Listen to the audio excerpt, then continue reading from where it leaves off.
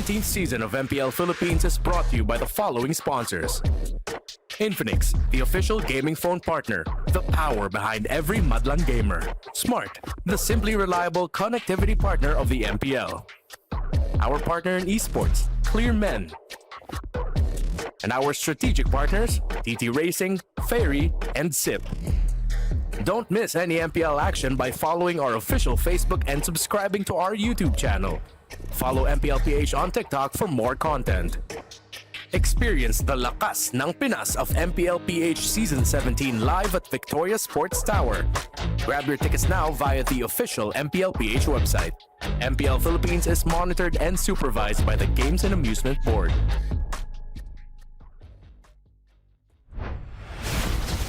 And we are back! Superfans, mag-ingay!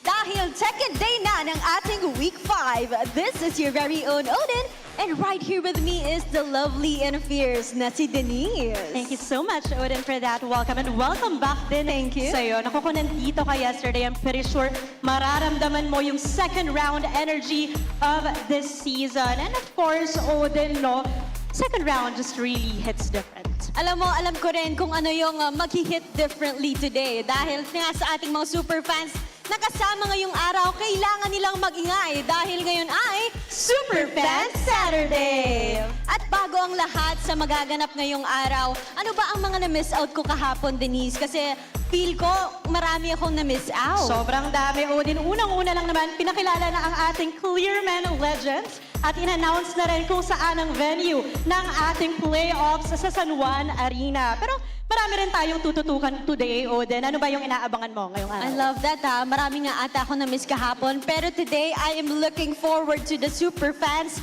joining us for another Rampalag. Kung magaganap nga ba yan, kasama rin natin ang ating community heroes and student leaders dito sa ating venue. Okay, pakaabangan natin yan, Odin. At Superfans, bring your 100% energy dahil paparating na ang labanan. At dito lamang yan sa tahanan ng pinakamalalakas. Ito ang MPL Philippines Season 17. Palag na to!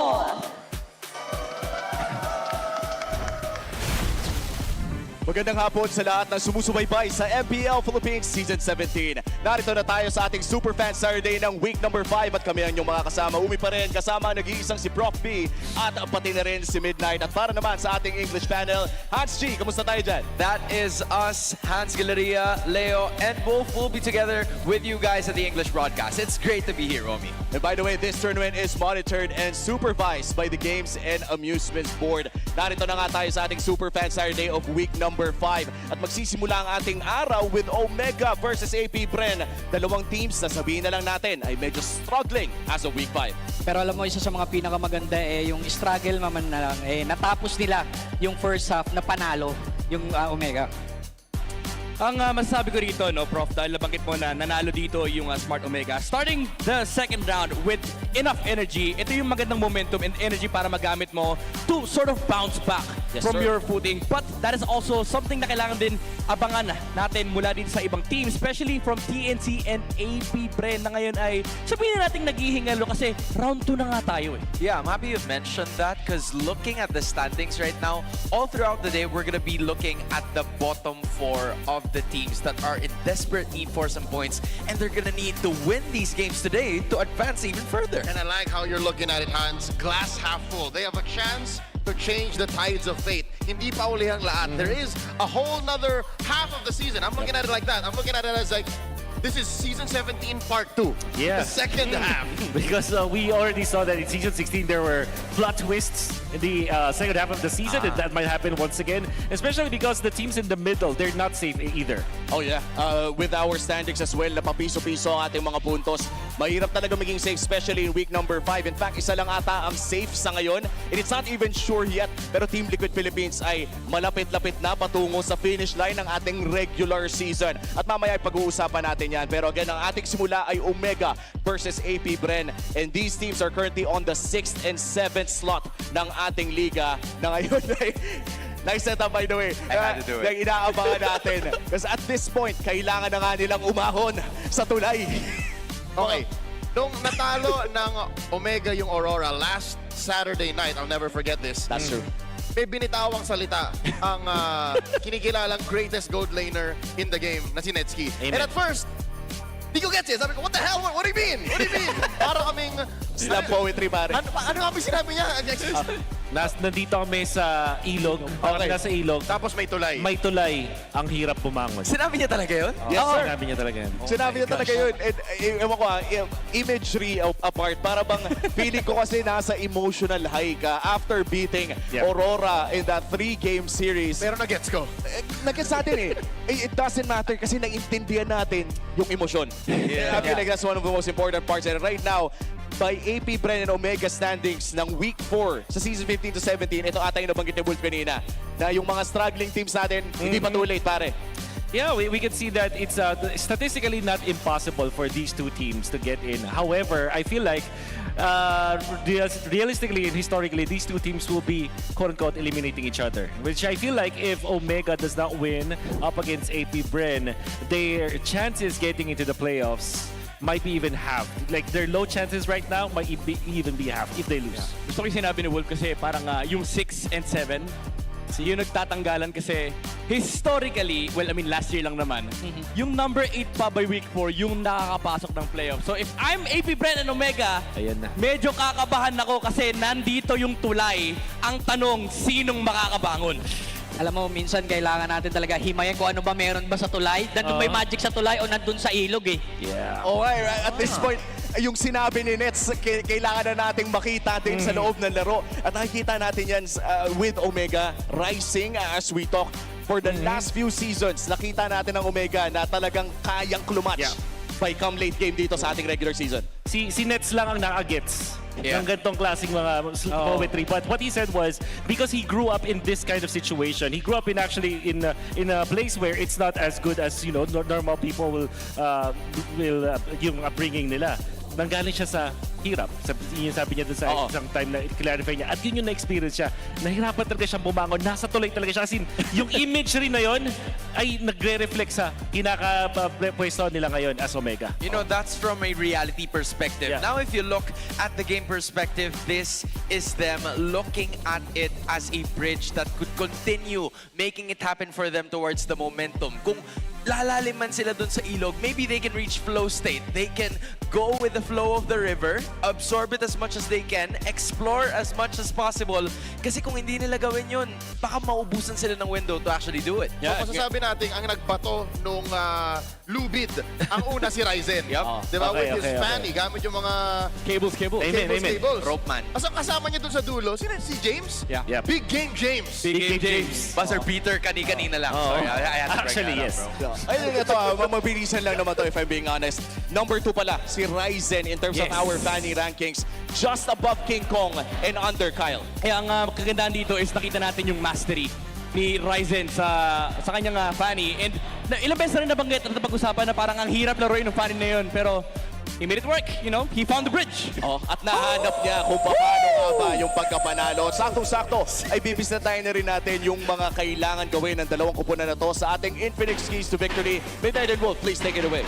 Okay, sisimulan natin yan sa barangay dahil ito yung kanilang tulay na hinahanap. First off, they have to close out the game better than the last time they met. First few weeks ng regular season natin, may mga struggle talaga yung mga teams, specifically yung bottom 4 sa pag-close out ng mga games. Whether it's systematic lord dances or yung mga turtle fights, even yung target selection sa mga team fights, yan yung kailangan ayusin ng Smart Omega. Nakita naman natin yung moments of brilliance ng barangay last week, so hopefully madala nila yun coming into the second round of regular season and also mix up the approach, not the heroes. Again, kahit hindi parang pasok sa draft, parang pwede nila gagamitin, so ito yung pwede nilang ihain laban naman dito sa APBR. And now we're talking about APBR. I think this is the time where we should take off our rose-colored glasses when looking at APBR. Of course, we were amazed by their first week performance.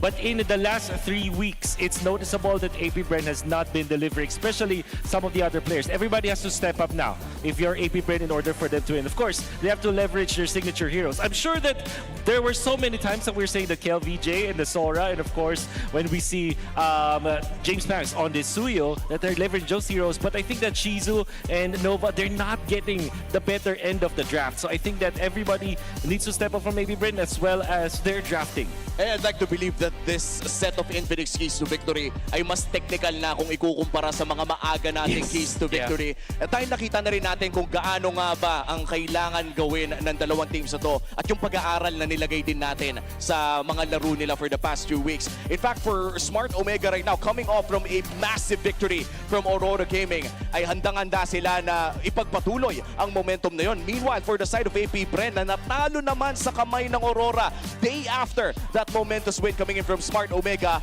ganun din ang kanilang hinahanap. A win to start this Saturday. Pero sa ngayon, syempre, ang ating labanan, isa lang ang mananalo at isa lang ang makakapunto sa kanila. At kayo naman guys, ready na ba kayo i-level up ang iyong game and your grades? The best students don't just study hard, they study smart.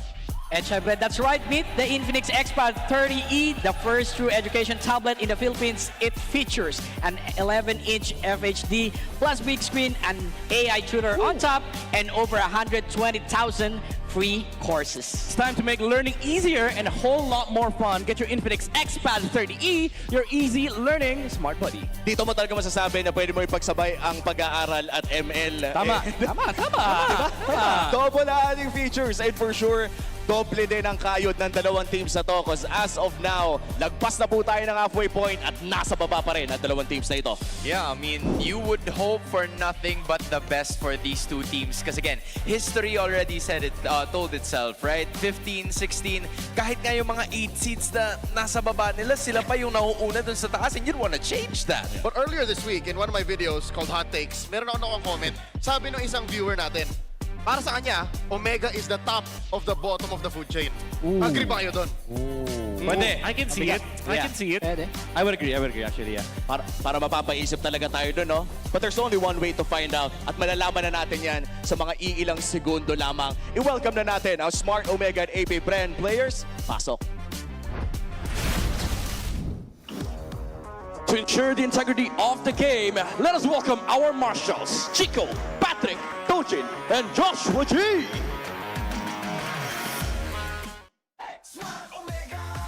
May ilog, may tulay na ba sa barangay? Tuloy ang kanilang laban patas para sa tagumpay.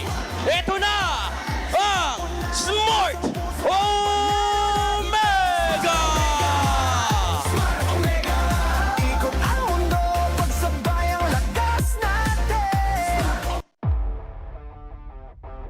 The Hive will try to stop the bleeding and possibly find their rhythm.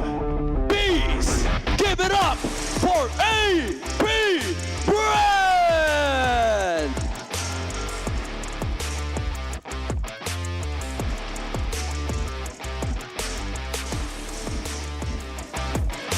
And of course, our head referee, the Chop Master, Sent.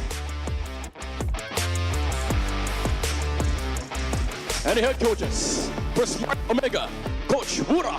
For AP Bren, Coach G. Let us see who will finally break the mold. Ito na ang unang laban sa inyong Superfan Saturday. Opening up this triple header is of course a team looking to build momentum. This is Smart Omega. I am 50-50 on the whole Omega being on top of the half of the bottom of the food chain. Because, I'll tell you now, I feel like an honorary Tanod. I feel like I want to support the team, but also, I'm not a president. I don't have an ID for Barangay Omega, so I want to see them perform first, and I want to see this lineup succeed. And what a great start would that be against AP Bren? Yeah, someone who's looking to be at the top of the bottom of the half of the head can't even understand. This is AP Bren now. Oh yeah, definitely any W for AP Bren is much needed right now. To be fair, they won their first matchup, but when we're just talking about the momentum, it's completely reversed for AP Bren. They haven't been finding their groove up against the top teams here in MPL PH Season 17. They got checked. They got checked for sure. Yeah, I mean, when you look at it, especially towards the statistics, some of them are close, but this doesn't really tell the entire story. We're seeing some lapses in terms of late game judgment. It doesn't even stop with the numbers anymore. It even ends with some of those things that they could have done, which they were unable to do. They only trump AP Bren in kill participation. That means they just like to clump up. And sometimes that's not even to their benefit. Yeah, I would say that it's not good for Omega, but I'm sure that they have something today. Yeah, looking at it again, it's time for us to hear these two teams through our Smart ID Quick Test. Ito din daw sex Nova guys. Sana pinagdandaan tayo ng AP Bren. Oo nga, para maganda yung laban, pre. Saan punta ng mga fans, pre? Good luck daw sa AP Bren, sabi ni Mingwin. Nag-iinit daw si Mingwin ngayon, guys. Good luck kayo Nova, guys, sabi ni Mingwin. Ganito pala ginagawa namin, guys, after ng ang banding namin, after na stream, movie night na kami, movie night. Tapos minsan, basketball, tsaka badminton. Listen talaga. Anong pwede message kay Ryzen Punks? Kay Perks, message ko, good luck, galing naman namin pareho. Pakita namin kung sino kami. Parehas pala yung standing, no? Kami na yan, bigay nyo muna. 2 strike kami, oh. May momentum sila. Hindi, nanalo sila sa RORA. Momentum. Analyst ka na kaya? Aray mo. Siguro message ko kay Ryzen, good luck, galingan namin pareho. Pakita namin yung kung ano yung namin. Siguro yung preparation namin yung usually na ginagawa lang namin everyday na practice tsaka script. Yun lang. Punks, ano daw masasabi ko sa'yo? Ambassador ka daw ng clear. Bakit tama mo naman kami isang hawi? Ay, pati daw si Kel. Ay, pag nanalo daw, umawi daw kayo sa stage pagtapos. Hawi mo daw hindi sa boke, sa gilid. Sinukupal na ni Coach. Bakit kapalit ka kay Alden? That right there was your Smart 5G Pink Test. Nova acknowledging the fact that Smart Omega just defeated Aurora, which came to him as a surprise. But hey, that is gonna be for later on who will be surprising who, because we have to give a huge shout out to our kabarangays across Quezon City for the massive energy in today's watch parties. If you're in the area, come pull up and join the crowd over at Barangay West Fairview, Santa Monica, or North Fairview, Holy Spirit, and Sauyo. You already know the places and the dates. Let's keep it loud. That's a lot of northern presence for the barangay. So I love that they're going as far as Fairview. Yeah, I love that I'm actually part of the North now. I'm not only an honorary Tanod right now. Is that what you mentioned? Yeah, you kind of have the ID. Yeah, I kind of have the ID now, Especially after benefits. Yes, and I think that came from my recent interview and my newfound love with Netsky. This guy is just so good. You know? I've loved him for years. Yeah, and after talking to him, I understand you even better now. You get it. I get it. I just get it. Yeah, I mean, Netsky is a very interesting dude that says a bunch of stuff that sometimes you wouldn't really understand at first. Not now. It won't make sense now. It will make sense like 3 business days later. Yeah. I feel like that is when you'll be understanding him. But hey, he's a visionary. The matter at hand now is for Smart Omega to not only understand the way that they can possibly unite in terms of these team fights, but to also understand the patch faster, because for both of these teams, this will be the first time that we will see them and how the adjustments will be. Okay. A few things that you've mentioned there that actually strikes to me, and it's mainly because I know that Omega as a team, they're willing to show us something that's different. And I'm not saying just the Hanabi, right? I think that they're also doing like a Guinevere roam, for example. And I know that between Perks and Mingwin and then Netsky eventually, they're a team that is willing to actually pick those new heroes that have been patched. So I will not be surprised if there's a random Tyroth here eventually. Oh yeah, Tyroth got a huge buff. Most especially so. Terizla. The Rizzler will be available today. And I think I fairly remember James playing that way back. Given that you already said those heroes, I mean, we saw a bunch of them from yesterday. It was a penalty doll from Sanford. I feel like that's right. It does make a lot of sense because again, that was a game changer. Okay. But for both of these teams, it seems like they're sticking with the previous MO. It's still some familiar heroes that they are banning, but it opens up a bunch of other heroes because again, there's a bunch of different things that you can see here. They might be opening the Sora as well as the Valentina, and then the Baksha is always a problem here. I'm not sure if Omega are inclined to really prioritize that backshot, especially because there could be a Sora Valentina opener for AP Bren. So this is AP Bren. The way that they're banning right now is them showing that, okay, we are willing to open up a lot of stuff so that you will only get to pick one. And so I wonder, yep, there it is, the Fandy. So this is the backshot Valentina Sora opener. What will you get if you're Omega? I mean, Marcel. None of the above. It's a newly buffed Marcel. I'll call it a buff. I would consider it a buff because I think it's... You give your homies a shield, they can move around. I think it's 100% a buff because when pros play it, they know how to abuse it. Yeah, and there's a certain mechanic that Marcel users really do in terms of the objectives. I think I've seen a lot of those from yesterday where they use the golden hour on the objective, make the immediate turn, and I feel like Omega would just double up on the punish heroes that they can use going up against AP Bren. Yep, and knowing AP Bren is a very kill participation heavy team, what better way to stop that with the golden hour? AP Bren gets the aforementioned backshot. The backshot, but that's also right. still, even with a mana bar again, Claude is an early pick. It's just a win condition hero. There's so much you can do. There is the Terizla very early by Omega and then the Valentine as well, so you will prevent that Sora. We did mention that the Terizla will be picked up by James himself, and it will be the hero now for Omega. Curious what AP Bren will answer with this one, because now they can pick up, they don't have Suyu, maybe Harley, but also that means that this Baksha is going to be in the roam role. So we don't know yet if this is immediately a jungler, which means that if you are AP Bren, you can now secure your Mingwin hero. The Farsa is available, you need the magic damage up against the Terizla, and it's... You know, if you remember, Terizla is one of those heroes that really counters this Claude because of the body of Smith. Okay, so there is the Farsa, so the Valentina can copy the Feathered Airstrike, but I just gotta say, from the first 3 picks from both teams, I'm very happy that Terizla's finally bumped up in the system, you know, because like from the recent patches that we saw, Terizla has been called a placeholder, and for a lot of Terizla users, they don't know how to feel about that, but hey, it's stable enough, but now it's bumped up even more.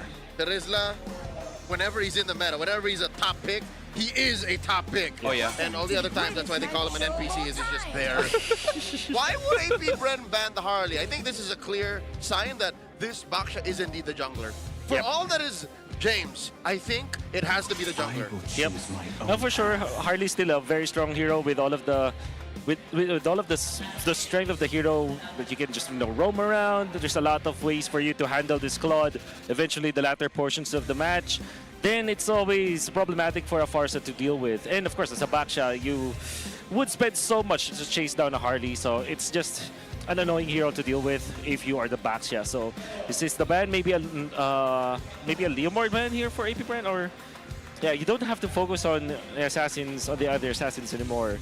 Spend Leomord and you're okay if you're AP Bren. Or maybe just skip it. Just maybe ban the Claude matchups like a Bruno, for example. Oh yeah, because that was again very present from yesterday, but instead they're gonna be picking the carry out of this fight. Kalea is gonna be the finishing ban for the side of Smart Omega. This leaves the Fredrin, the Leomord to be used by Smart Omega, but for AP Bren, they still have some choices to make. Alice and Uranus comes to mind, although it's not a good kill VJ hero, but I think that really fits what AP Bren needs to have right now. Or they can just go home with a Lapu and sending it to Alice. Oh, that's immediately Quick the Harry. Wow. Who I think a lot of people are saying is like they're going to be the number Yes, one I gold laner 100% agree with that. And there's the Lancelot. now. Okay, it was either that or the Hayabusa. Yep. So at least Ryzen gets a great hero that he's been playing since Season 8. Yep. His debut season. For sure. Now, if you're AP Bren, you're going to be looking for your roamer right now up against the Marcel. Khalid. Yeah, I think Hilda is the best, honestly. Oh, you see the Lance, answers the Lance. You don't give an ultimate to the Valentina. Can you play man-to-man defense against the Marcel? 100%, yeah. So I think that really fits the bill. You don't want to get the Grok or a Cho. Although the Cho might work. I still feel like it's just such a good Hilda game overall.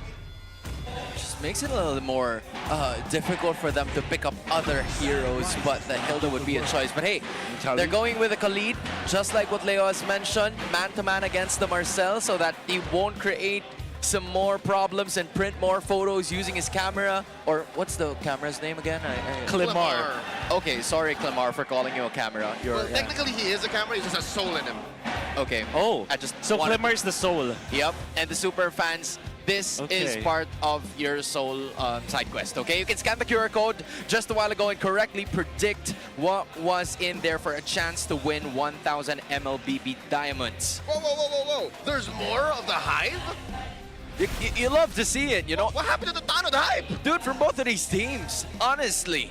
It's fun that we're in week 5 and they are still hoping for the best for both of these two teams, man. Gentlemen, you see that index? Have you ever seen it hit double digits? No, 10.9? Wait, 10.9 in favor of AP Bren, right? What? Understandably so, because if you're looking at the Lancelot and the Harith, maybe they're not patch updated yet. But we'll see. With all due fairness for AP Bren, they have a solid lineup just because, just when you're looking at the face value of the heroes. Baxia, a very strong jungler right now, always banned. You see the Alice, overall really good in this game. Claude has always been a net positive hero, so I wouldn't blame the index, but I still feel like Omega's draft is better. That's bold. She's still rocking the fighter emblem. James Banks commits Grand Theft Orange, rolling away like nothing happened. Bro, that's like CJ from the game in itself. Just putting in the work, immediately taking one out, using his retribution. So Ryzen's going to be delayed for quite a bit. Nova put down about 10 HP. Gets on out of there. Quick sand guard. Okay, I mean, as expected from Nova and the Kali. Yeah, James Banks went straight to the orange buff of his opponent, by the way. Did not go for his own buff first, and that's why he was able to steal that orange. Oh, James Banks and the rest of AP Bren. Pop up, take down Pergleva.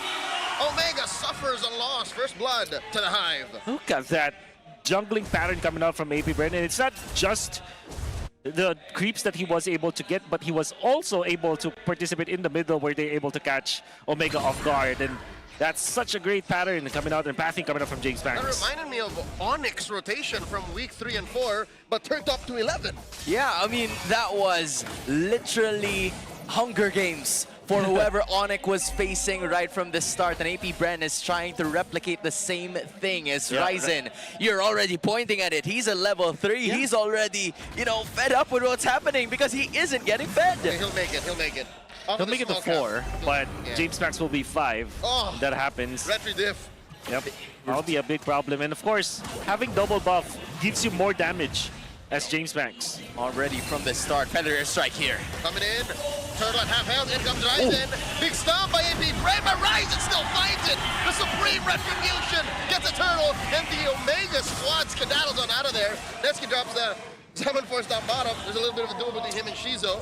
Smart Omega able to weave in. Yeah, I mean, it does not matter if you feed them or not. They're gonna look for their prey. What a massive oof moment there for AP Bren. They've had all of the ingredients perfectly put, but they still let Omega lose. And the fact of the matter is they didn't even get 1 kill out of that.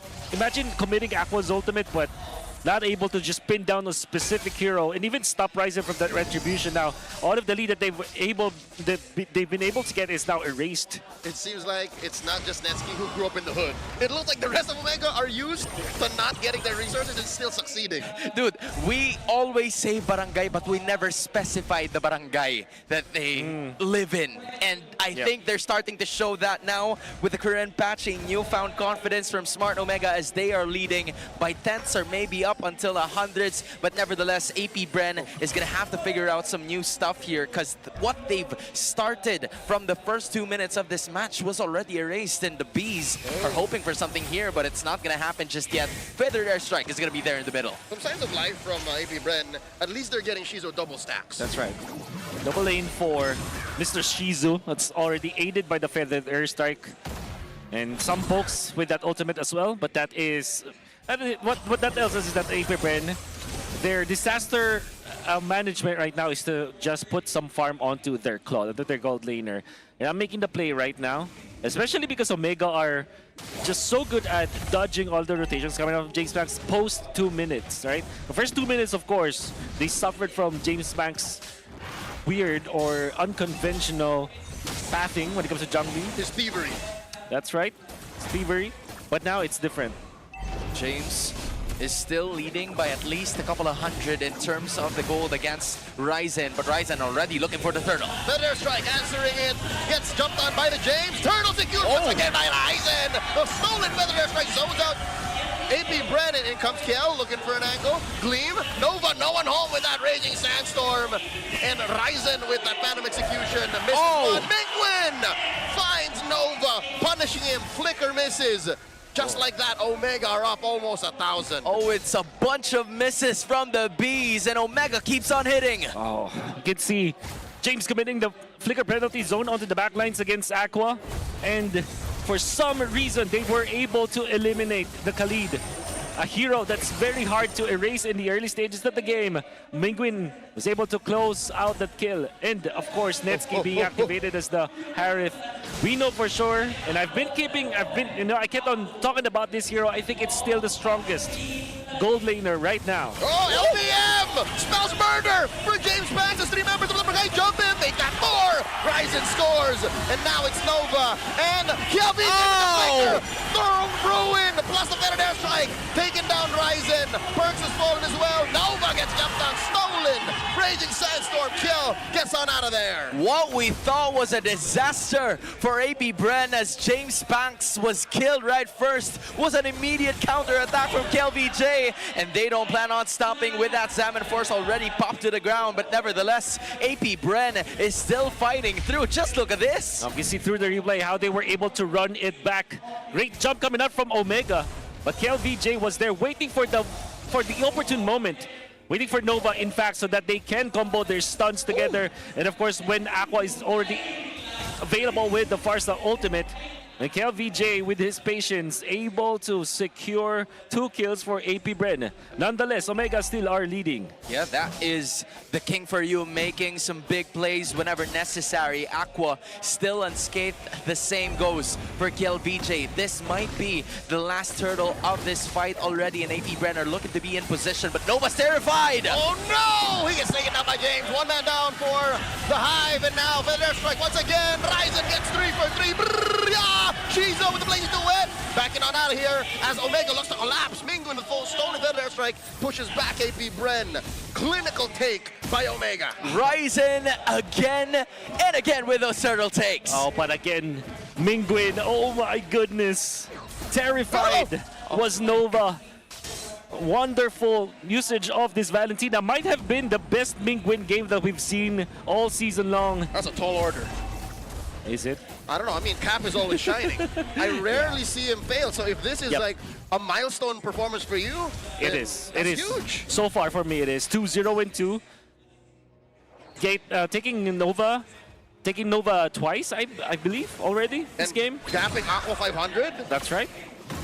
Because of that, I feel like Omega is already looking good in the first 7 minutes of this game because they've elevated their gold lead up to 2.7k. Nevertheless, it's still AP Bren looking for some pickoffs here, or maybe even Nova, but immediately checked by Perks here. Not to mention how James decided to make that top lane his home. Hans, I see the smile on your face. This Terizla is bullying that Alice. Yeah, bro, not even a placeholder anymore. If he's a placeholder by name, he's gonna hold his ground at the top lane. He's gonna make his birth certificate. I don't know, what's the requirements of living in the barangay? He owns 2 properties in there. Okay, 2 properties and maybe even stocks. I don't know what you would call it, but hey, that's James's lair. And there's no way for AP Bren to actually go there without having some casualties. Conceal now activated for Perxiva. They can use this for the pre-Lord fight if they do want to find an angle in the backlines. And that's on this Harith is going to be a problem. I think that it will wait for maybe a minute or 2. It will be able to get his 3rd item. What we call the 3-item power spike for the gold laners. Hashtag tips. Oof. I thought James was gonna get that purple, but James Banks on the other hand is A-okay. They're making quick work of this Lord. The Hive is blitzing it, but Omega not letting him get away, not for free. Kill DJ gleaming away. James Banks rolling around, looking for targets. BMI set foot. Lord still held on to by Omega. James and Ryzen, the front line, the vanguards, concealed by Perxiva. Finds James Banks. Perfect knockout from the Lord. Belvedere strike from Aqua. Salmon Force coming in. Brrr, comes in. Shizo just hold on to that blazing to win, and it looks like they're all tapped up. Chase him down, Park Zeva. He gets on out of the flicker. Down goes Netsky. What is going to be the choice here for Omega? Will they go for this Lord, or will AP Bren actually deal the counter attack? LVJ, Throne of Ruin. No one home. Oh! Ryzen still takes it. And Omega get out of there by the skin of their teeth. They steal a Lord. That was almost surely AP Bren's. Ryzen, you madman! You just had to get killed by AP Bren because of the crime that you committed against the Hive. But AP Bren finding a lot of wins in that specific team fight. Of course, Omega will get the lead because they got the Lord. And that they are up by 2,000, but signs of life for AP Bren when everything is just falling apart for them. Surely James Max was the main casualty in there. That meant that the Lord will be taken by Omega easily. But KLVJ, and most importantly, Shizu, this game, now up with the Trinity, able to just output the damage onto the backlines of Omega, and whenever he is entering the team fights, it seems like AP Bren is winning. So they really have to make sure that Shizu has a great game in the next few minutes of the match. Putting myself in the barangay shoes, I am frustrated. AP Bren are living on the edge. They are putting us in a very weird spot because they're holding on to their ults. I can't believe that that fight elapsed and the Blazing Duet was held on for the final moment. And still, AP Bren didn't secure it. Yeah, I mean, that's because the team fight was divided. There weren't a lot of targets for Shizu to actually utilize that. And when he saw those two Omega players completely isolated in that top side, that was the time to pop off the duet, killing them both and giving AP Bren some bit more room to actually compete here against Omega. Okay, so 3 items now for the Lancelot. But I feel like the most important 3-item power spike is onto Shizu right now, which we feel is the hero that can manage both the Terizla as well as the Marcel. Bro, look at him. And eventually the Harith, of course. Because Netsky chose to go for the Purify, which is, I think, the intended battle spell in this particular game. But the fact that he does not have the Flicker up against the Flood, that will mean that Shizu will have much better time in the latter portions of the game dealing with this Harith. Yeah, sticking at that top lane is the Barangay with a 2k gold lead. They're going to be forcing their way to this top inner turret, successfully going for that. But then all of a sudden, James Panks just evaded by Ryzen with the siege. It's all about the confidence now for Ryzen, especially after showing us that he is not afraid to take that Lord under duress with a sliver of HP, even if it meant that he will risk his life for his team. He knows that his main goal right now is to secure the objectives for Omega. That's his modus for his Fanny too. Like, he literally just played the map. That's right. Yeah, I feel like both Ryzen and James Banks have the same ideas here. They're gonna sacrifice. They're willing to actually engage, find the back lines because they know that Shizu and Nets is gonna be dealing some damage. But as of now, it's gonna be James and KLVJ, the two XP laners seeing each other. This might not be the smart thing to do because the Lord is about to spawn. And with that being said, they're immediately transitioning onto the bot lane. Is it just me, or even in that small sequence, James hurts more than Kill? Yeah, seems like so.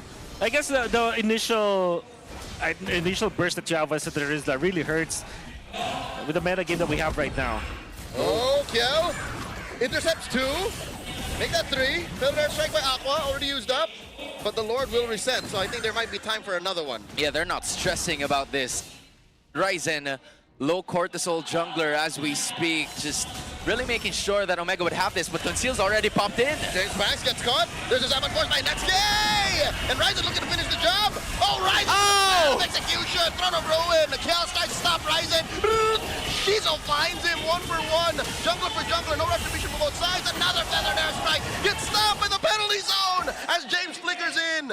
Both teams respecting either's potential. They both decide, yeah, we're gonna... Oh, wow, jungler for jungler. And Omega set up their lanes that it will be more difficult for AP Bren to deal with it. But what AP Bren realizes is that if we team fight right now, like at this specific moment, the lead that Omega was able to get when it comes to macro will not be, we will not be affected by that. So what they did was to just, immediately troubleshoot, and I like that from AP Bren. Well, what they're doing now, though, is playing around with the Lord because I think Omega is not ready. Oh, Shizu cut down to half again. Very far off. Ryzen's not here. And this might be it. James Max finally finds the Lord. Big knock-up right before they get on out of there. TLPH survives, but not James. Free pick-off for the Barangay. Nevertheless, he was able to get the most important objective so far in this game, catching it while Ryzen still on his way back. What's important to see is how Omega plays from the position that APBR was in previously. And that's also true for APBR. Oh, look at that! Massive win, but they find Aqua first. She's a win away, blazing Down. But Kiel gets taken down. 3 free kills for Omega in the past minute. The Lord taken care of just like that. That being said, makes it a 2v5. They're going to try to push on the base once again.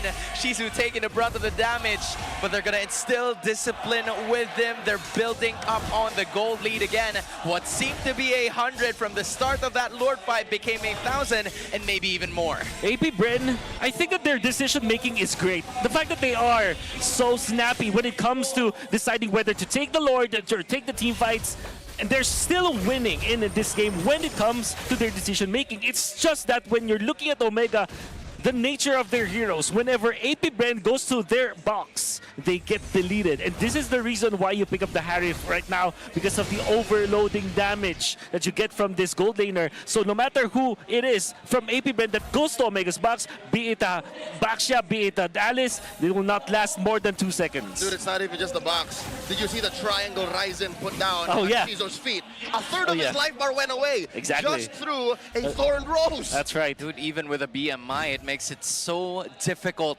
for Shizu to unleash his full damage output in this game, which is where I feel like TLPH should step in. I mean, he's been doing it over the last few minutes or last few clashes, but there hasn't really been a game-changing Throne of Ruin that the King has thrown over the Barangay in this game. Well, this takes me back to when we noticed that the counter index favors APBR's lineup so heavily, and we have a little bit, we have a lot of questions about that for sure, because you can see that Omega, they're literally showing us what the patch is about. Yep. They have the Marcel, they have the Terizla, they have the Harith, and even the Lancelot.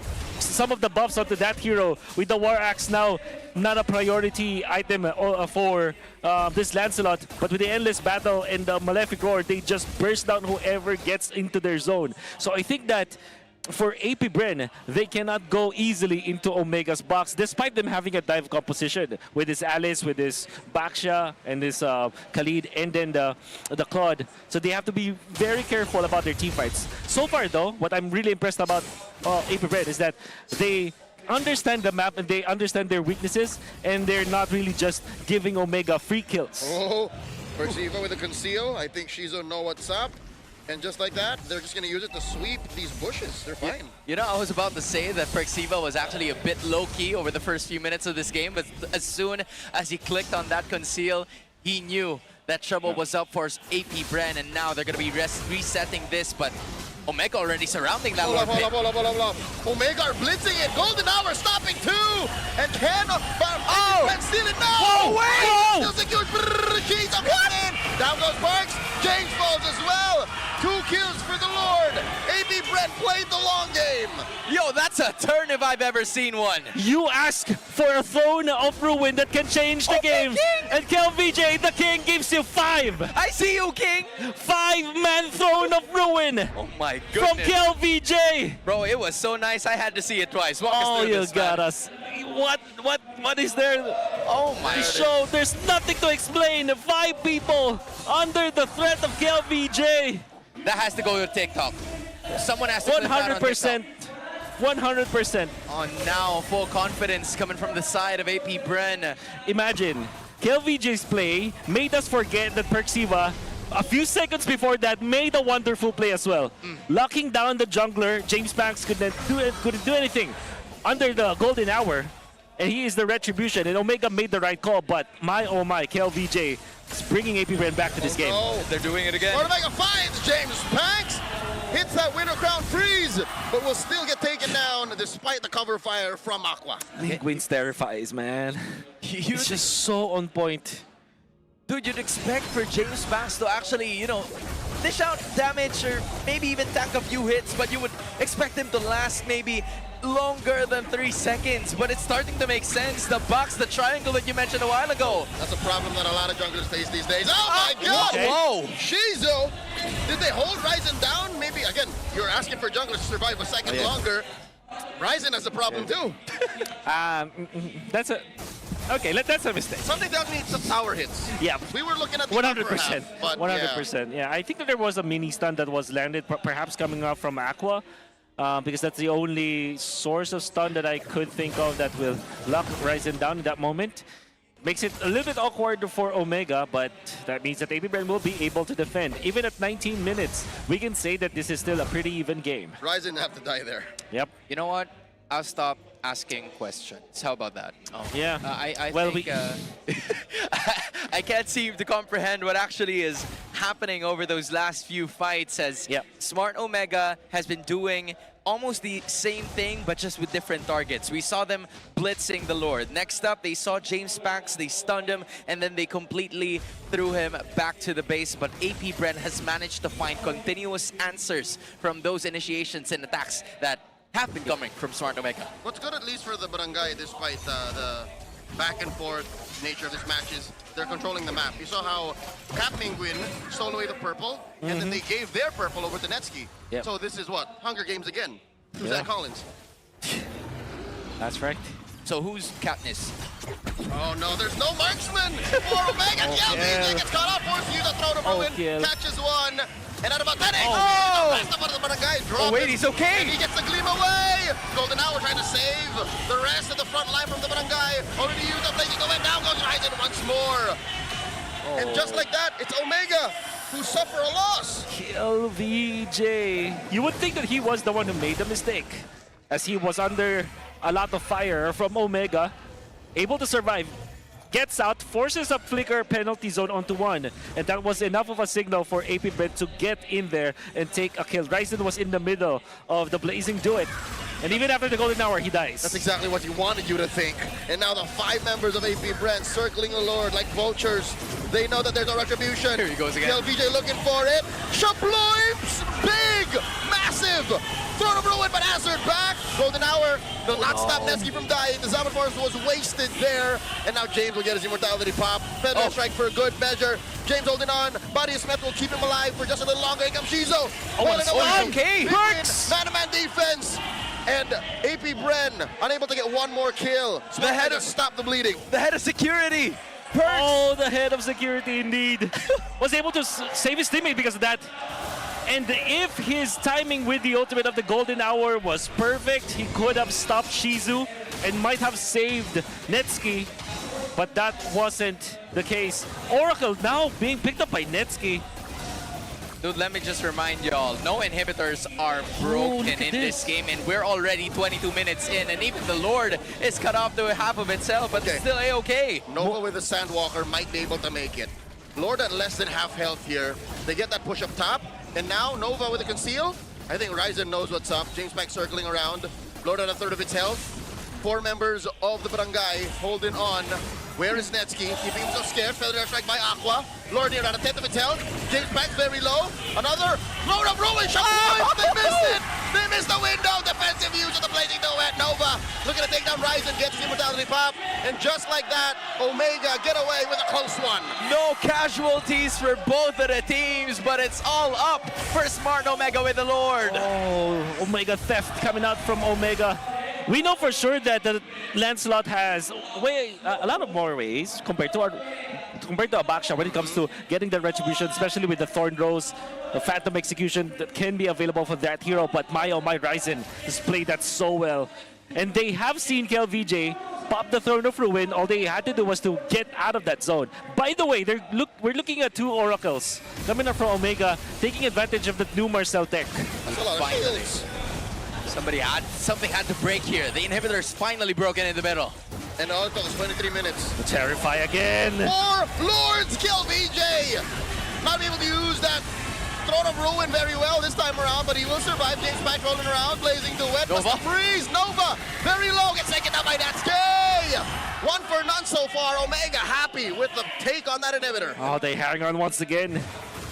this Mingwin Valentina is just making so much work. He hasn't died! Hasn't died, and makes it so that APBR has to commit so much. The Throne of Ruin being committed. Shizu going in for the Blazing Duet Winter Crown combo just to make sure that they stay alive in this game. And you can see how far back Aqua is when it comes to defending, but he still is dealing it down. With the flicker penalty zone! DJ gleams on out, gets even pop down goes Aqua. James Banks trying to stop the bleeding. Blazing Duet taking down the minions, but just like that, Omega take game 1. Flashy, creative with the play, Smart Omega.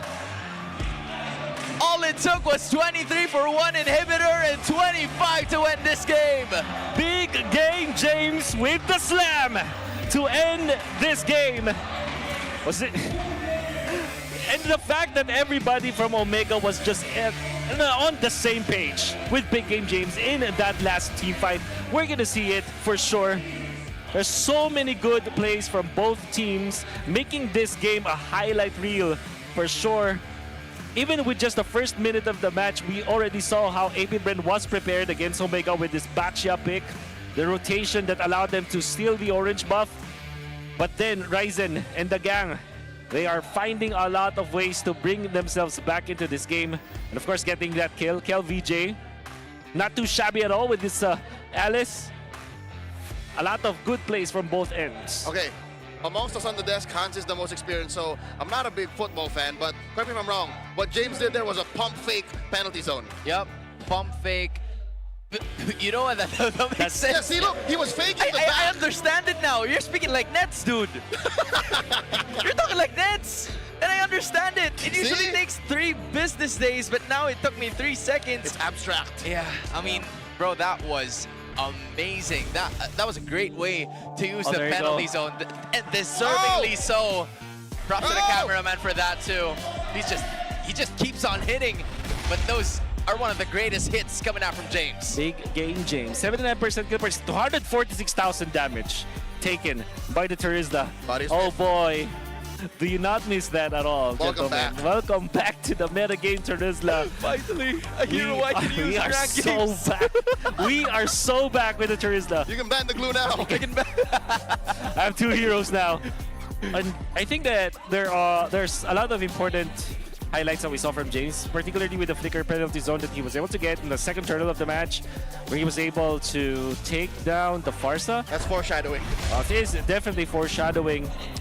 In fact, both EXP laners for the teams that we've seen in this first game, they have been really good. They have been showing us how they utilize their initiation heroes, 4-man penalty zone into the feathered airstrike. That is so beautiful. That it also includes a Lancelot, which is difficult to really take care of. You can see another pickup that they were able to get onto Nova. And then James just stopping Aqua to the backside, making sure that the penalty zone will always be there ready for the Farsa so that there is no extra damage from APBR. And this game will have so much highlights for sure because of how good both teams are. Even James Banks, after falling off when it comes to scalability, still is able to make sure that they are in the contention during the turtle fights, Lord fights. What I think I admire the most about James here is that aside from him always creating the play, he always knows when to actually do it. Because like compared to what Mingwin and the others have been doing, they were heavily reliant on James to cut on those penalty zones because of the team fights that they were winning. And in spite of them losing, it didn't feel like they were losing because of the space that he already created. You lost me for a second. I thought James Banks? No, James. James, yeah. Big game James. Big game James. Yep. Oh, you know what? You're right. His legal name. His legal name. First name James. BGJ. Okay. Big game James. Big game James. Shout out again, Big Game James, for winning a while ago. 24-15 was the minute in there. It took 23 minutes for an inhibitor to be taken down. That's how close this game was. It's been a back and forth, but in the end, it really boiled down to who made the biggest play at the best time. Yeah. Both teams are always troubleshooting, and I think I see that for APBR many times in this game. And although they have lost, this is still a very close match. The only criticism I have with them is their choice of heroes. I believe that Omega was just able to showcase what the patch is about. It's just literally about the Harriet and the Marcel, the Lancelot And that they answered the faction, the Turdisla. Vanity has always been there. But we can see how strong they are. When it comes to team fighting, this lineup coming out from Omega is way stronger than APBR. To be fair, APBR are, they're finding ways to team fight. Speaking about patches, Chizo rocked the same fighter emblem Claude. Do we see it sticking for the long term? So, I feel like once the fighter emblem was introduced, it was so difficult for players now to veer away from the benefit that you get from the fighter emblem, the lifesteal, the way that you're staying into the team fights. One ultimate means that you have all of your HP back after getting poked, so there's a lot of ways for you to deal with a team fight. And I spoke to most gold laners out there. Surely they have suffered from the fact that Claude has the mana now, but if you are smart about how you handle your resources, they said, and I quote, it still feels like the old one. Oh. So, I mean, if it still works, it still works. Yeah. Whatever the nerf may be all about in terms of the game, it does not stop them from using it. I was honestly expecting for it to go down, but it didn't. In fact, it leveled up even more because you can level up in gaming and in life. The Infinix Note 60 Pro is here. It's a Snapdragon-powered beast with a flagship feel that's shattering every benchmark in its price segment. And it's more than just about the specs. This is the ultimate outdoor cinema device with its 6.78-inch, 144Hz AMOLED display. Plus, you get to have fun with the active matrix display. How's that for a mobile device? Stronger performance, more premium feel, and more fun. This is the Note 60 Pro. You do note. In case you guys don't know, you do know, you should watch more Filipino teleseries. Get culture. Yeah, you gotta get the culture in. But to dominate the land of Dawn, you need a connection that never lets you down. From scouting rotations to tracking the pros, stay online and in the zone. Power up with Smart Power All 99. Get 10 gigs of data for MLBB and your favorite app, plus unlimited Facebook, calls, and texts. Share every UG moment with Smart, the simply reliable partner of the MPL. Again, much love to Smart. Been a long-time partner, long-time fan. You gotta love what they've been doing all throughout. They've been here over time, and the clock of that time has always been ticking, and the seats are filling up. Don't miss your chance to witness Team Liquid Philippines and Twisted Minds later here at the Victoria Sports Tower. Head on to ph-mpl.com and get your tickets now, just in case you haven't. Yeah. Because again, it's fun here, It's in case you're not aware. 4 hours from now? Yeah, so you do have a lot of time. You have time to actually buy a ticket. You have time to go here via commute or via car. You have time to wait at the elevator just like the rest of us. You have time to, you have a lot of time for that. Get your steps in. I believe that Victoria Sports Tower rewards people who actually have 10,000 steps a day. That's true. By the way, that's very true. Oh, that's true. I mean, you'd know that if you're here. Yeah. But now, let's toss it over to the interview, shall we? Go on, hosts. MPL Arena! It's Saturday, kaya naman ibig sabihin niyan, we're taking you to a battle trip. At Denise, alam mo, ang kasama natin ngayon ay community heroes and student leaders. Sino ba ang katabi mo dyan? Okay. Hi, ako po si Jerome, CH ng Manila. Ayun. Mikey lang. Si Oo. Kuya Jerome. From Manila. And how about you?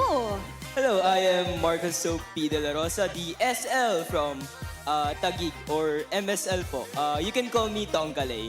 Okay. From Manila and from Taguig. Oo, mga Okay. taga rito lang din. Si Kuya mukhang malayo pa. Malapit lang ba ang Taguig dito?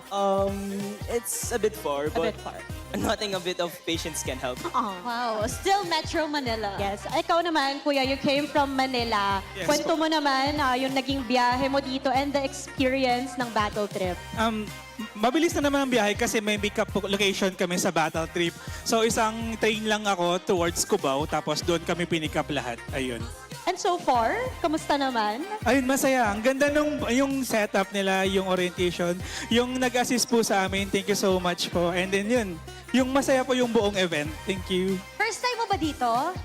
Dito, yes, opo. Pero sa battle trip, parang twice na po ako. Okay, matagal na siyang kasama ng ating mga ka-battle trips. And how about you? First time mo ba sa MPL Arena? Actually, yes. It's one of my first MPL arenas po dito sa MSL as well as MPL, no?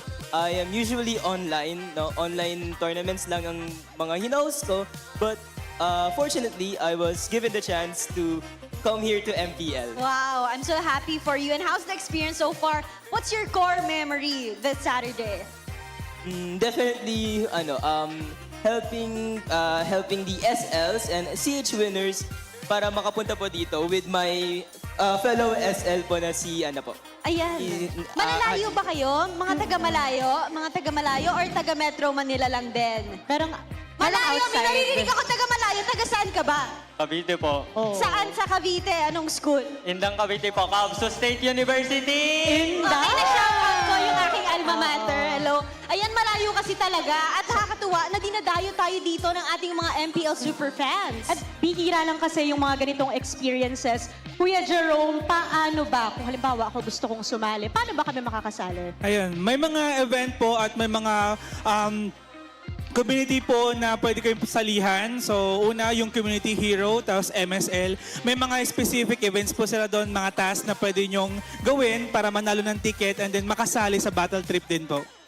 So it's actually a privilege na makapunta dito kasi napakarami talaga na interested to be here in the MPL arena and they're given the experience para makapunta dito sa mismong venue. And you know, Odin, meron nga akong nakitang vlog sa TikTok mismo. Wow. They share the experience of a battle trip.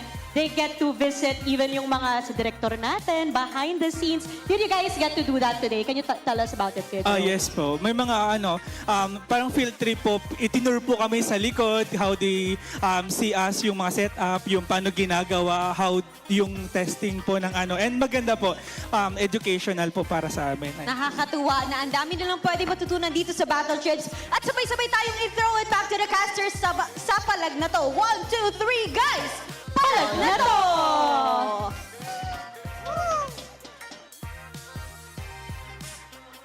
Again, much love to our hosts, Odin and Denise, together with our student leaders that are part of the battle trips. It's a mini field trip that they would do. So again, in case you run out of tickets, unfortunately, you see a big fat sold out in the MPL PH website. You can go over there, follow them, and join them. But going back into this game, we go back to the Flying Clouds. APBR picks up that. Oh. I hope that APBR will get a great composition, I would say. KLVJ on the Alice, I think this is the only sustained hero that I would accept if I were KLVJ, right? Because it is a mixture of setup and sustain. Yeah, it's as far as you can go on the Uranus spectrum.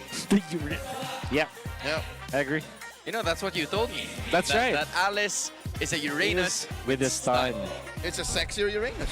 Yeah, something that I still have to figure out how to use better. Anyway, for the drafting phase in game number 2, picking that up now. Question, does APBR respect the Terizla? Did they ban it or steal it away? Because Big Game James ran away with it. Good question. I think you just ban it. I think it's better to ban it because first picking it means that what your opponent can do is just to focus on magic damage. For example, Harith. Which means that if the Terizla initiates, you're not gonna have a great time. Also, you can go Valentina against the Terizla, copy that ultimate, deal the damage onto the backlines, and then you have your magic damage as your source when you come back to your Valentina form. So yeah, that's also very scary. So to answer your question, in order for them to deny that, the only option is to ban. That is, again, something that we don't usually see over the last few months, but it might be a consideration now just because of how well James has played it over in game number 1. Instead, it's going to be a Marcel that will be taken out by Smart Omega themselves. They don't want to create no problems with that being used by APBR. Same idea, actually, here is gonna get picked up, which leaves a bunch of other heroes open. We saw an Eve banned in game number 1. We saw, I'm trying to remember other things. Maybe even the Freya has been taken out, which could be in consideration here. I think Omega should just take it out, keep it a fair fight, make APBR work for their wins, because you give Shizo a Freya, that's still, a farm Freya is more dangerous than a farm Claude. Am I wrong? Yeah. Freya is more dangerous than the Claude overall, yes, and a farm Freya is, way better than a farm Claude in many ways, because if you just get 2 items on the Freya, it's already very unstoppable, I guess. It's already a big threat. It's still the tips, but it's just 2 items. Yeah, 2 items. That's right. Okay, so no Freya ban. Whoa, whoa, They whoa, left whoa, it whoa. open though. Whoa, whoa, whoa. I think because what they're gonna do is to pick Terizla and Harith together. That's Omega's gambit. I think so. Oh, it's a huge question And that Coach G has to answer. There you go. Yeah, there was no doubt Freya. in my mind. Let's see if you can chess out with these two. Zushin. Oh, okay. Zushin Harith, I guess. Or For Zushin Omega. Terizla. James is speaking, so I think it's Terizla. He's trying to plead his case. Coach, Coach. give me the Terizla right now or else I'm gonna pick it up. And if there's anything we know about Smart Omega, they're a team that just listens. Because remember, the Fanny from that Game 3 with RORA, what were the words Ryzen said? Please, please, please. You just had to say it, just like how Sabrina Carpenter would say it, you know? I mean, But it became a platinum hit, so you just have to depend it on how Ryzen is gonna do it. Oh no. But with the Terizla now, though, I wonder if you'd want to pick it up this early. Instead, they're gonna go for the backsha. Okay. Okay. Okay, so what it does is, of course, anti-sustain. AP Bren, I think that Harley. it's worth it to get the Harley and the Valentina together. I think they might just go for Valentina with the Harley or Valentina with probably a Lancelot, actually, because the Lancelot gives you access to where the Zushin will be. You have massive bursts. It's great versus the backsha. Traditionally, the jungler that you pick up when about against the backsha. Or you can also Sora. It's safe now. You see the Zushin on the other side. That's also true. I don't think Omega would, risk James's momentum and put a Valentina in his hands there just to answer.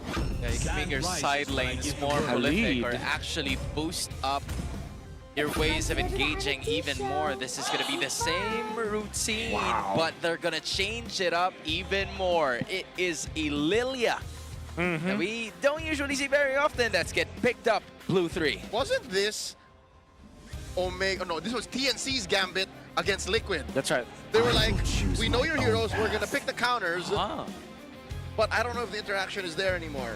Omega closes off the first phase with an Arlot. You know what? I think this is a decent show of all time. substitution to the Terizla. Because now you're facing big damage from both the Freya as well as the Lilia. Good mixture of physical and magic. And when you're staying in front of these two heroes, you're not gonna let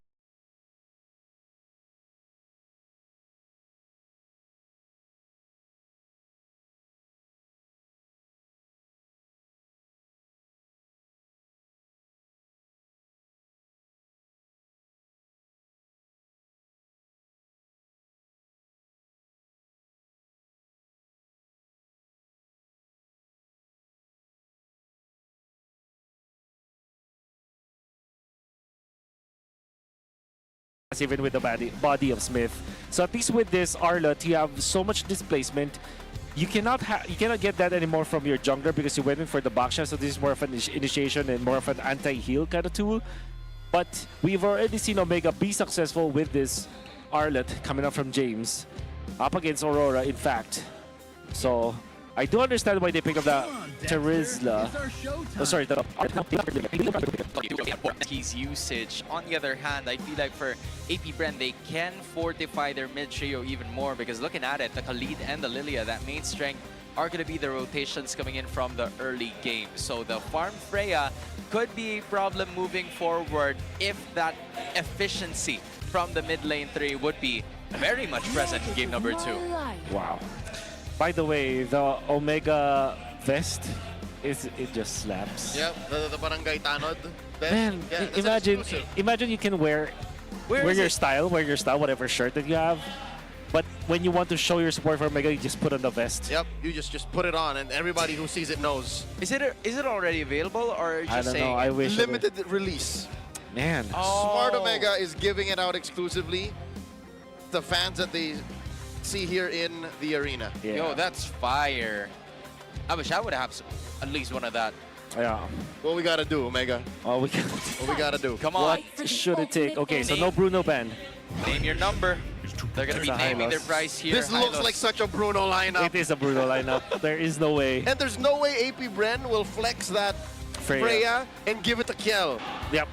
That would be a little too risky. Plus, Kel plays it a lot in China, though. Yeah, even before she was big. Even you know what? That's seven. true. That's true. But true. like, I'm kind of used to KLVJ making a bunch of plays I now agree. and not the one dishing the damage. Because you need carry as well against this Hylos. But it's banned also. Exactly. I think Omega have just double jeopardy the AP brand. They catch 22 of them into, we're gonna Bruno, you can't do anything about it. They gotta get Lance and maybe Yuzong. Lance Yuzong. So they go Leomord instead. And Yuzong? Freya and Leomord still is a strong hero. So that is... It is gonna be Kel! Whoa. The Granger does have a good matchup against the Bruno eventually, so they switch it up. They went in for the Obsidia instead. Because I feel like the Bruno, yeah, that was such a good pick in the gold lane for AP Bren. Freya up against the Arlot, I can see it. But overall, Freya up against Baksha and Hylos. Yeah, that's gonna be. With the Zushin. Yeah, that's gonna be a. Not a good sign. Yeah, that's at least 3 punching bags that the wielder of the sword would have to go through just so he can get to the brains of them all that was dealing the damage. And we're looking at an Obsidia here. So again, it's Netsky, Ryzen, and of course Perks, who has been stellar with the use of Marcel from game number 1. And it will definitely depend on the positioning here. I'm now visualizing what the team fight could be for AP Bren. I think that as long as you don't have both the Hylos and the Baksha in the front lines, you can really just snowball, get one kill after another, and steamroll over the composition of Omega. Because if you're looking at Omega, if that's Zushin in combination with Obsidia and the Arla, they're easy pickings for the overall comp of AP Bren. So as long as they are not 5, Omega can team fight against AP Bren. Looking at it again, it seems to be a casual start for both of these two teams, as Ryzen not gonna pull off the same thing that James did a while ago, transitioning simply to his own jungle objectives, because he knows that the early portions of this game will be more than important because of the durability of the front lines. And I like how he made this decision because he clears much faster now with the Marksman emblem. He's rocking much higher attack speed, and this is a thing of beauty when AP Bren actually gets what they want, when they snowball into a winning position. Marksman emblem just works so well with the likes of Leomord and Suyo. Yeah. I feel like the rotations are gonna be opening up now as we are entering 1 minute and 30 in just a few seconds. This is quite different from what we saw in the first game, where there's already action happening in front or in the middle, but so far, nothing is actually happening here. I think that it's mainly because Omega will not engage yet, although they have, technically speaking, good early game heroes, but when they're up against Lilia and Akali, there's just so much damage, even in the early stages of the game. So you want to be really careful with your Omega, but the team fight is inescapable come the first turtle. Okay, Ryzen bullying KLVJ and Nova out of range. Omega are investing more in EXP. Yeah. I mean, you did put up a point there, Wolf. Aqua would be a factor here to actually peel down the tanky heroes coming in from Smart Omega so that Shizu would be able to enter, but now they're in the pit. Massive presence from Omega. Valkyrie's descent, and the Barangay just dogpile onto the King. And there's a Crimson Beacon. Oh, wait. The damage dropped in. The James back finding him. KLVJ draws first blood. Retribution used, but they're still backing out. Ryzen gets wheeled away by Kel. Double kill for AP Bren. They're up by 1,000 and will secure the turtle. Those two tanky heroes are far gone in the first 2 minutes of this game. It's just Shizu, or should I say KLVJ, slapping everybody. Oh, for sure. And the fact that there is a lot of game IQ that was seen from KLVJ in that play, when he entered that L bush, he saw that, okay, I was seen by someone, and there should be someone from that other bush, from the other side. We call it typically the new bush, because it was the newest bush. But yeah. It's the fence bush. That also, it's fence bush. Because it's a fence. Yeah, this is a fence, and KLVJ was able to just jump there, and I felt like they knew exactly where James was, and they're just waiting for his teammates. And when he jumped with the Valkyrie, And now they already supplemented enough damage. And in a 5v5 setting, as we've mentioned, AP Bren will always win in a team fights as long as they're able to isolate one hero from another, the side of Omega. And that's exactly what we saw in that first turtle. That's 1,000 or 2,000 gold lead already for AP Bren. Yeah, I mean, they've been building up to this just because of one team fight that we saw. Was again created by a lot of times by AP Bren over that first Turtle Siege. Although for Ryzen, I mean, from that trio mid that I was talking about from the start, it hasn't really shown its promise because of how Aqua has been methodically placing himself away from those team fights and just engaging completely when it's already supposed to be done. AP Bren, their items are on point. They're snowballing out of control. Second turtle, Omega have to work so hard to get it. Because even James Banks has his War Axe. Aqua has his glowing wand. This is ridiculous. Shiza has a Sky Piercer. Yeah. This is already a bunch of items that Smart Omega is still building up to, or now about to arrive towards the second turtle of this game. This is still a full-on 2,000 gold lead for AP Bren, as Smart Omega is just definitely holding out on their own, waiting for the next team fight to happen. But AP Bren is already out in front with Nova holding to the turtle. I'm gonna have to focus on the damage dealers now, which is 4 members, in fact, of AP Bren, including Shizu. So if you're Omega, that's a difficult task. Uh-oh. They do not get the block kill VJ. He comes in with the Valkyrie's Descent, gets hit, and the jump on.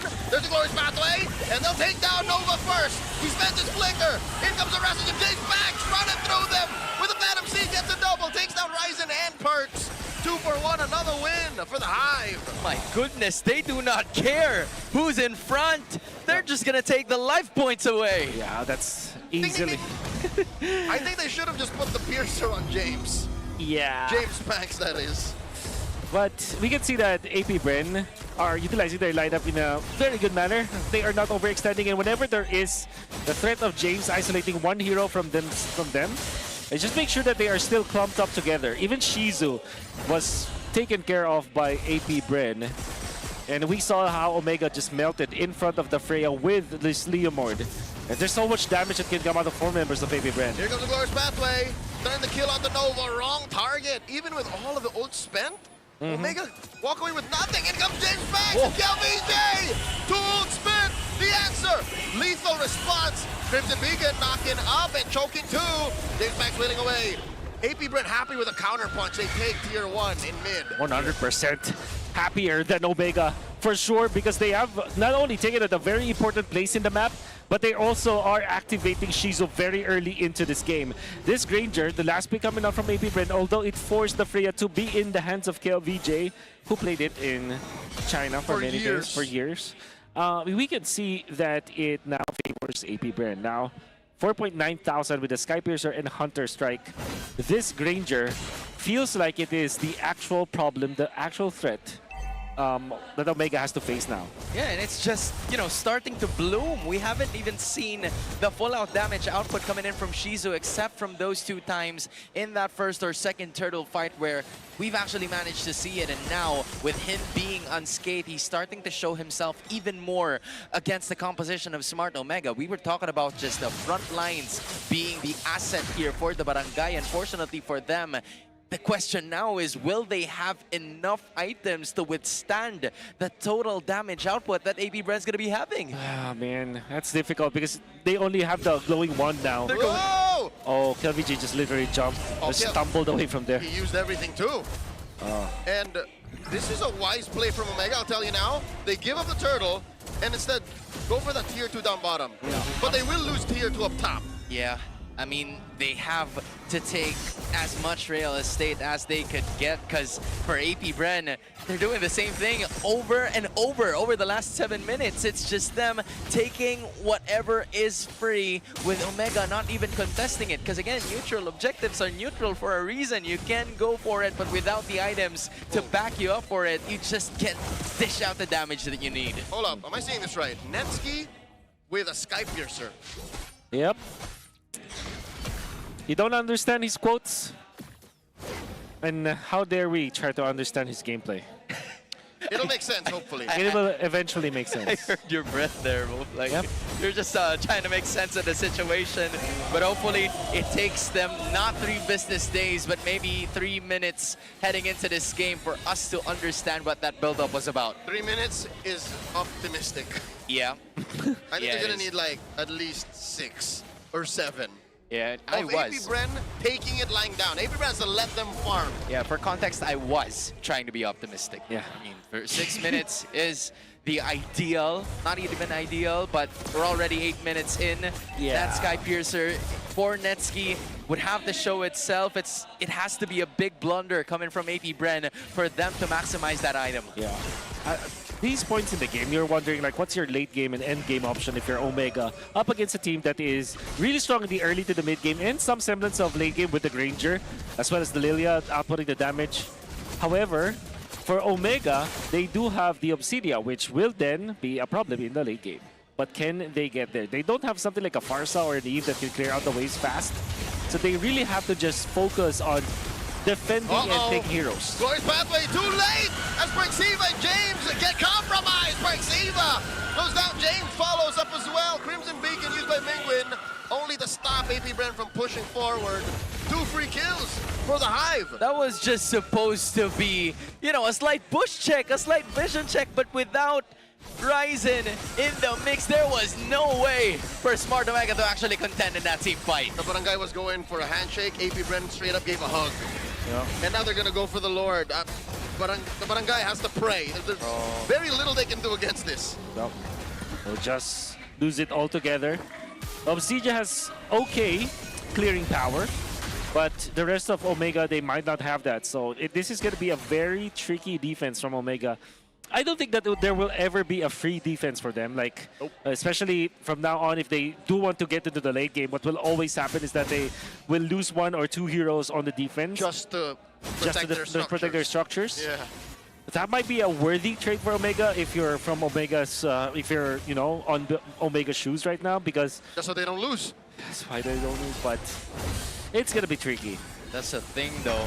2 lanes simultaneously attacking the only defenses. Smart Omega doing their best to actually not let that pop, but AP Bren going to dish out the full damage. It's still not going to be enough as the Hive will continuously attack, not bursting down the turret just yet. Okay. But it was more than enough for them to actually stay put and transition to the other lanes. Okay, Ryzen was risking life and limb just so that the Holy Shield would pop to take down the wave and the Lord. So I think Omega have done this well. Again, for a lineup with empirically rubbish wave clear. Oh no. They're fine. Oh no, top lane though. This is dangerous. They're looking for an engage. Shizo wailing away. Ryzen rolling around. And in comes Jay. Oh my Final God. slash! KLBJ is down. The king has fallen.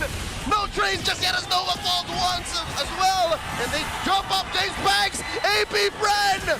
They fumble. The push up top 3 free kills for the Barangay. Nets, the Piercer. Shout out Lethal Shooter. I understand it now. I understand it now, Nets. It took 4 minutes. It took 4 minutes. See, I was close.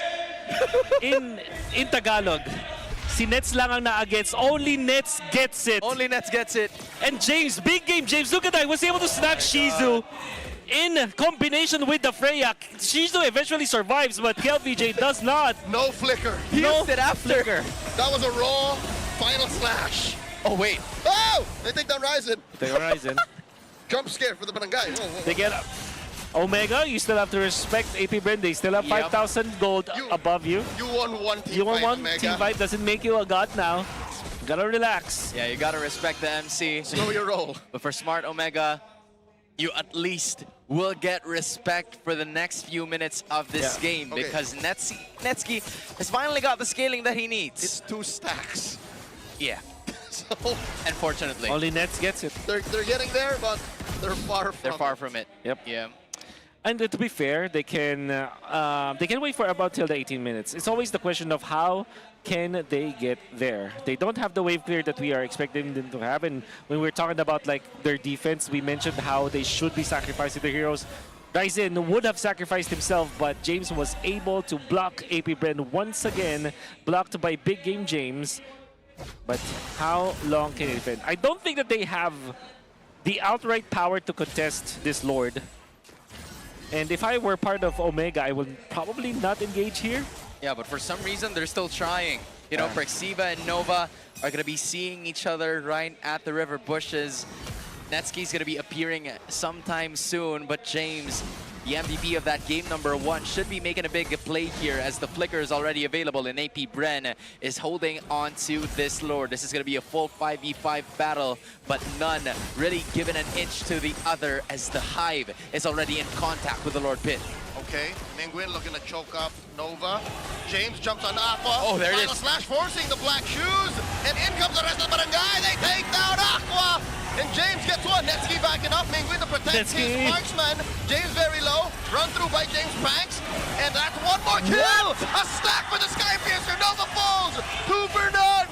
What's going on? All throughout the season, we've been asking who is the best gold laner here in the Philippines. Netsky wants to prove that he is part of it with this unconventional build. But then again, James, the bridge, or whoever holds the rope for Netsky to get out of that river. We're forgetting. We're on flying clouds. We're on flying clouds also. All right, this is his world. This is his domain. Oh my goodness, big game, James. Shoots for 3. Nothing but nets. Nothing but nets. That was just Omega now turning the tide slowly but surely, and surely you understand it now. We can't make this up. You can't make this up. I think James is really just pulling a rabbit out of his hat with that kind of play, especially because it's the 3rd pick Arlot, and no matter what happens, if you're good with the Arlot, you can really change the tide of the game.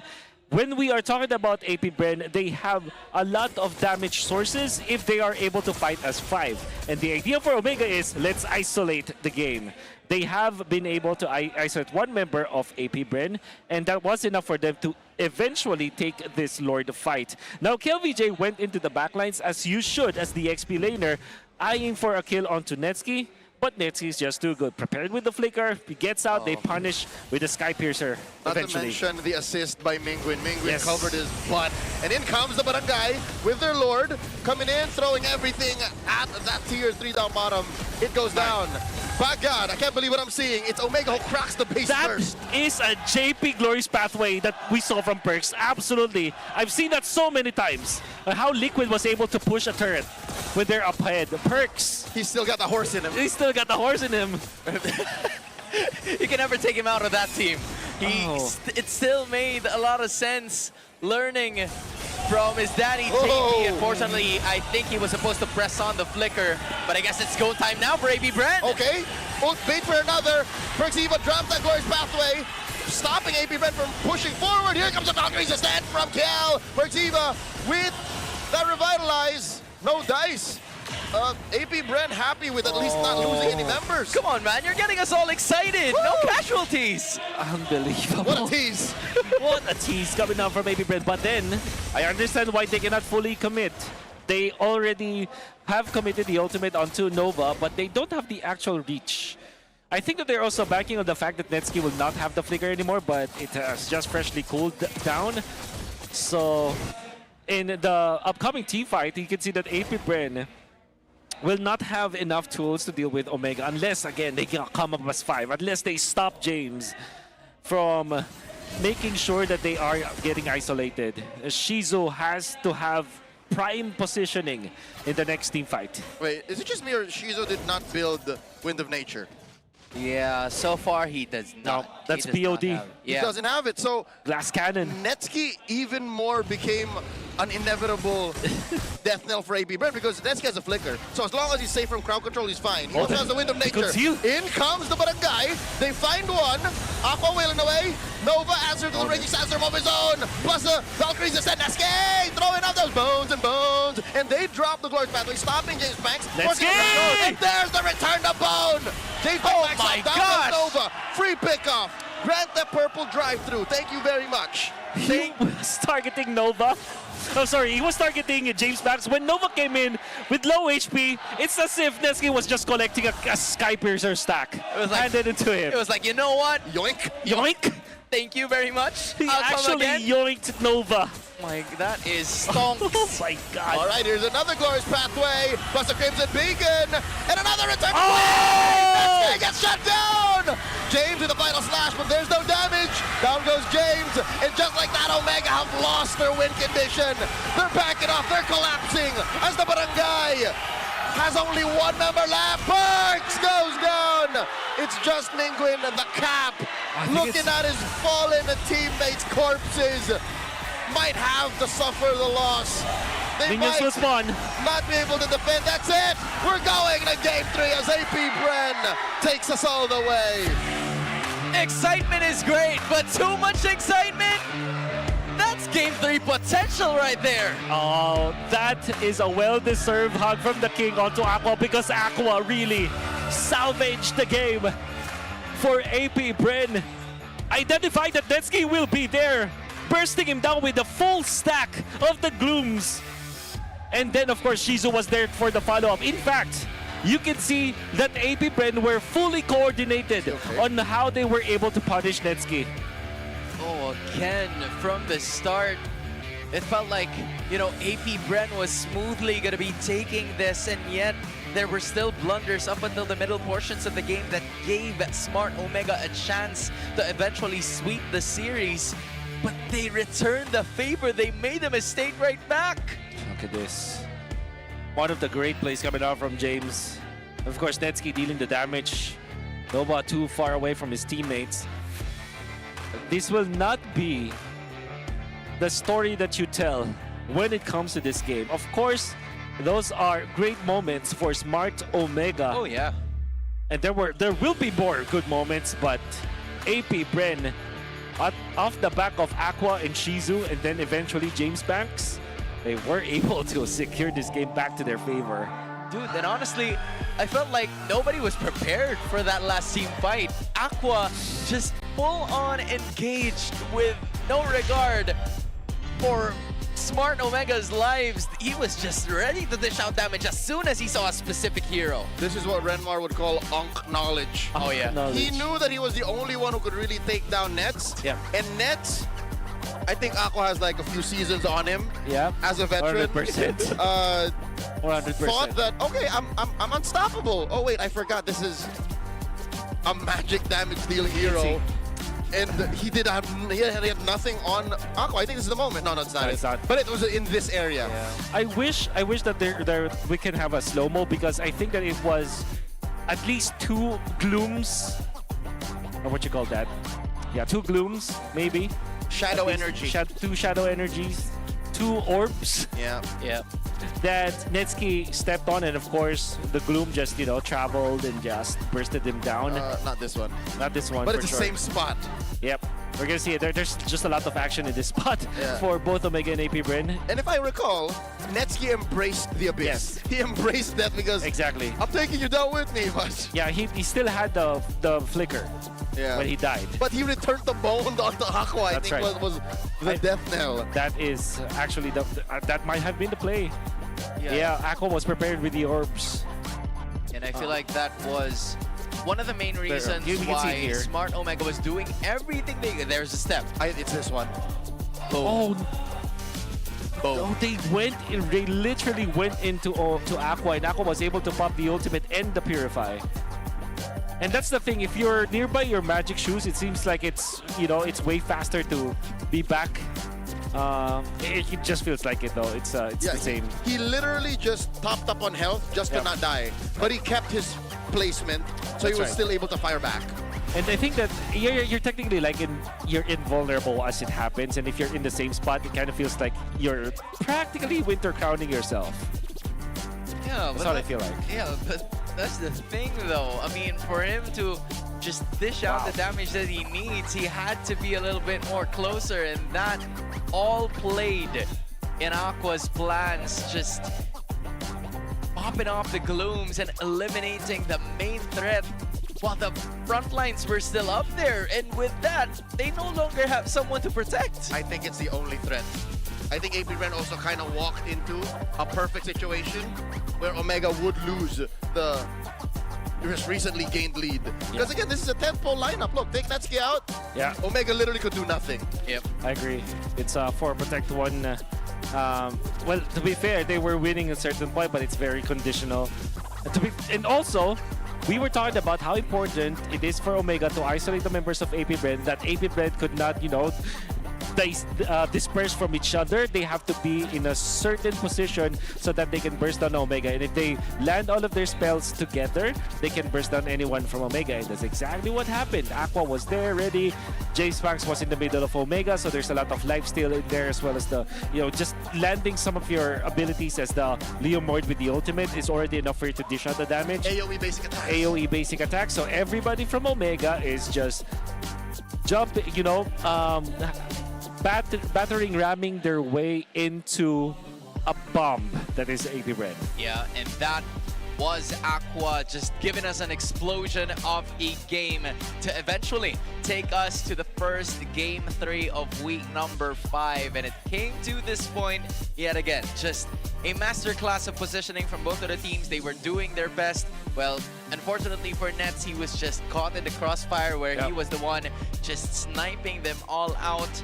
And that is officially it for that game. So just a bit, you guys can go ahead and get your snacks, whatever you want to do. In case you haven't eaten lunch, go ahead and get some. But if you are a Leslie main, to be specific, I think it is time to lock and use the exclusive dynamic portrait as the Radiant kits are officially live in the shop. And now is the best time to gear up. From now until May 23rd, you can enjoy 20% off during the first month launch. Yeah, you heard that right. That's just 640 diamonds for dynamic portrait and only 200 for those Radiant kits. Log in right now and flex the angelic agent in style. There you finally have it for that Leslie hero, of course. But the wait is finally over. MCGG Rising Stars Season 5 is officially back, and the stakes have never been higher. We've got the top contenders from 8 divisions all vying for that #1 spot. Will the fan favorite division take the crown, that being Indonesia, or are we in for another legendary dark horse upset? The current world champion is from the ECA. It all comes down to this. Catch the semifinal today and the grand final tomorrow on the official MLBB social media platforms. Tune in and witness history and witness Naisu. Oh yeah, that is the national treasure, casting with the national athlete. For Indonesian, it's KB. Bro, we're already champions because of him. In a different category. Always a champion because of him. Naisu, wherever you may be, whoever you may be, you're amazing. Whoever you may be. I heard that from somewhere. He's the big ticket. Where. Yeah, the big ticket. Okay, you know what? Enough of the talking. Let's just toss it over because they're talking to someone over there. Go ahead, hosts. Break muna tayo sa mainit na laban dahil umabot tayo ng Game 3 and right here with us ay isang barangay ng isang player lang to, Denise. Halos isang barangay Yes. dahil kumpleto halos ang pamilya ni Mingwin. Hello po sa inyo. Hello, welcome po to MPL. Katabi ko ang kanyang younger brother, si Sed. Sed, pakilala mo naman, sino ba ang kasama niyo today? So nga pala si Cedric, Barangay Omega. Magiging naman dyan, Omega! Ako nga pala si Cedric, younger brother ni Mingwin, and then father namin, si mother, and sister namin, and si girlfriend ko ng kapatid ko. Wow, kompleto talaga, Yes, no? po. So may buff talaga. And first time nyo ba manood as a family sa MPL Arena? Well, actually, lagi naman, pero way back pa, MDL pa lang nanonood na talaga kami. Diba? Way Tagal back na talaga. Oo. At iba talaga yung feeling kapag Iba. live audience. Pero alam mo, Sed, gusto kong tanungin, si Mami, hello po! Hello po. Kinakabahan po ba kayo pag nandito? Sobra po. Kasi bilang nanay, no, iba talaga yung feeling. Ay, totoo po yun. Ano po yung nararamdaman nyo habang nangyayari yung laro? Ay, kinakabahan po akong sobra. Napapadasal kayo habang naglalaro. Napapadasal si Oo. Mami. Pero sobrang laki kasi nung dala niya kaninang mukha nila Mingwin eh. So I think, ayan Ayan. diba? Very, very supportive. So hindi halata yung kaba ni Oo. Mami. But I wanna ask Sed, kamusta ba yung journey, no? Yung support system ni Mingwin mula MDL and then to the pro scene? Well, actually, nung una medyo naging difficult talaga eh. Parang kasi esports, so parang hindi siya sure kung mag-excel ka. Pero pinatunayan talaga ng kapatid ko yon. Like, pinakita niya na dito siya para sa liga na to. Hindi nagsisinungaling ang talent. Oo, Okay. alam mo, nararamdaman ko kay Sed kung gaano siya ka-proud kay Mingwin. At ano yung naging reaction nyo nung nakuha siya sa pro scene? At lalong-lalo na team captain agad ngayon dito sa MPL. Well, actually, MDL pa lang ine-expect na talaga namin. Kumbaga, hindi na tinatanong dito yung pag-aalinlangan eh. Parang nandun na rin sa amin na dapat makapasok siya ng MPL talaga. So, talaga alam namin na gigil siyang pumasok ng MPL at mangyayari yun.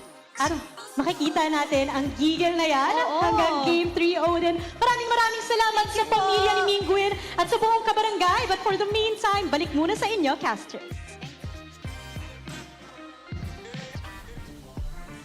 Again, much love to Mingwin's family, brother, the parents, and of course, his girlfriend just out here supporting this team, whether it's a win or a loss. I mean, you gotta love to see the family here come together. It makes sense why Cap is, again, as Wolf mentioned in Game 1, approaching a milestone performance. He has his buffs. Yeah, even in their loss, actually, I think Mingwin played phenomenally. It's just, Zushin, yeah. there's just still some limits to what Zushin can actually do in team fights like these, especially when you're facing up against a burst type composition. She cannot protect Netsky all the time. Exactly.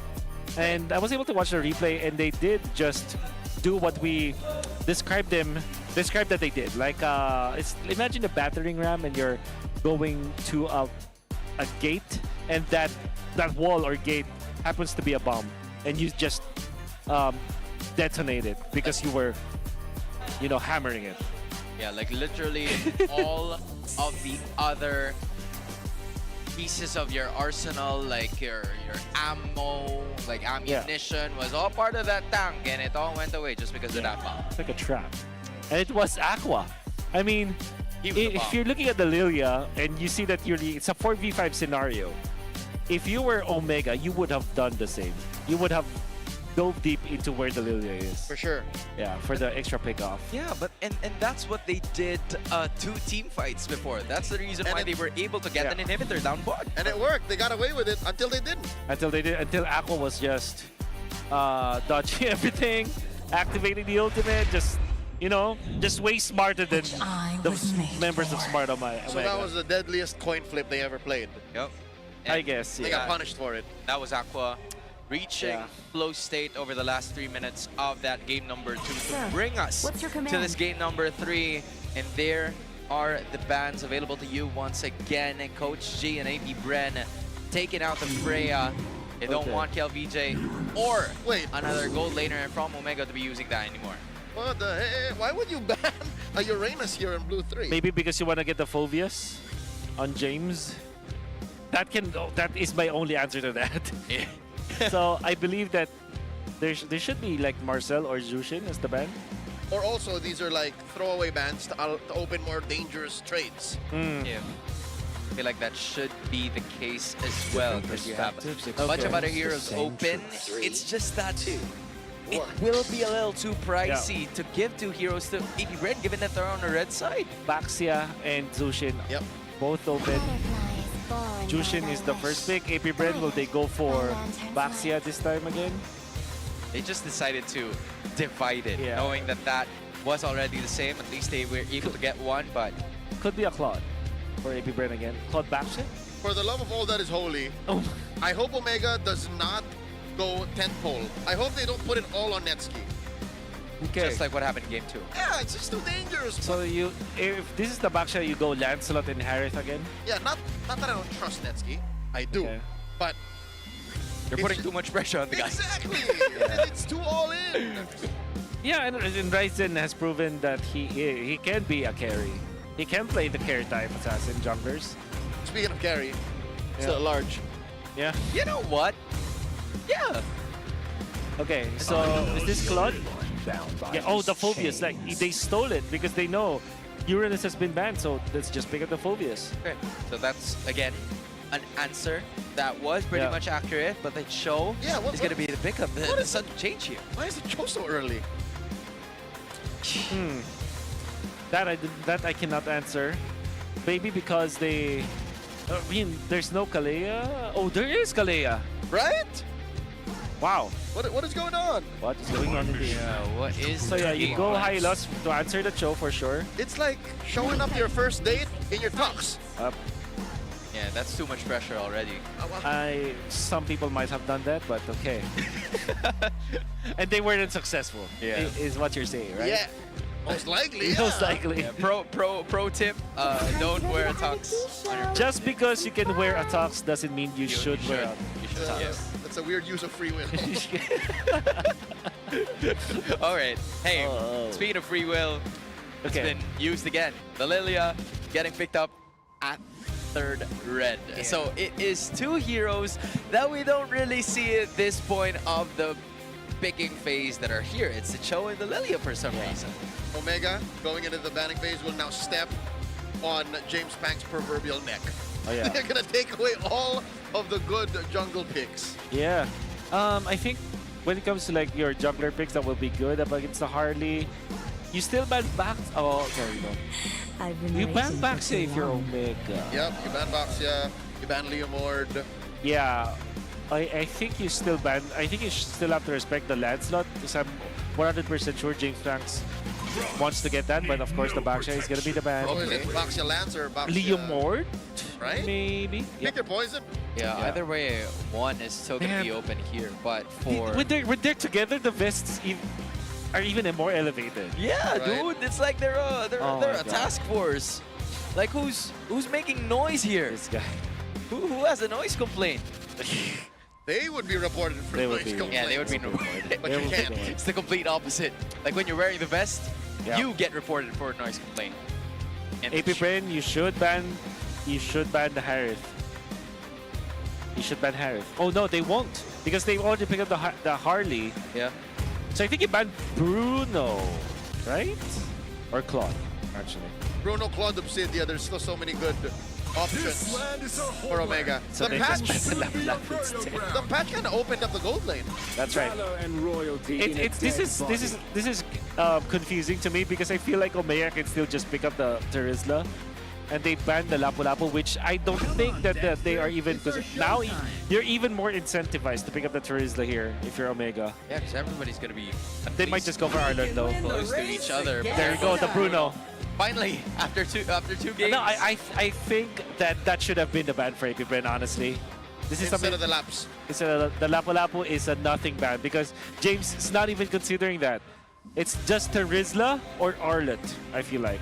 And both are open. Yeah. And open. yes, the Arlet is the natural prey to the Phobius, but we've proven that sometimes it doesn't matter. Yeah, it doesn't matter. Heavily depends on who's Yeah. using it, and now it is part of the consideration to Oh. finish the lineup.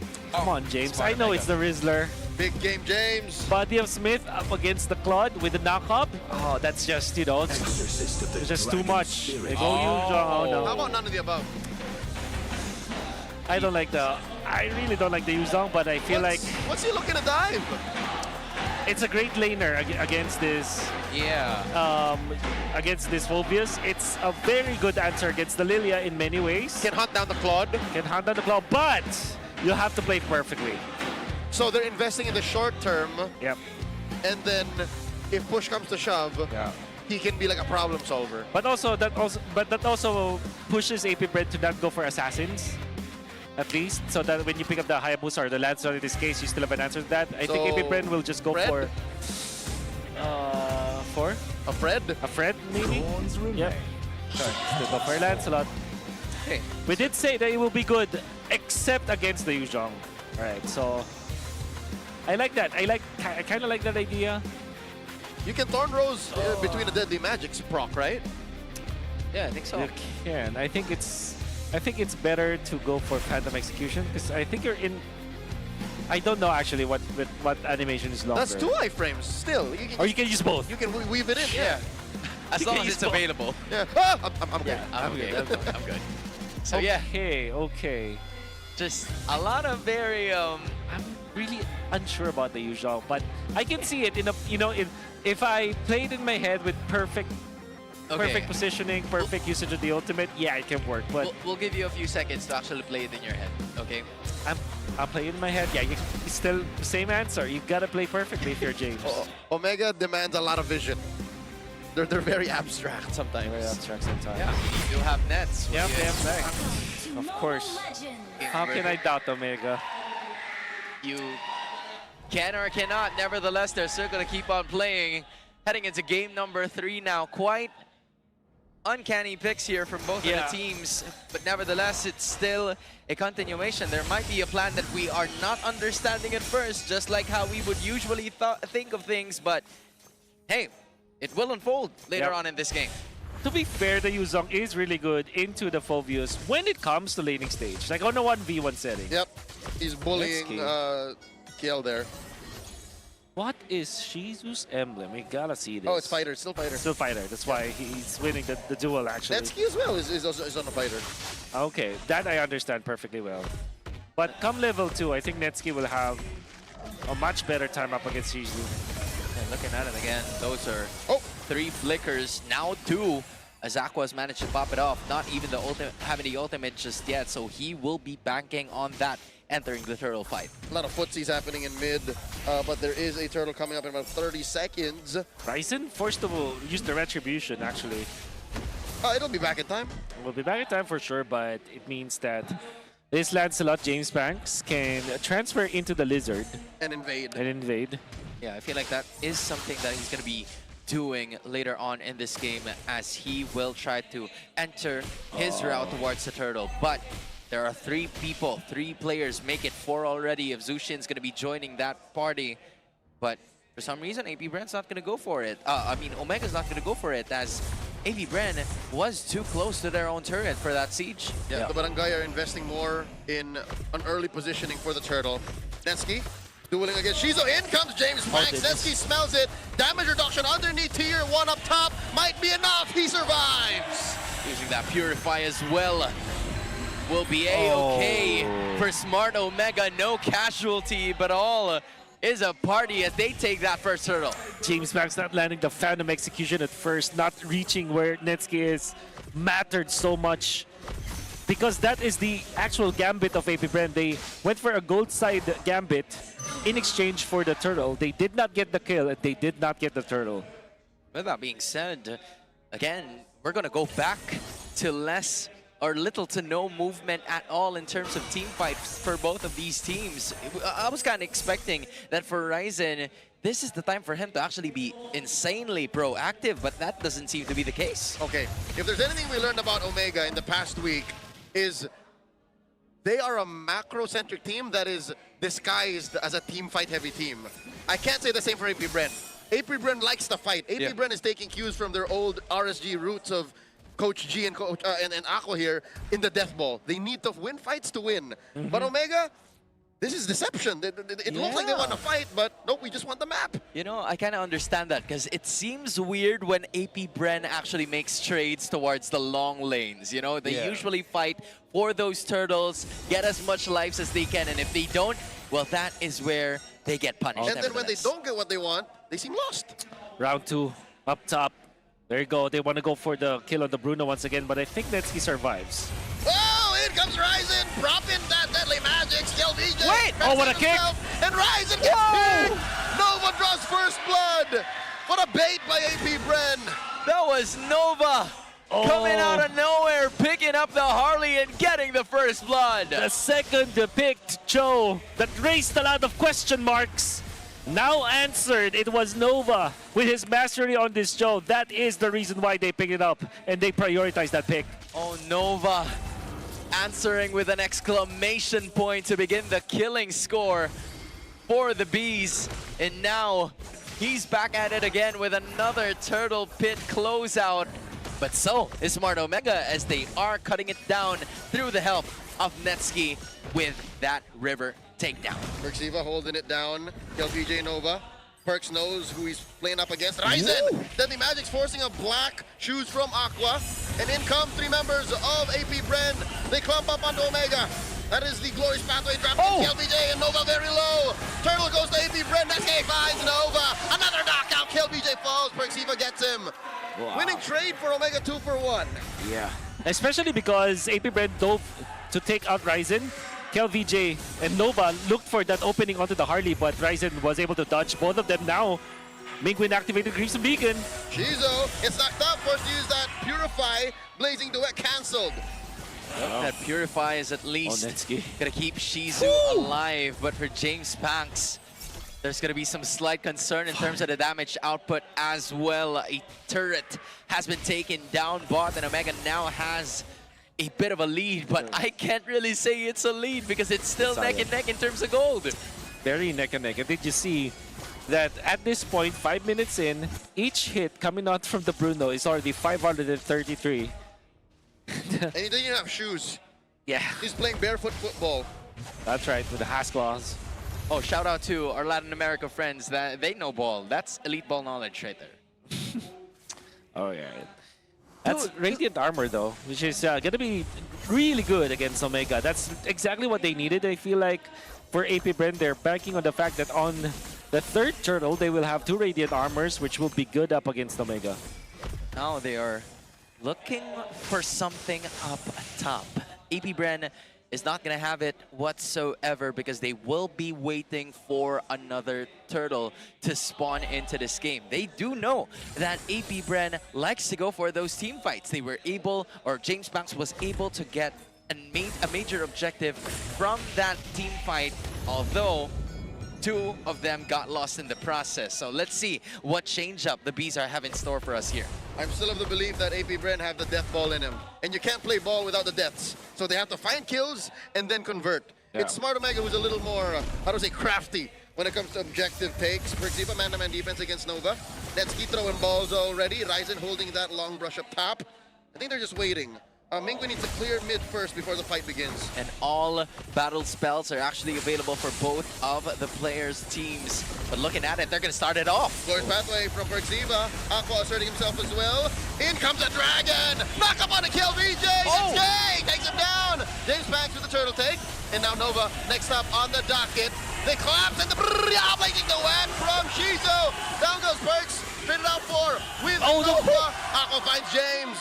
2 for 2 the trade. Aqua. Oh my goodness, this player is on fire after game number 1 is woken up, making sure that this Lilia pick coming up from APBR to counter this Jushin is actually working up against Omega. They eliminated 2. They are able to secure the turtle. So I think this is a net positive for APBR. For Omega though, it's great that they are able to dodge Nova, as Netsky is just hyper aware of where Nova is as well as Mingwin. But they have to be, I think, more cautious when playing up against this Blazing Duet, because I think that Shizu is just maximizing this Claude way too much up against Omega. Yeah, and that was just great trigger discipline coming in from Aqua, because as soon as he pressed on the black shoes, it became so much more confusing for Smart Omega as to who they would deal the damage through. It seems like there were 2 fights all of a sudden, and that created a lot of space for APBR to just go ahead, pick up a target, take him down, and eventually win that team fight. And in addition, another major objective. James Banks has been in point with his retreats as well. Whoa, Perxiva spots 2 in this brush, forcing them out. This might be a fight break, waiting to break out. Netsky takes a few hits. Out of Shizo, pushing him back, Black Dragon 4, plus the Glorious Pathway. Defensive Blazing Duet, and they find Aqua, just like that. I was just about to say, somebody's got to put that to sleep, and in comes Kill. Kill in Feral Pursuit, still alive from the shield.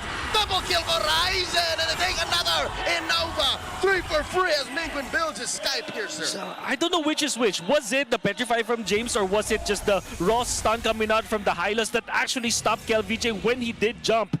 And whoever that came from, I think they were so prepared.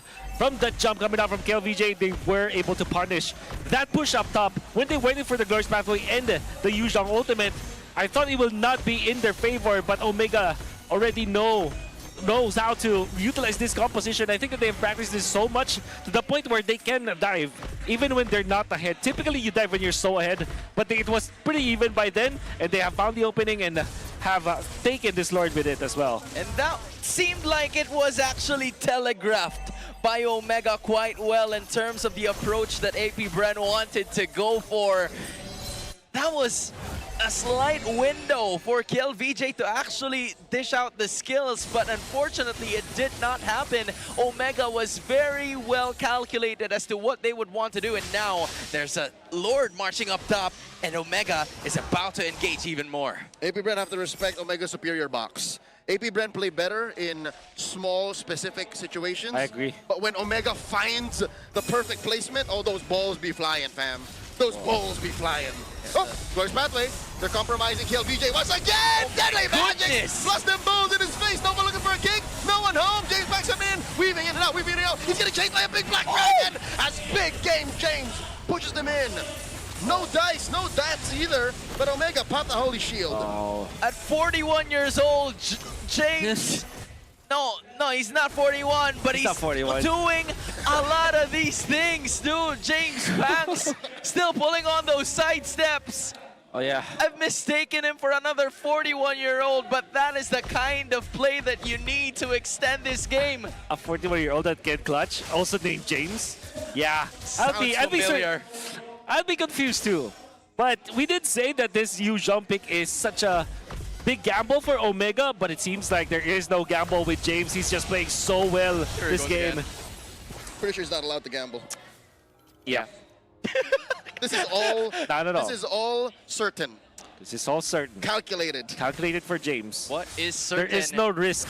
This is calculated. This is secured as James is just so clutch with his Yu Zhong. Just, again, another certainty is that both inhibitors of both teams are still intact. The top lane of AP Brand may be cut down to half, but for Omega, it's still clean as nails. Why is it clean as nails? Maybe it doesn't have rust. But anyway, Omega still holding on to a 2.3k gold lead. They're going to be waiting for another Lord spawn. But for AP Brand, they have to find something here. They just can't rely on those team fights. Although that's a bit out of character, but it's something that they might need to do. They have to turn on a dime and surprise Smart Omega. Nova has to find the kick of a century, a kick of a lifetime, and it starts there.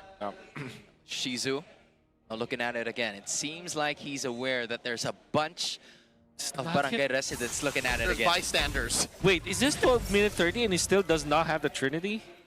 As the Claude? Yeah, he's down at almost 2,000. A majority of this lead on Omega is in the gold lane. That is very important, because again, the Lord has already spawned. Omega has waited long enough. They're going to be dealing some damage to this major objective. 1,000 per hit. Onto the Lord. Ow. Ouch. Oh! Oh my Ouch! God! What just happened? Sneaky Dean just took down Shizu! Oh, the mean Dean! You sneaky, sneaky man. Now Omega can just go ahead and take this one, and Aqua's feeling it too. Ryzen! AP Brand's gonna be going back away. That's a non-starter. AP Brand cannot do this, not without Shizu. Lord at about half health. Here comes James. Black Dragon form. Glorious Pathway dropped in, forcing AP Brand to retreat. Holding their ground Phantom. Execution through the wall. James Banks and the rest of them scatter as Omega score another Lord. Oh, the sneaky Dean. Ryzen finding an opening for Omega. There's not much to explain from that. But Shizu already struggling to find his Trinity. Being taken out by Ryzen out of nowhere.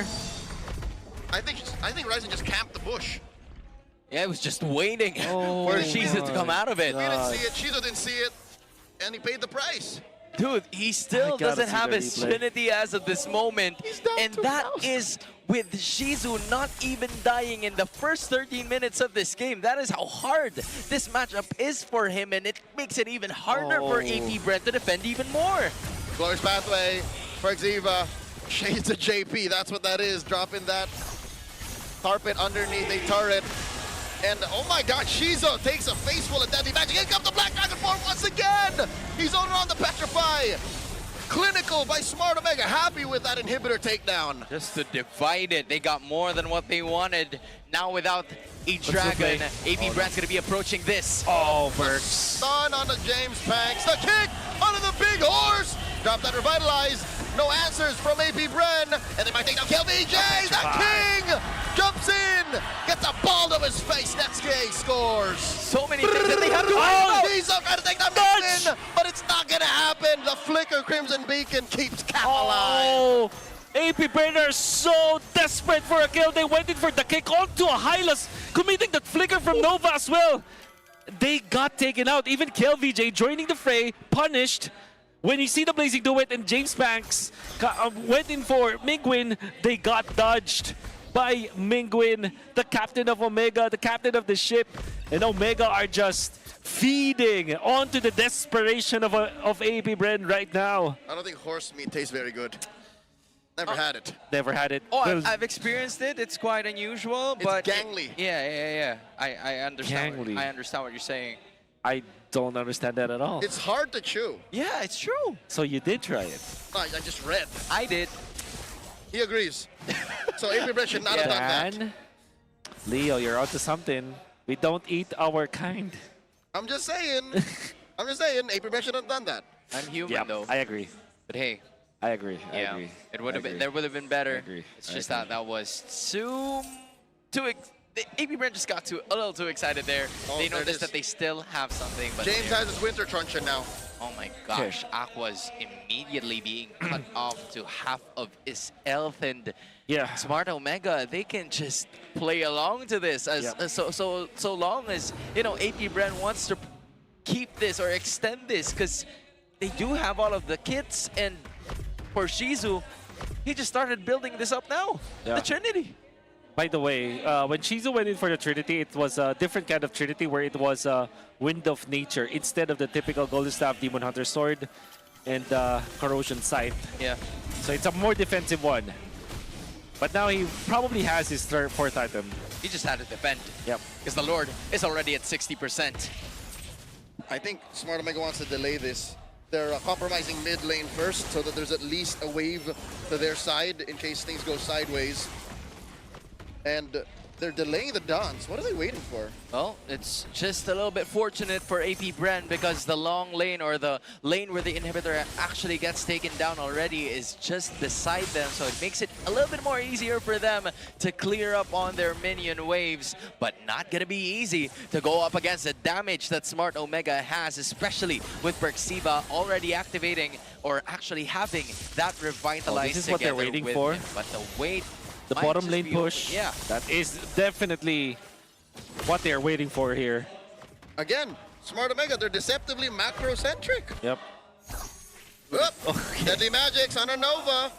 Pushing him back. Yeah, and he wanted to force out the flicker. Oh. Unfortunately for Nova, he has the immortality. Ryzen is gonna do that Ryzen time and is time feeling it. again, and half health goes the Lord. Okay, here we go. Glory's Pathway. Mingwin just stopping the Black Dragon form from James. Perxiva holding the ground as the Lord approaches a tenth of its health. Can they get it in? Ryzen takes it. Phantom Execution from James Banks, and now the damage. Shizu gets taken down by Ryzen. The choke down. Perxiva falls.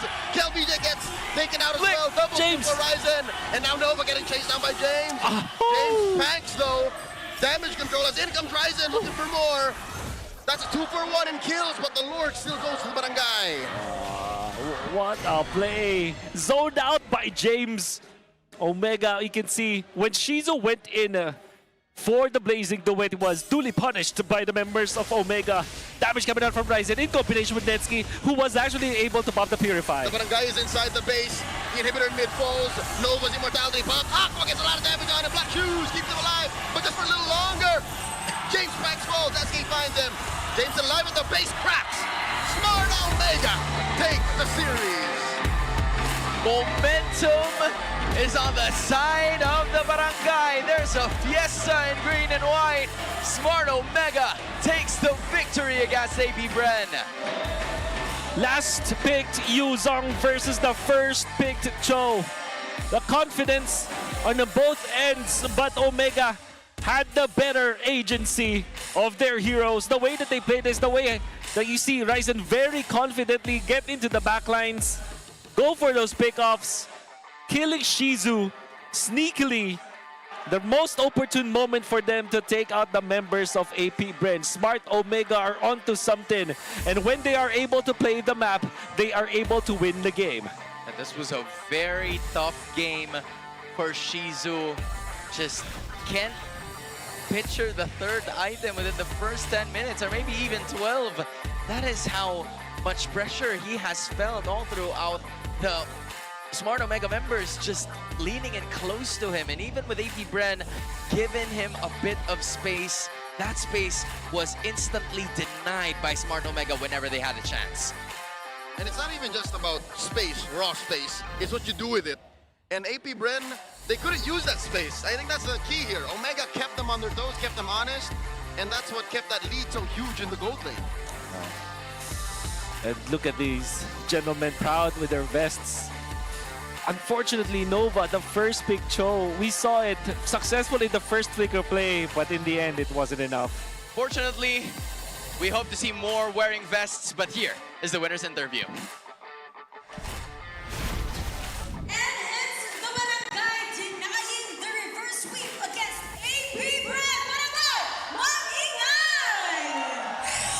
This is the Barangay making noise. Just an incredible performance. Reaching this point, bridging it together. Netsky, why are you laughing?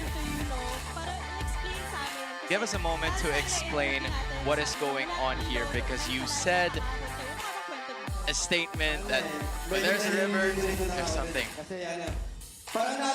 Netsky's basically saying that he was, again, there was a river, had a bridge, and then he was immediately saying that he can bridge the gap, go up, and cross that bridge together. He was dizzy while saying that statement.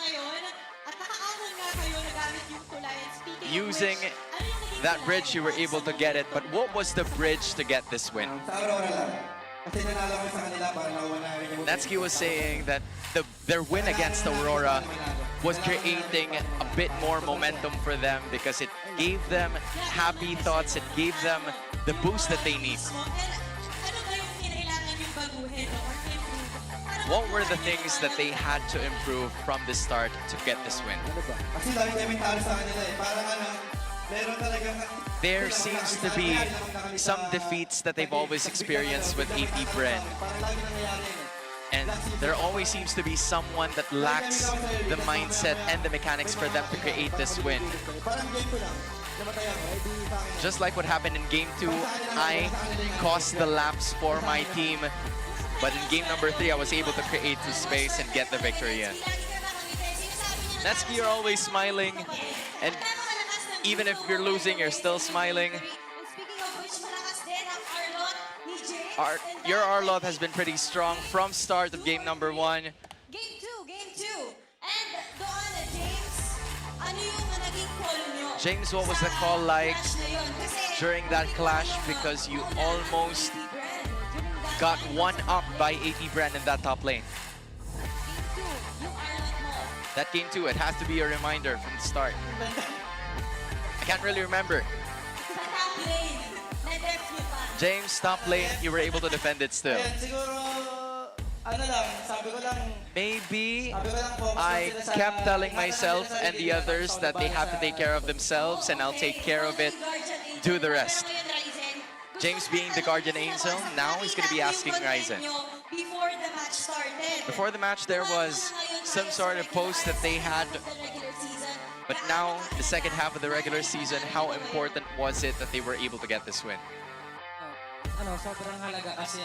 Honestly, it was very important because during the first 3 matches that they had, they felt like they were still struggling.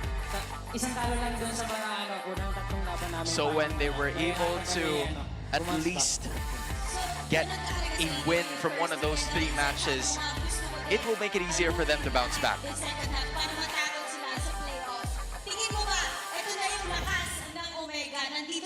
Do you feel like this is already the Smart Omega that everybody should be expecting? Ryzen feels like it's already strong, but it's still scaling.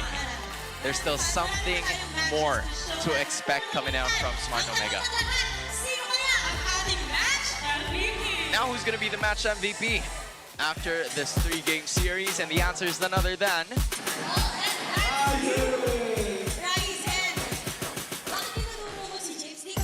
Why are you pointing at James?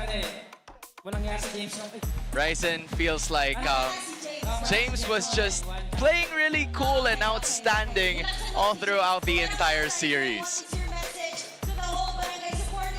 Any message to all of your barangay supporters? There they are.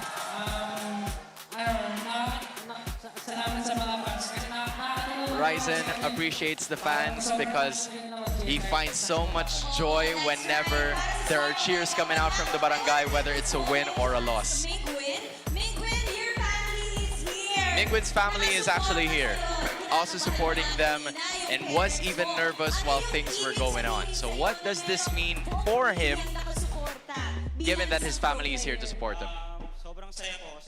Mingwin thinks that is really happy, seeing the support, especially with some of his family members coming from long drives, travel from faraway provinces just to be here to showcase their support for him. And he was happy that he was able to transition to a win with seeing, well, they were actually seeing.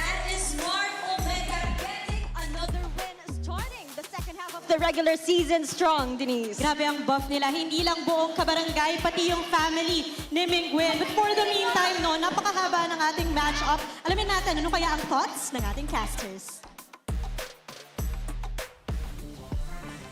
Honestly, I have a lot of thoughts with what has happened over that first series. But hey, that was Nets telling the story.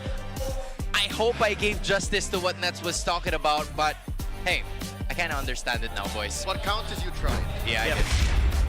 As chaotic as the games were, that interview was as chaotic as the team fights that was neutralized by James 2-1 and 9. What was the translation that you used for what Ryzen's word? Outstanding. James? Outstanding. Yeah, but the literal translation would be he was shameless, which is Shameless. a Filipino form. Unapologetic. Yeah, that's a freedom of speech. I think the actual translation was James was just damn.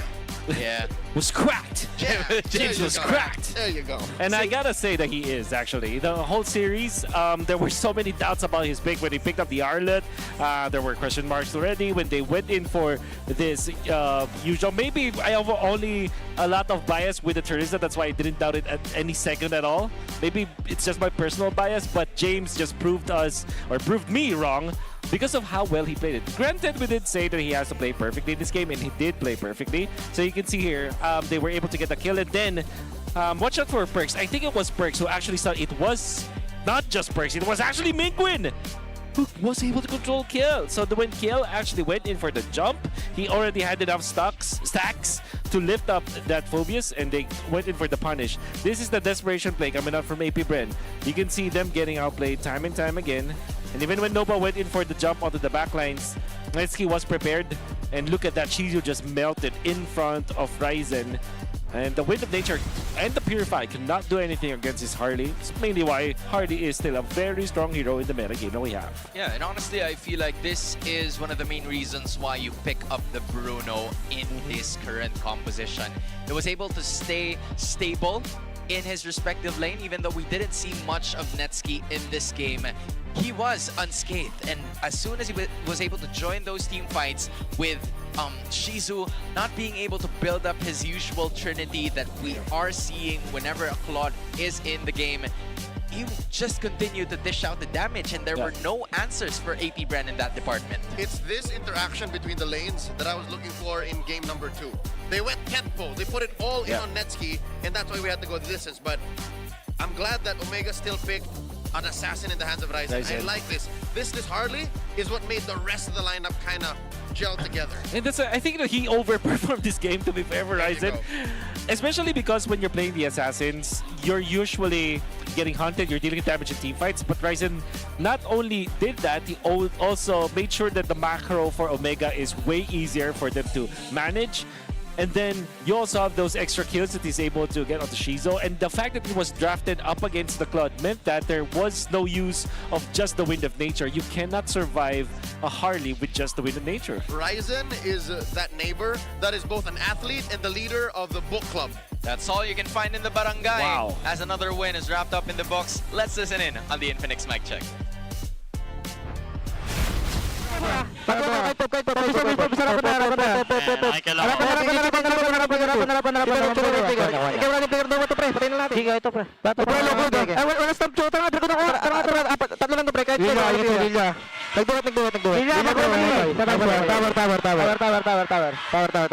umuwi na. Pre, last na. Yung nabawa natin po, yung nabawa ng plikas. Kumik na. Tayo, pre. Tara. Ingat sa pitas, ingat sa comeback tayo guys ha. Pre, sagad niya natin to, pre. Sagad natin, pre. Promise. Magka-side lang yung Lance. Hey, hindi ikaw nang biwalay sa amin. Pre. Sorry nga, kaya yung tumore. Sorry ko. Kalma, mid tayo. Wala nang gagawin dito. Wala akong dragon ha. Lalaban to. Gusto ko, walang silot. Hit yung Rex, makikabigyan. Kinig baka, pre. Bola ko, pre. Pop na patuan ko. Kaya niya pa. Harap pa. Yung chulo ng flicker. Harapan lang. Chu. Alam mo kapasok lo ba? Kaping kap. Kikap nga nag-flicker. Okay lang. Harapin ka, pre. Ay, abang na. Bis. Hiro tayo. Good sa ako din. Hiro tayo, pre. Box. Oy, box boy. Boys.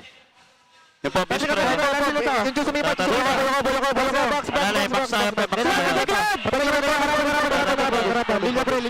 Ako na sa mid. Respect lang sila. 5 seconds ako. Wave ba? Pause kayo, wave ba? Pause nga kayo, wave, pre. Yung chunga mo na, pre. Legit po na, pre. Pre.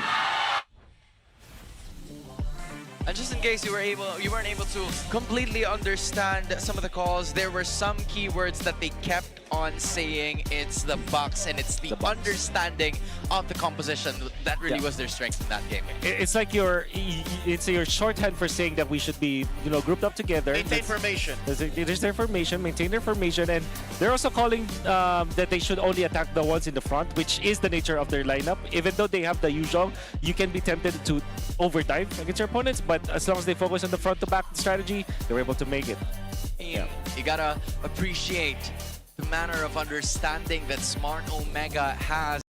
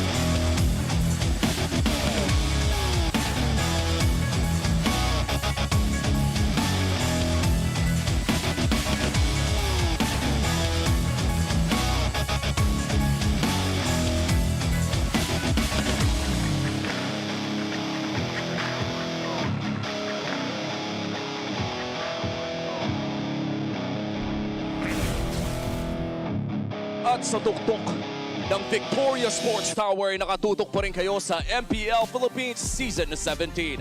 Matapos ng pagkapanalo ng Smart Omega kanina kontra APBR ay magpapatuloy ang ating Superfan Saturday. This time with Aurora Gaming and TNC Pro Team na naghahanap pa rin ng kanilang paraan na makabalik sa gitna man lang. This is going to be a hard matchup between our defending champions and the bottom seed of Season 17. At kami po ang inyong makakasama, Umi pa rin with Prof B and Midnight. At para sa ating English panel, kamusta naman tayo dyan, Hans G? Well, you have Hans Galeria, Leo, and Wolf still bringing you the action just like what happened in game number 1. We have been ecstatic because it's a 3-game series nung kakaumpisa pa lamang, but now we're hoping for more here. Yes, of course, napakataas ng expectations natin mula dito sa laban na ito. Dahil for TNC, medyo wala na silang choice. They have to reignite or suffer. They are currently number 8 sa ating standings with just 1 point. Come week 5, day number 2, ang hirap ng lagay nila. Yeah, to be fair, mahirap din naman yung kinilalagyan ni Aurora. Kasi sabihin natin, you are coming from a very dominant world stage performance. You come back to MPL Philippines. Alam naman natin, may init yung mga team dito. But we've seen a decline in the performance. I'm gonna be real here, ladies and gentlemen. There is a decline for both sides. Marami. Lumabas na yung real talk ni Midnight. Cue in the neck pillow. Medyo nakakamiss na rin yung mga oras na yun. Well, Ben, legit kung legit talaga. I think I go with Midnight's statement. Both of them have been struggling. Tila, nandun yung identity but they still can't seem to find the sweet spot to get those wins. Yeah, we know the potential of the players, RTNC. We've seen them thrive in the previous season, and there was always hope in the lineup of TNC. And I feel like with the new patch coming in, maybe this is the fire that they are looking for, but maybe that is something that can reignite what we have seen from them when they rose from the ashes. Alam mo, pagka nasa pinakababa kasi wala ka ng ibang daan kundi paakyat eh. Tingin ko, ito na to, second half, dito mo na kailangang ibuhos yung may natitira pang fire para dito sa TNC. Yeah, and for one of the Philippine-owned orgs dito sa ating liga, sobrang, I think, nakatindig bilibo sumuporta ngayon para sa Phoenix Army. Dahil for the past few seasons ay nakita natin ang kanilang pag-angat, pero ngayon ay para bang napapanood muli natin ang kanilang pagbaba. Honestly, this is their origin story. I feel like ganito din yung mga sinuportahan ng Phoenix Army before. Dito sila nagsisimula. Can they still make it there? Sanay na sila, pero yung kabilang dako parang hindi. Because Auroras have always been successful. Whether it be through their DNA in Blackness International, the fans that followed Light and Demon Kite when they were succeeding in RSG, sanay silang nananalo yung koponan nila. But now that the target is on their back, they literally just won the M7 World Championship earlier this year. May kasabihan eh, it's easy to conquer, ruling is harder. So ngayon, kailangan nilang bumalik sa Pilipinas and say, teka lang, ang liga natin to, bakit ganito? Yeah.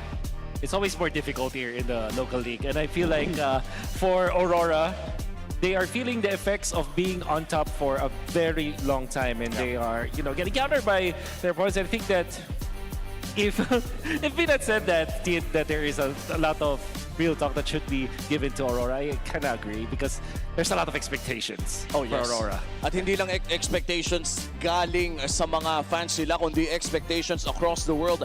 Kadalasan na nakikita natin ng mga nag-world champions ay binabago ang laro, binabago ang kanilang mga sarili. And for now, we are yet to see kung ano nga pa yung pagbabago na gagawin dito ng Aurora Gaming in order to bounce back. Malayo-layo pa naman ang playoffs relatively. May 3 linggo pa na pwedeng gawin ang side ng Aurora Gaming. But as of now, the clock is ticking, and the same could be said para dito sa TNC Pro Team. Yeah, there's definitely time, and makikita natin dito sa ating breakdown kung ano ba yung mga kailangan ayusin dito na magkabilang koponan. Kasi for Aurora and TNC, there has been a systematic breakdown sa kanilang playstyle. Now, we will play a clip here. Ito yung laro ng Aurora versus TLPH kahapon lamang. Dito natin ma-appreciate yung pinapakitang sistema ng Aurora Gaming Philippines, how they take objectives, how they have mastered the fundamentals of the system. This is where we start seeing yung kanilang brilliance sa team fighting and of course yung objective takes. As we're gonna see in this clip, no, you focus on the side of the map na kung saan nasaan yung turtle. Makikita natin yung laban ng Aurora sa mga ganitong klaseng situation is very demanding sa mga checklist. Makikita natin si Demon kahit nakafocus sa turtle and yung ibang heroes ng Aurora ay nang zone sa may bandang likuran. This is the nuances ng objective fights dito ng Aurora Gaming. As you can see, Edward and the other members are here zoning the other members of TLPH. But this is the first time that they've pulled it out against TLPH. The second time that they tried doing this in the second turtle, nagkaroon ng konting breakdown sa kanilang laruan. We will be playing this clip right here. TLPH gets na nila. Ito yung mga times na nababasa ka ng kalaban mo. Team Kite again will start the turtle. Aurora will try to look for opportunities to go on the backside. Makikita natin dito si Edward, tumalon na siya kagad dito sa may bandang likuran. Mula dito sa turtle pit, papunta doon sa likod. Zinozone niya na yung ibang members ng TLPH, but there is that answer from TLPH. May sagot sila na patayin kagad yung lapu-lapu dito and wala na silang pakialam sa turtle. So sobrang importante dito na yung pag-intindi sa sistema ay nagigets ng isang team. So doon nagkaroon ng pag-crumble dito yung laro ng Aurora when there is a definite answer and resolute answer from the opposition. Yan yung for Aurora. They have to fix all the things that the other teams have seen that they pulled out in the regular season mula dito sa MPL. Now for TNC, ito naman yung sistema na hindi pa natin masyado nahanap. Although this one turtle fight, makita natin na parang similar yung pinupull off dito ng TNC against Team Falcons. Nandoon yung mga zoners sa may backline. Ginozone nila yung mga gustong kumontest ng turtle. And tuloy-tuloy lang ang pagkuha dito ng pagong para kay Zyda. But where the system crumbles is recognizing that there is pattern in every system. Pagdating ng late game, pag-uusapan natin yung Lord Dance na nangyari laban sa Team Falcons. Late game, hawak na nila yung control. You have the slow lane already in favor of TNC. As you can see on the map, nakabantay na dyan yung Khalid.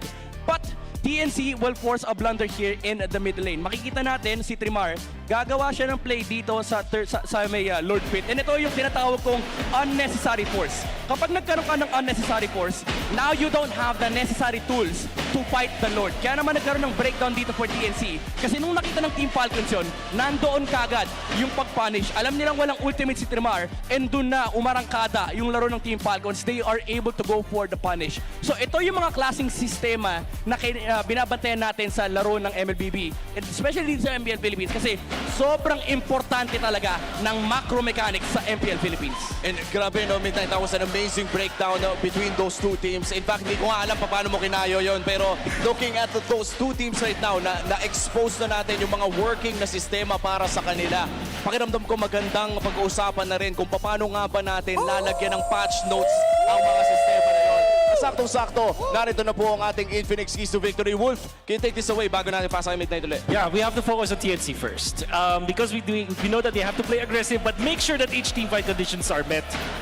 This is great because Midnight already mentioned that some of the conditions are not being met by TNC, especially when they are trying to force too much from their opponents, that they end up forcing a lot of resources themselves, like flickers, like battle spells, that eventually puts them in a position where they cannot team fight anymore. And then you can also force silent pressure against Aurora. This is the winning formula, actually, of the recent team that defeated Aurora. That was Omega. And I feel like there are teams that are successful against Aurora if they keep on pressuring the side lanes. And I'm sure the TNC can do something like that as well. Yeah, and dito naman sa side ng Aurora, sa akin pa talaga natapat. Mix up their team fight setups. Ito yung binabanggit ko kanina na nakita natin doon sa team fight. The systematic approach, it's now recognized by a lot of the teams. Especially dahil world champion ka, babalik ka sa Pilipinas, nakatingin lahat ng team sa inyo. So aral kung paano lumaban dito ang Aurora Gaming Philippines. They need to sort of like change some stuff in their gameplay. But also, win the side lane-to-lane matchup. Super importante dyan kasi dyan din minsan nanggagaling yung tempo dito ng TNC, especially kapag si Trimar ay nakakakuha ng momentum sa EXP lane. Yung first turtle, napakalaking bagay niyan sa current meta natin, and even yung mga gold laners na magkakat ng wave at sasama sa turtle. So yan yung kailangan ingatan dito ng Aurora. Wow, honestly anticipating so much micro and macro sa laban na ito, considering na nakita na rin natin sa team fights. And when I say micro and macro, it's mostly yung team fighting na inaabangan ko sa laban na ito. Pero let's see, baka may ibang approach ang parehas na kupunan as we head on to our second match of our Superfan Saturday. Boys, ready na ba tayo? Woo! Let's Ito go! na yun, Go! pili ko yung Game 3 na ulit natin. Maraming salamat sa ating English desk at sa breakdown na malupit ni Midnight. I-welcome na natin ang TNC Pro Team Aurora Gaming. To ensure the integrity of the game, let us welcome our marshals, Chico, Patrick, Bojin, and JD.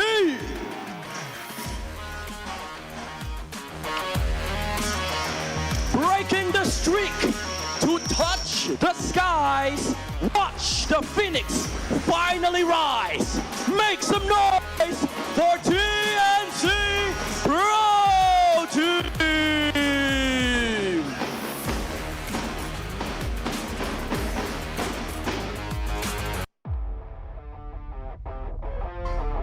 Reclaiming their might with blinding light. The glow returns to the MPL arena. Give it up for the M7 World Champions, Aurora Gaming Philippines.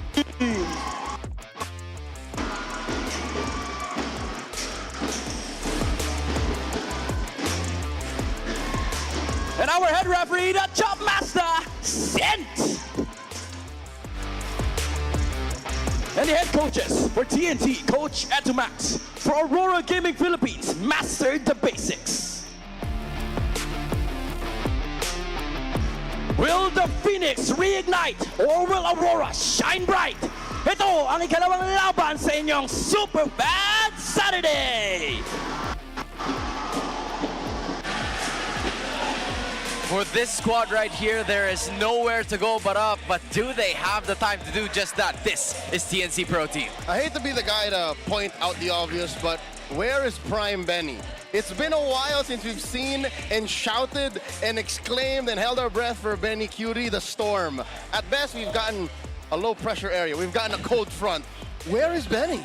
That is the question that they might be able to answer later on, depending on how the others will be able to perform. This team just had their prime a couple of months ago, but we're also looking for it. It's Aurora Gaming. And I guess it's because we are looking for some pop-up moments coming out from Demon Kite and Light. And interestingly, Edward, it's weird to say that Edward is underperforming or is inconsistent when he has always been Mr. Consistent. But I feel like with the task that is given to him, when he's given like the Phobios, like the Lapu-Lapu in the previous game, and he plays in a way that it's easily read by his opponents, it's easy for his opponents to counter him eventually. So I think that I'm not looking for the Edward Prime, I'm looking for a different kind of Edward, you know? Now that we're talking about side laners, I think it's fair to also ask for Domen Kite to do something, because I've also read the comment section. I'm asking for hot takes all week long, and I see people say, I don't know if you gentlemen agree, Domen Kite doesn't have a clutch gene. We haven't seen Domen Kite put the whole team on his back. We've seen Benny do this, we've seen Super Marco do this, we've seen Kelra do this, but Savero can do that sometimes too in the few months we've had with him. But Domen Kite, I said I kind of agree, because for a majority of their run in their success as M7 World Champions, Domen Kite has always had it good. The team always played to protect his lane, to protect his hero pick, to protect his play style, his ramp up into a good farm. How does he do when he's struggling?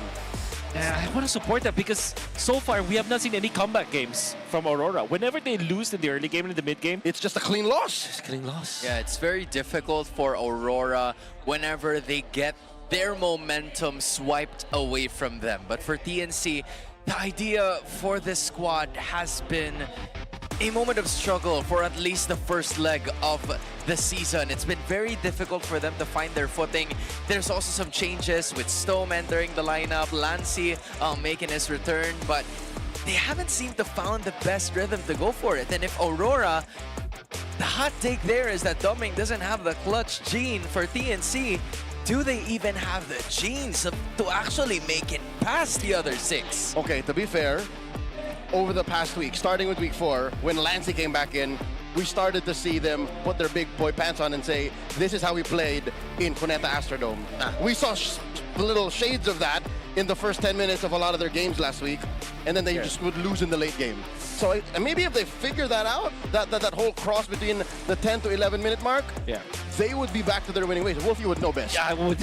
You know this. Yo. Yeah, okay. It's real.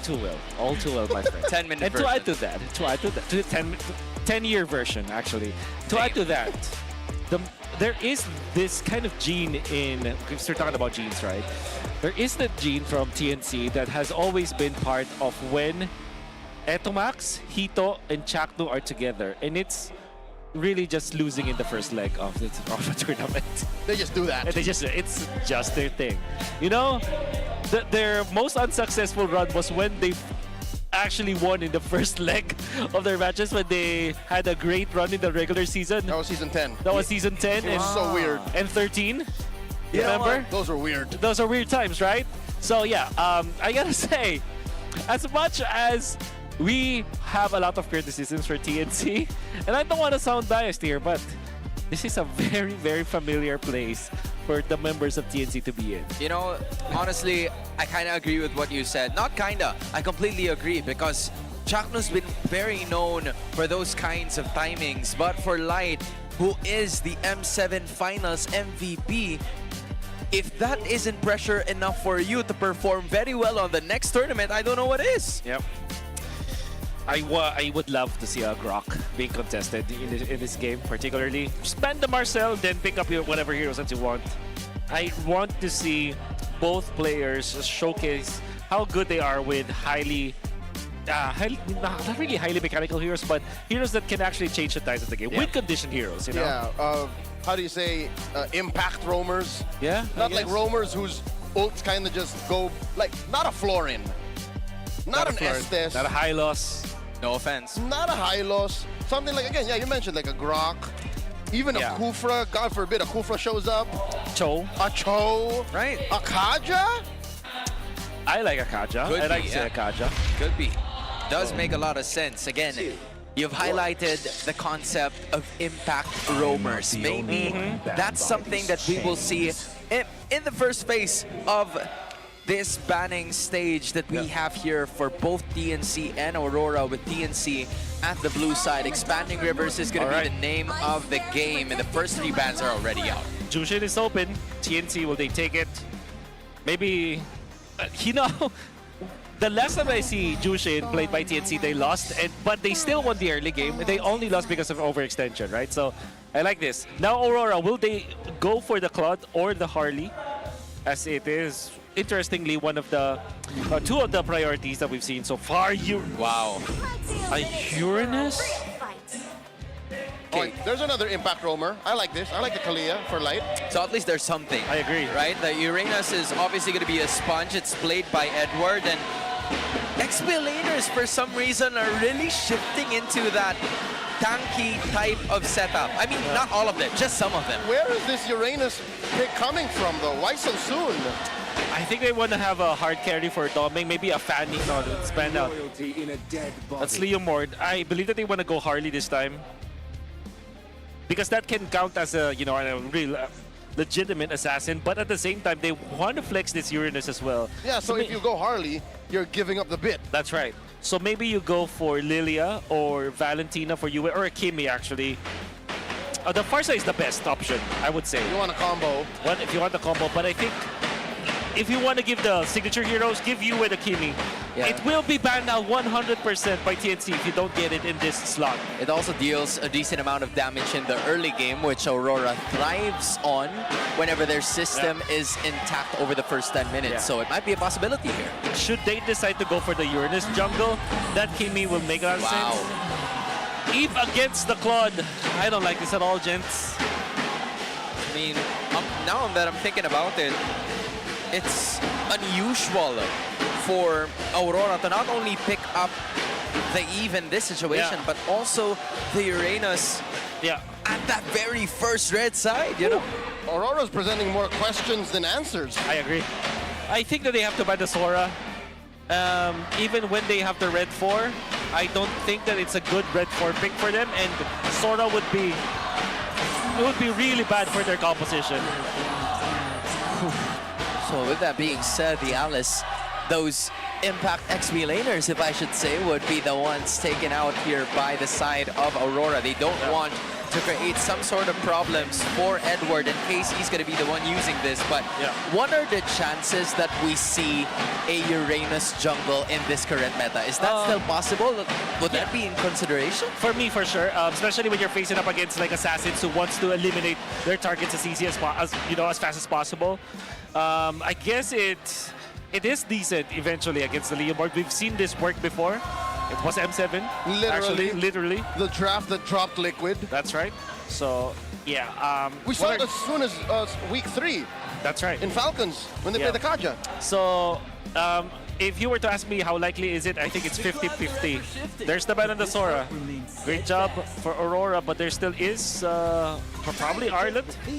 Nice ban on the Bruno, by the way, from TNC. Now, what do you answer? You have Granger and Carry for Aurora or Obsidia. And Aurora would wish that they picked up the Kimi, honestly, because now they will have to rely on Doming's carrying capability. So you want to go for the carry, but at the same time, you kind of want something like an Obsidia that has a lot of damage in the latter portions of the game. If they go Granger, that will be a tell for TNC that Aurora will go for an assassin for Demon Kite.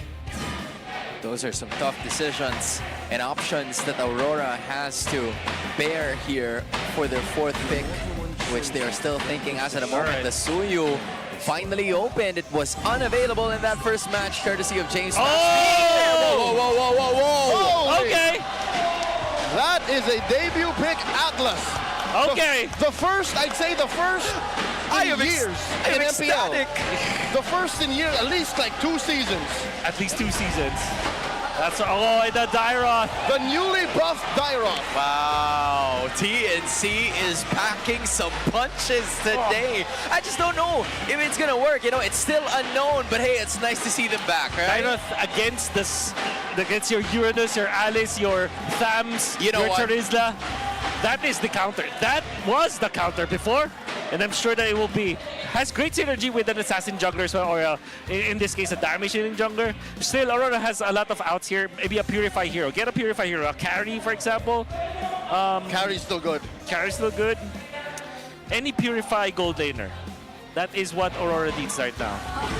Man, that is quite a surprise. Obviously, carry is going to be the choice here for Aurora, but TNC giving us a headline here. Atlas and a Dairoth. It's like, I don't know if you know the meme where you say Atlas and Dairoth and the guy just picks up a dusty old book and just blows it right away, and it hasn't been talked for a minute, but TNC, it seems like something has shifted with the new patch that we've encountered. You know, Chaknu, he's got this, you know that shoebox where you keep all of your memories. Yep, your old pictures, reliable. Old reliables.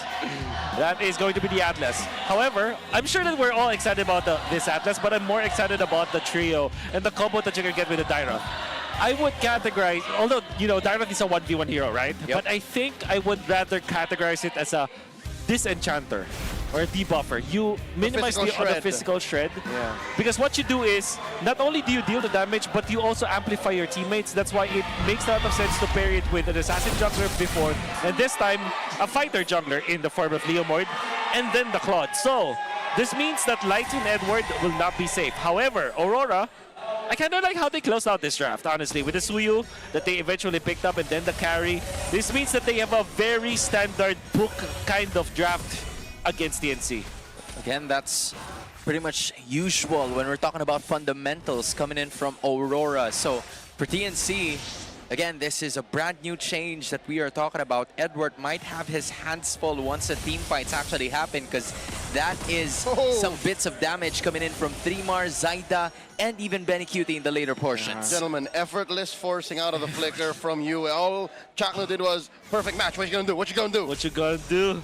That's why I don't like this Eve. I think it's more of a liability than it is an asset for Aurora. You mean like in Saudi in 2024? Oh!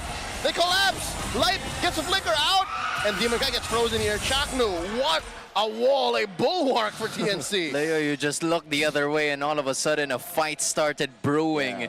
Even so, TNC unable to find something there, but Thremar is already, reinstating his aggression at the early moments of game number 1, because he knows that he can cut down the HP of Edward. Minus armor. Look at that. Look at how fast, like a lizard bird is taken out. Lizard, by the way, has extra plating or armor, so that's just a nice tech to see. And I want to see more of this. Like combos that are usually just stun and damage. Combos that are like more, nerdy in nature. Cumulative effects, basically. Here we go, Zaida calling in by BL. Answer with an RWM, Light, a little too far from home. Gets taken down by Chakno. The trade for Zaida and the choke up. Can they take down Demon Kite? Thremar finds him. Wow!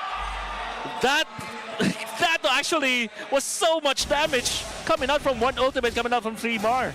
By the way, I think that most of the people right now are in agreement that Dairoth has way better early game but worse late game compared before, which I think that TNC really needs, because they have to really stop this Suya from snowballing out of control. Not to mention they have insurance policy in Claude. Benny can go ham.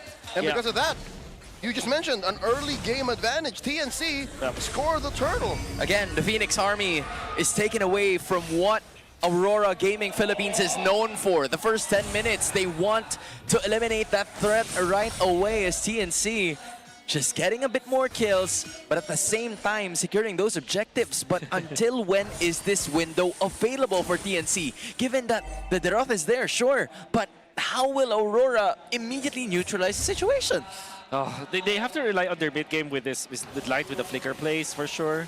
Yue, as long as he's able to get the items, he will eventually be a problem. But like I said, he's more of a liability. Ow! Ouch! And by the way, the last time that I remember Demon Kite and Light as a duo defeated and eliminated Benny QT and Chakno as a duo was when Atlas was still pretty huge back in Season 9. When you still say Fatal Links in the MPL. When was the last time you ever say? I'm about to. Man, I mean, TNC and Aurora, after that team fight, there weren't a lot of things happening anymore, just them rotating around the map. You would kind of understand because of how tanky Edward and Light is. Still, their battle spells are actually going to be available right now, but in 40 seconds, there's a bit more time for them to either get a pick-off, steal some of the jungle objectives before that major objective appears. Look at what 3mar is doing, and I think this is what you do if you're a Dyroth. You just clear the waves, get out of there. Don't really engage actually with your XP lane matchup. And if your matchup actually engages against you, you will have almost always have the advantage. It's rare that you see a full-on losing lane like this, especially from such an early pick. Oh no! Perfect match! What is Chakno looking for? Getting that freeze on at the Dominkite. They're forcing a reaction out of the carry. Reaction for sure. It's not even... Sky Piercer priority for Demon Kite, despite all of the problems that they will have to face in the early game. Well, they're still, you know, neck and neck in terms of gold, but Light's gonna be right over here. Okay, a perfect match. And they answer the Purify, no one home. They collapse onto the turtle. Real manipulation, down goes 3mar, Dominkite finds him. Zaida still gets the turtle. Benny Cutie with the blazing duet. The choke and the slam by Lansing, down goes Light. Zaida taken down by Demon Kite, and they still continue. Lansing's up next, Yue hits him with that Void Crystal, and in comes Demon Kite, surging forward, backing on out of there. Chaknu couldn't find the big time ult. That was a brave take coming in from Lancey as he gets the kill, but Aurora, I think they got more than what they asked for. Absolutely questionable play coming out from Chaknu, going in for the Fatal Links on to Light. Light, all he has to do is pop his own ultimate, and then all of a sudden you don't have a fighting power anymore for TNC. I don't know what Chaknu was thinking, committing the Fatal Links on the Kalea. Benny, have to be MI out here. This is a 4-man coalition from Aurora. They will have their turret. 3mar looking for it. Spectre step into them. 3 looking for the Fatal Links. No one home. RWM. After by Tsunami Slam. Another blazing duet. 3mar finds Yue. And now it's Light up next on the docket. Zaida gets a kill. And they're looking to choke up more. Dominkite and Edward trying to protect this turret. No creeps for TNC. All right. That's the problem with the Eve. We saw that even when he's able to dodge the Fatal Links with the ultimate, and even Light also dodged the ultimate, the fact of the matter is there's just so much damage from TNC that they get taken out afterwards. Still, I would not be comfortable if I'm TNC because they had to take 5 heroes. Yeah. Just to take out the 2 heroes of Aurora, and they might not even be able to push the tower up top. And mind you, this is the early game as well. Chaknu, no ults, but it's enough. The freeze was gonna take down Dominkite. Zaida finds him. Wow! Zaida making a triple as he takes Edward too. Demon Kite can't find retaliation as Zaida finds him. No surge, no queller, no sever. As Demon Kite gets away by the skin of his teeth. Oh, there was still enough room for Demon Kite to escape, but the damage has already been done. Their target was Dominkite. They added one more, and they take the turtle for themselves. Oh, TNC with the commitment up top. They have taken out the lead from Aurora. taking it for themselves. That's a 2,500 mountain that they were able to climb and take it back for themselves. Now Chakno is looking for another prey. Oh, Chakno, perfect match. Where's Demon Kite going? He's getting knocked up one way or another. Blazing the way by Bene, and a choke down. Lancey Stores. You may have escaped the first time, but not anymore, says TNC. They're slowly building up on their lead here, although this is only hundreds that we're talking about, but the Phoenix Army is starting to use their kits that they should have over the first 5 minutes. And another kit that they also abuse is the fact that the Expanding Rivers, the map pick of Aurora, their comfort map, in fact, was utilized by TNC against them, and Demon Kite did not respect the fact that there will be 4 people eventually that can be in his face just because of that Expanding Rivers river flow. That's such an amazing usage coming out from TNC. Suyo is slippery, but not against 4 or 5. That's right. It's a little too much to ask. Yep. That is too much damage to take as well.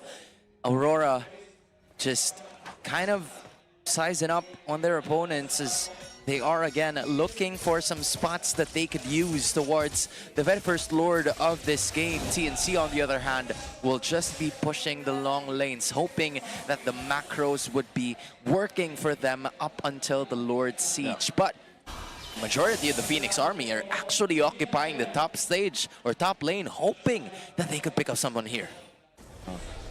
Chakno now with the conceal and the rapid boots, obviously. I like that.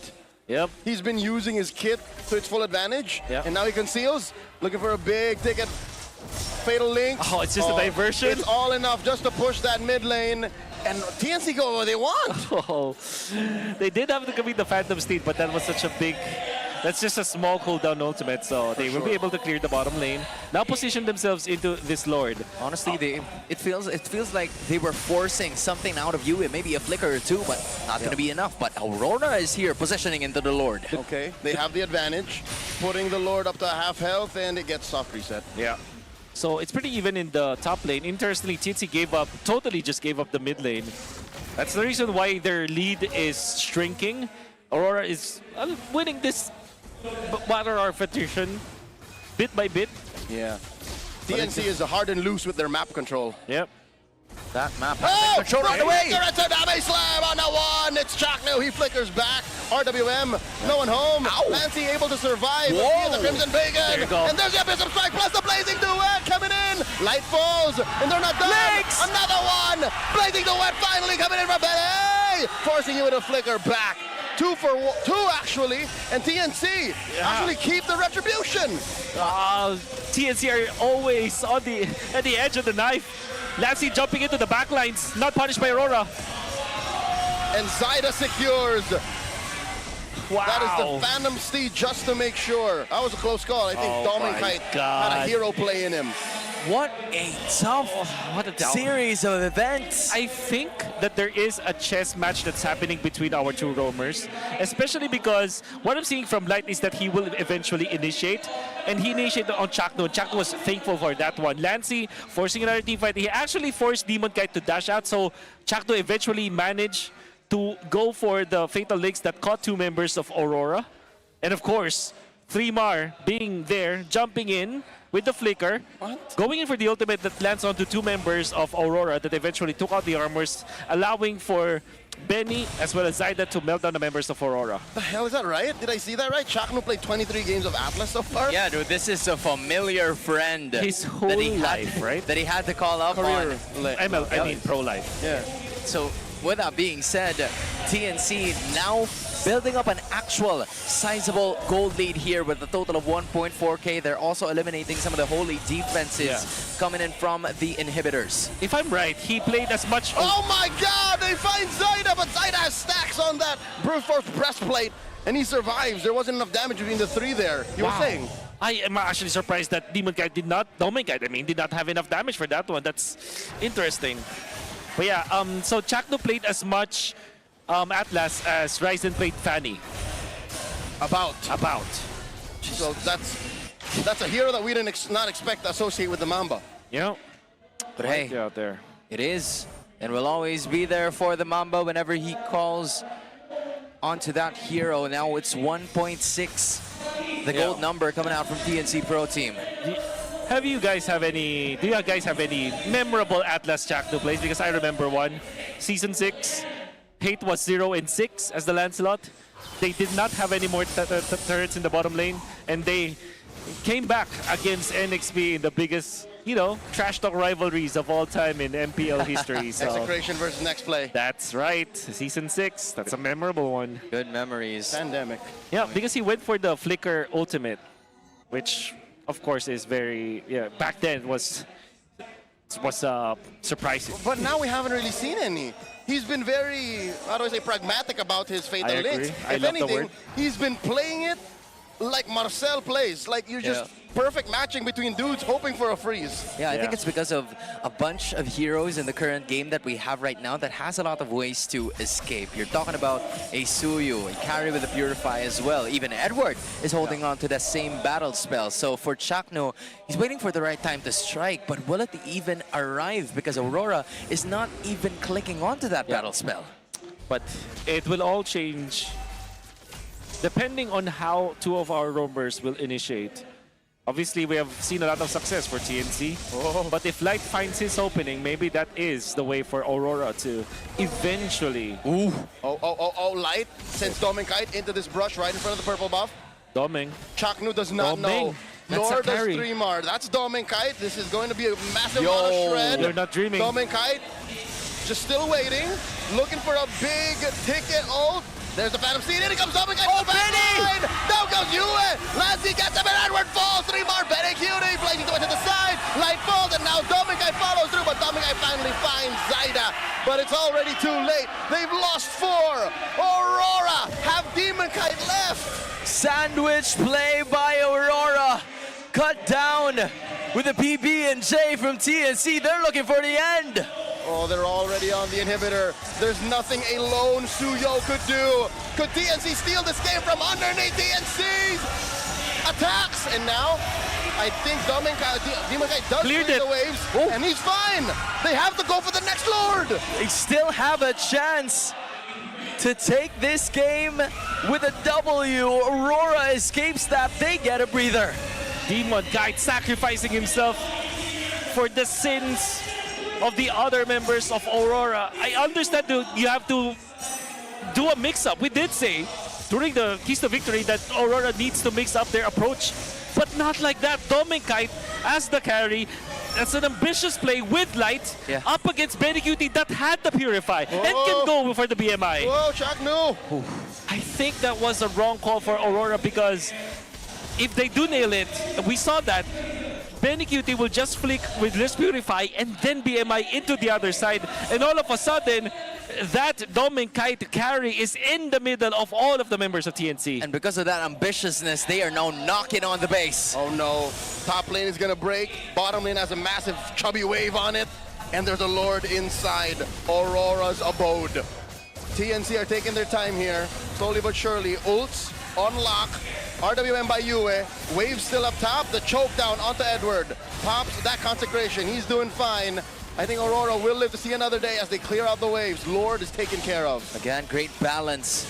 Juggling that total damage from Aurora. Although I feel like for TNC, they got more of that trade or of that siege because all inhibitors are finally out here 16-7 in terms of the kill score. So again, this is the Aurora that we are talking about. They are currently backed into a corner. History says that in Season 17, they cannot find their way out of this. But is there a window for them to do that even if all the inhibitors are down? No more than 20 minutes ago, we said if Aurora's down, there's barely any comeback.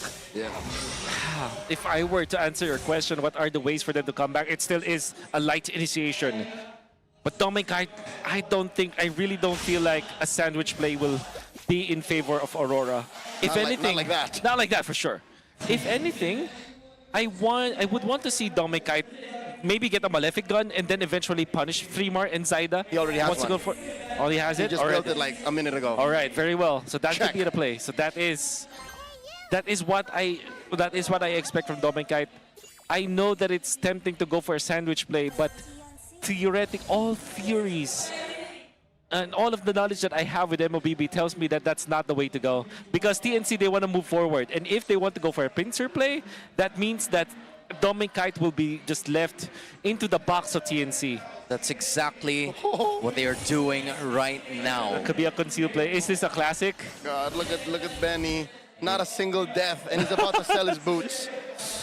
Give him a minute, and his boots would then turn into another item. And dude, that is an 0-0-13 Claude that we're talking about. He hasn't even had his first kill. So with that, TNC is holding on to the macro lead that they have, but Aurora is only 1,000 behind. Gentlemen, am I seeing this correctly? Yes, you are. Kite actually has more farm than Benny. Oh, okay, that's interesting. And I feel like it's...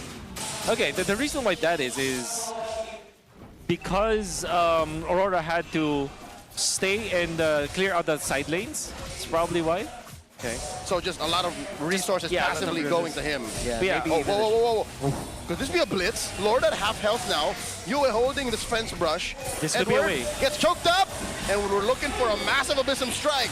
Does not pull the trigger just yet. And Chakro asserting himself. RTBM, the answer by Yue. Wailing away via the Quella. 3 more with the Lord take! As Bene Cutie falls. No one from Aurora has folded just yet. Kite is firing off as he serves up a kill to Demon Kite. And 3 have fallen for 1.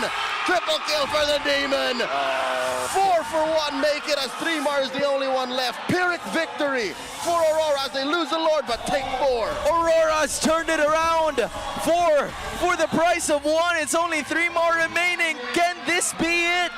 There is a way. There's one minion, there's one cannon minion. And then eventually TNC's minion wave will spawn. Yeah, 3 more can defend this. But that is exactly what Aurora needs to do. We talked about how they should go front to back up against TNC. Oh, God. And that's exactly what they did in that Lord fight. An absolutely good way for Aurora to solve the problems that they're having right now. That is the best answer. As we've mentioned, even when there is that Lord that was taken by TNC, everybody from the front lines, Yue is just dealing the damage, especially with this lantern.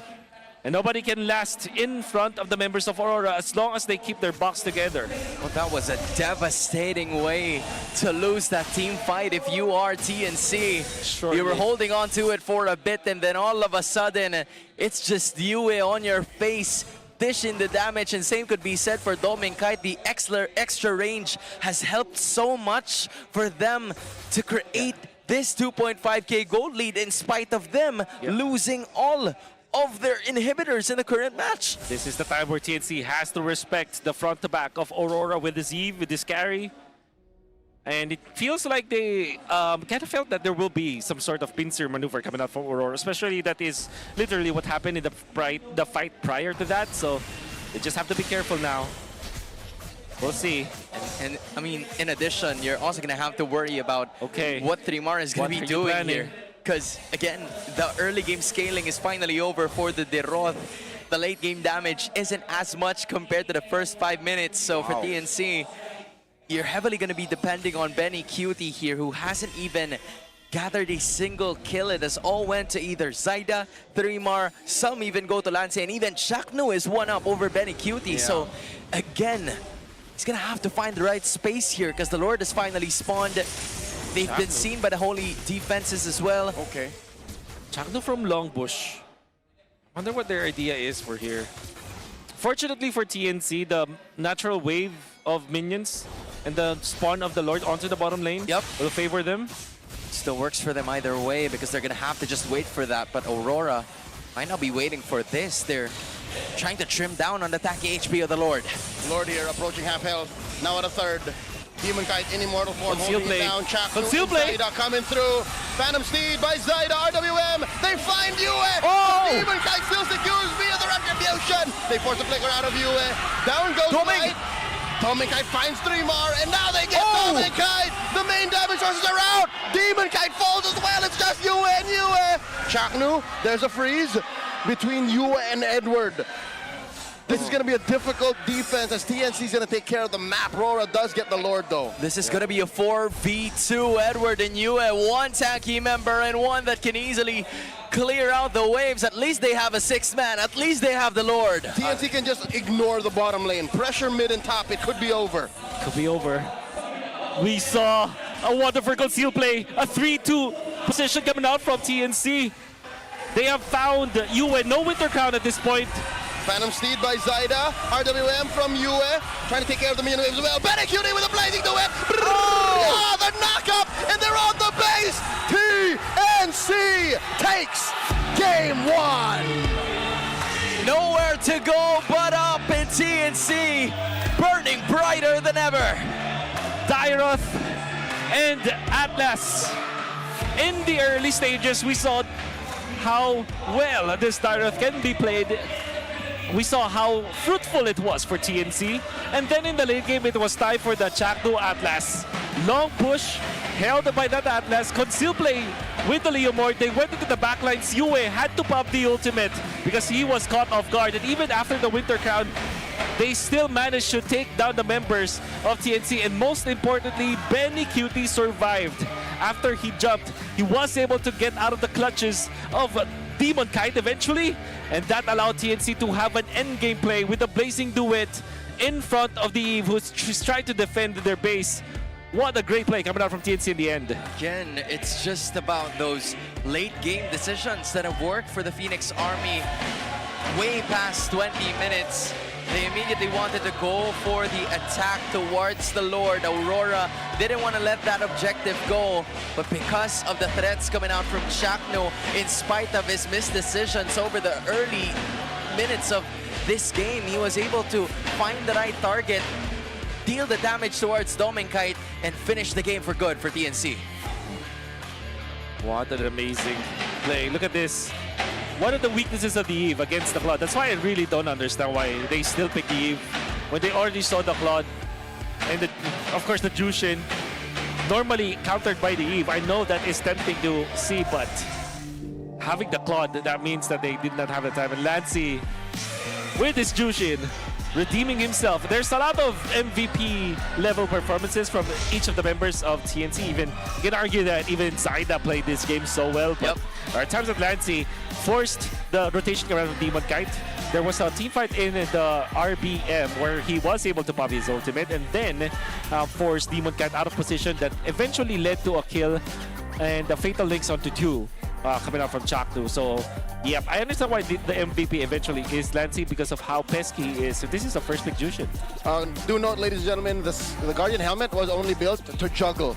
As you can see, the Winter Crown gun, Immortality gun, this is his next best thing. Yep. He survived the fight, he walks away for like 5 seconds, he comes back in, he's topped up. Yep. That's why you build Sky Guardian helmet in a GIF. Yeah.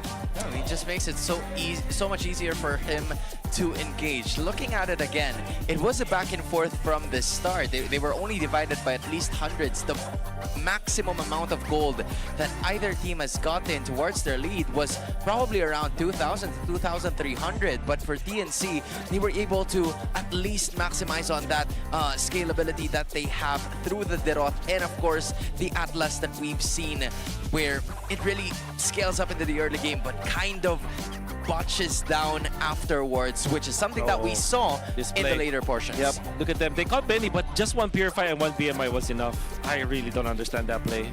Okay. I mean, it's ambitious for sure. Here's my theory. At this point in the game, 14 minutes in, it's clear that Aurora, despite the 1,000, 2,000 gold lead, it's small. It's almost negligible in most situations, but I think what really broke the camel's back was their lack of utility. Look, the Uranus does nothing. Yeah. The Eve is so stationary. The Suyo is cleanup, and then all Dominkite really is a glass cannon. So they're just very selective, or there's a very narrow selection of attacks they can do. So the next best thing was, let's try this pincer maneuver. Yeah. Compared to TNC, you can do so many things. That's right. Yeah. But the following team fight was when we saw the box from Aurora, it looked good. It's just that TNC eventually solved the puzzle. I think, honestly, like I said, this is a chess match between two roamers, and then eventually became a chess match between two teams where, okay, this is my play. Let's see how you counter it. I don't think that is how chess works, but I think you get what I mean. I kind of understand what you mean. We're going with analogies. TNC is a queen. Okay. And then RORA, you can call him a bishop or a knight. Okay. A lot of maneuvers, but it's limited compared to the sheer amount of utility TNC has. Yeah. That does make a lot of sense. It makes it so much clearer Okay. in my head. It's just that when you kind of look at it based on what you were saying a while ago, Leo, it's the Eve, the Uranus, and the carry could pop off, but there needs to be someone that pops off so they can pop off. You have to set it up like it's 2 steps. I have an analogy now. Okay. It's a boxer that tries to win against an MMA specialist. There you go. I have another one, but Okay. it's not an analogy. It's a 2-factor authentication. Yeah, they have the password, but they just can't get the other device that says... You need to look for the email. There you All go. too well. I know it all too well. So many times. we've described it to you folks in many different ways. Yep. Oh my goodness. That's what happened here. Yeah. what But happened. what a start for game number 1 that we Beautiful. saw from both teams. TNC eventually taking game number 1 away from Aurora. We cannot deny that Aurora is still clever as ever whenever they go for those Lord team fights. But TNC, due to the damage that they already did from the 3 inhibitors that were lost, there was just a lot of things that Aurora needed to worry about. Yeah. And unfortunately, they didn't have time to solve it, and also they didn't have the tools. But I feel like in this battle, it's clear that TNC is the team that had their own rotation and own composition that they brought to the table after the patch. I really love this Dairoth. I want to see more of it. And with that being said, Dairoth, Atlas, we already saw it, but now it's time to see the Smart 5G ping test. Guys, anong masasabi nyo kay Chakno ngayon? Bakit? Ano meron sa buhok niya? Bagong gupit ka? Hindi, tagal na yan. Anong tawag dyan sa gupit mo? Gupit ano? Tipid. Hindi, pag pinagupit mo kasi ito, next gupit mo next year na eh. Ito yung gupit ko pag malungkot ako. Malungkot ka? Depende sa gupit. Okay, anong favorite sound trip mo ngayon, Chakno? Ano na lang, sample na lang from your favorite song. Favorite song ko? Ano, depende. Pag nanalo kayo, meron bang sample? Pag nanalo kami, kakanta ko sa stage. May baon ba kayo na bago? Wala eh. Yung pa din, para ano lang, reverse psychology lang. Wala na. Sinabi ko rin eh. Wala na. Wala na. Ang dami ko nakikitang edit sa'yo sa TikTok Anong reaction mo pag ine-edit nila yung mga montage mo? Di na ako masyadong, wala na ganun yung FYP ko. Alam mo kung bakit marami nakatutok? Marami pa rin nag-aabang sa ngiti mo. Abonjing o Edward Balboa? Ikaw may iniwasan ka ata. Ano nga, hindi ko naman tinatanong kung sino eh. Ano ang nagpapasay sa'yo ngayon? Paglalaro. Pinapawisan siya sa mga tanong. That was actually pretty funny. I felt like that was a mic check for Odin more than it was a mic check for Edward. That is how cool, calm, and collected Edward was heading into this match. Yeah. Did he make a choice? I didn't hear it. Yeah, he didn't. We immediately went to the next clip. So neither. Neither. Yeah. So Okay. for anyone who's calling him Abunjing or Edward Balboa, you need to cut it. Just like Mr. how Dapadap now. Yeah, Mr. Dapadap. just like how we cut that clip. You know? Yeah. And also that's also how we should cut the Uranus second pick for Edward. Great way to bring it to that. Yeah. I would love to know why. Yeah. I still don't to know go back why. and ask him. We'll ask They him. might not be able. They may not answer it like Abunjing did. You know what? That does make a lot of sense. I Mr. know you Dapada. guys Mr. Dapada. probably have. See, you're the one that I was talking about. Should stop using that. Okay. But hey, nevertheless, we can go to our hosts because they have something to talk about. Thank you so much, casters. But before the meantime, pahinga muna tayo sa intense match-up. Makakasama natin ang ating community leaders, volunteers from the Aurora community. Pakilala niyo naman yung sarili niyo at ang inyong role. Hello po, I'm Jersey, community volunteer po ng Aurora Gaming Philippines. And I'm Christine po, community volunteer of Aurora Gaming Philippines. Hi, Ate Jersey and Ate Christine. So, paano ba makakapag-reach out ang iba pang mga gustong sumali sa inyong community? If you wanted to join the community page po, visit, the QR will be shown sa screen ninyo. Sumali na kayo to be updated sa mga happenings ng Aurora Gaming Philippines and its community. Now, meron ba tayong mga upcoming events para sa Aurora community na dapat nating abangan? Yes, we would like to inform everyone and encourage na manood ng Aurora Gaming Community Cup in collaboration of Infinix Philippines, and it will be live on April 30. Manood na po kayong lahat para a chance to win skin codes and many more exciting prizes. For the meantime, Ate Jersey, Ate Christine, medyo intense yung match-up, no? I would like to invite you guys, no, any message to our players from Aurora? Para sa Aurora Gaming, alam kong kayang-kaya nila yan. Bawi lang boys, bawi lang palagi. Huwag tayo may kinig kung ano man sasabihin ng iba. Basta may tiwala tayo sa sarili at sinusuportahan naman kayo palagi ng buong Auroras. I love the support. We just wanted you to know that you are loved, supported, and you are talented. And nandito kaming lahat ng Aurora Gaming community fans na sumusuporta sa inyo. Kaya huwag kayong panghinaan ng loob. Manalo at matalo, nandito pa rin kami hanggang dulo. Now, syempre, for sure, no, sa support na ipinakikita ng community, pwede rin tayong makahanap ng support by getting some merch. Tama ba ako? Is what you're wearing right now, parte ba yan ng merch natin, Ate Jersey, Ate Christine? Yeah. Yes po. So, bali po sa week 6, magkakaroon po ulit tayo ng merch booth ng Aurora Gaming Philippines sa MPL PH Arena. If hindi po kayo makakabili sa venue, pwede naman po kayong umorder online. And yung link po natin is nasa official Facebook page ng Aurora Gaming Philippines. Nasa bio po. And also, no, give them a follow na rin, Aurora Gaming PH. Ano ba yung mga mabibili natin sa ating mga merch? We have lanyards po, t-shirts, and tote bag. And we are down to week 5 giveaways. Visit the community page to know the mechanics on how to join and win exciting prizes. Alright, visit their page, Aurora Gaming PH, for more. But for the meantime, maraming salamat, Ate Jersey, Ate Christine, and to the whole Aurora community. Back to you guys. Much love to Denise and, of course, our community leaders coming in from Aurora. They actually got a lot going on prepared for their fan base. And in addition, if you are the players, you'd love words of affirmation brought about by our community leaders there. Hopefully, it helps them in game 2. They're gonna need it. They're gonna need it. Because Aurora has seen better days. Yeah. Oh.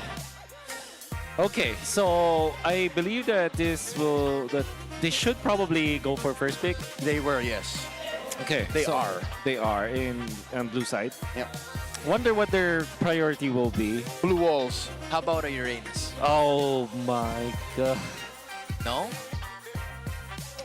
No. Hey, I was just giving an honest suggestion. Edward is a player that can play Lapu-Lapu. You see, that's what I'm saying. Like, there are so many players right now at the EXP lane who use the Uranus, and for some it definitely works, but in this composition, especially when you heavily prioritize it, I don't see the idea behind it, and I don't see how it's gonna work. Loki, I wish they were going to flex it into the jungle. Yeah. Because there's a world wherein that would have been disastrous for TNC. Yeah. But it did not happen. Didn't happen. I mean, As early as Red 4, it didn't happen. I believe that they should have picked the... I feel like they should have picked the Doming Kite Hero Red 3. Because that is also what, you know, gave them the handicap, I guess, is the word I'm looking at. It looks different. And I don't know if you guys saw just a while ago, Broken Walls, this is only going to be the 3rd game this season that Aurora's going to be playing on in it. Aurora, okay. And then for TNC, it's the 3rd one. They are currently... Oh no, yeah, they're currently 1-1 at the Broken Walls. So I'm not sure how things are going to be like, because again, this is going to be the most neutral version of the map for both of the teams. It's just that the prioritization of the heroes in the draft is really what's going to be emphasized here if they do it wrong. Yeah, it's the most neutral and forgiving. Yeah. Because certain things are only possible in Broken Walls. That's right. I think when Yap could ban the Harith, this will force Aurora to think about the Claude, but they might not first pick it, right? It's an awkward first pick for Aurora. They might just settle for... Okay, so that's Valentina because the Jushin's not available. Yep. I think this is 100% going to be a Claude +1. Maybe Claude and Leomord or Harley. How are you feeling about Asora in this one? And no, there's Valentina. Don't run into that. Should be on the other side. Should be on the other side, Yeah, for sure. they're going to be picking it up. Okay. I support the Leomord. He's just better in Broken Walls. I second the motion. Leomord Claude, I feel like, for TNC. I might go for Farce. Actually, Lilia Claude. Gentlemen, not it just too bad. happened. What just happened? Atlas has 100% win rate. That's right. Oh, That's yeah. right, I agree. So there's the Claude. And now, is this Leo Mort? No, okay. I think I'm fine with this. This I'm fine with because there is synergy between Claude and Uranus. Already. Okay. All right. I see you have some 3 I qualms remember with it, my friend. there's a lot of memories for 3 Uranus. Yep, that's good ones and bad ones. That's his debut pick in his opening Is it? season, season 7. Yeah, season Was 7. You should know that. Yeah. He was bullying the likes of Renegade and Yaoi and Yeah. James. That's right. You go Eve now, right? If you're TNC or Lilia. At best, at worst, I mean, go Zetian. Oh, how about the Luyi for Lampsey? Or the Lunox. Yeah, they could go. Ooh. I mean, they could go for either of that. It depends on what they want. More than 6 months later, people still say, when I say Lunox, they say Lancey. They say Lancey. Yeah, they say MMR. What are you guys talking about? Go Luyi. They might all come back to watch all of a sudden, just thinking about it. That's right. I think it's safe to get your mid lane right now for TNC because you still preserve your Uranus. Luyi, Lancey, please. Okay, Suyo. Much better jungle pickup for sure. Especially because Zaida can play this well, and I don't want to see Zaida on Uranus. Yep. In addition, you're also going to be limiting down the options for Lancey with the mid lane because again, Valentina is already available. You don't want to pick up the Sora, so that is not even going to be a part of the ban for either of the teams. So given that is already a throwaway, what are some of the considerations that both of the teams can look out for? First off, from Aurora. From Aurora, I think you ban Luyi eventually and Kimi, as those are the heroes that will make it difficult for the for this Fredrin. I think there is a world where you ban Lily as well. There you go. That's why I feel like they should have third picked the Luyi. But at the same time, they don't want to lose the Suyu, so I don't understand that scenario. It's an either or situation for them. Yeah, maybe they wanted to give Zaida a hero that could, potentially carry in situations where it's very difficult for them in the early portions of the game. But you still ban Sora if you are TNC. Yeah, might be a possibility again. Yeah, especially because RORA are now going to be looking for damage in their XP lane. Who knows? Maybe they're the team that eventually gets the Tyrant themselves. Especially now that they see the Uranus. The Uranus, yeah, that's right. But they might just go for Adalis, actually. Still makes a lot of sense versus TNC. Now, if you're Aurora, you ban Lilia, I feel like. Or Zetian. Alice might even appear here for Lancey. I don't know. It totally depends because again, there have been some instances where TNC tends to explore their heroes, just like what we saw in game number 1. But yeah, the Kimmy's gonna be the final choice. I'm thinking Zetian here or Farsa. The safest play definitely is the Farsa. Eventually, you can last pick your Kalea if it allows for the situation for Chakto to get that hero. I feel like in this pattern the TNC is playing, maybe Chakto is the last pick. There is a world where they go for a Zetian as well. I feel like, but that's so late game centric though. Maybe they just go for Lunox, I guess. But yeah, but that Zetian I feel like is the best option here for TNC. Yeah, I think right now they are considering Chakno's hero as both Edmas and Chakno are talking to each other. So with that, it's going to be a Valir. Okay. So again, no Lunox. No Lunox, or maybe Rome Valir, are you saying? Valir. I don't know. We saw it before, but it's too... Wouldn't be impossible. Wouldn't be impossible. Right? But I'd say it's still far-fetched. I'd say it's like a 1 in 10 chance. Yep. Yeah. Man, I hope there is a chance where Edward just picks up Lapu-Lapu. And I kind of don't like that for Aurora. I think you're better off with Arlet, but it's banned out. How about the Rizzler? Rizzler is great. Oh, just Lapu-Lapu. So they revert to the default. It's just default for them. TNC, they can go for Gatot Kacha. Or a chip, maybe. Ooh, I'm not against this being a Rome Valier. Yeah, dude. Honestly, you were talking about the 1 out of 10% chance. This might just be the one that you're seeing. Let's make it spicy, TNC. And in addition, I feel like for TNC with this patch, they've just gone wild. They you know? figured it out. They started figuring it out because they've been exploring a lot of heroes that we haven't seen all throughout the first 4 weeks. Yeah. But Wolf, if this is a Rome Valier, what do you do? What do you put in mid? Novaria, maybe. Huh. I don't want that, but I think I think that one the tank Hylos. Okay. So keep it simple. Yeah. That's the least, but obviously Hylos. Imagine Blade Armor Chastise Pauldron against the Moskov. That could be a way to go. Yeah, because I was gonna say, who solves the Moskov? Because Valier will barely get any spells on the Moskov. You're outranged. You're outranged. Yeah, it's very difficult to handle Okay. that. But the good thing is there is a high loss now, so that kind of equalizes it. I think that for all intents and purposes, the mastery of Aurora with this kind of composition is there. I just don't like to see just a bare Lapu-Lapu, especially when there's already a Valier on the other side, could go flicker and just push out. The Lapu-Lapu just keep, stunning and controlling HP-based damage with that one. And Lapu-Lapu, in a way, wants to go for those static mages or those static marksmen in the backlines. There is no static mage or a static marksman for TNC. Valier is not a static mage for sure. So that's why I don't like the Lapu-Lapu, but at the same time, you credit it to Aurora's mastery of this kind of composition.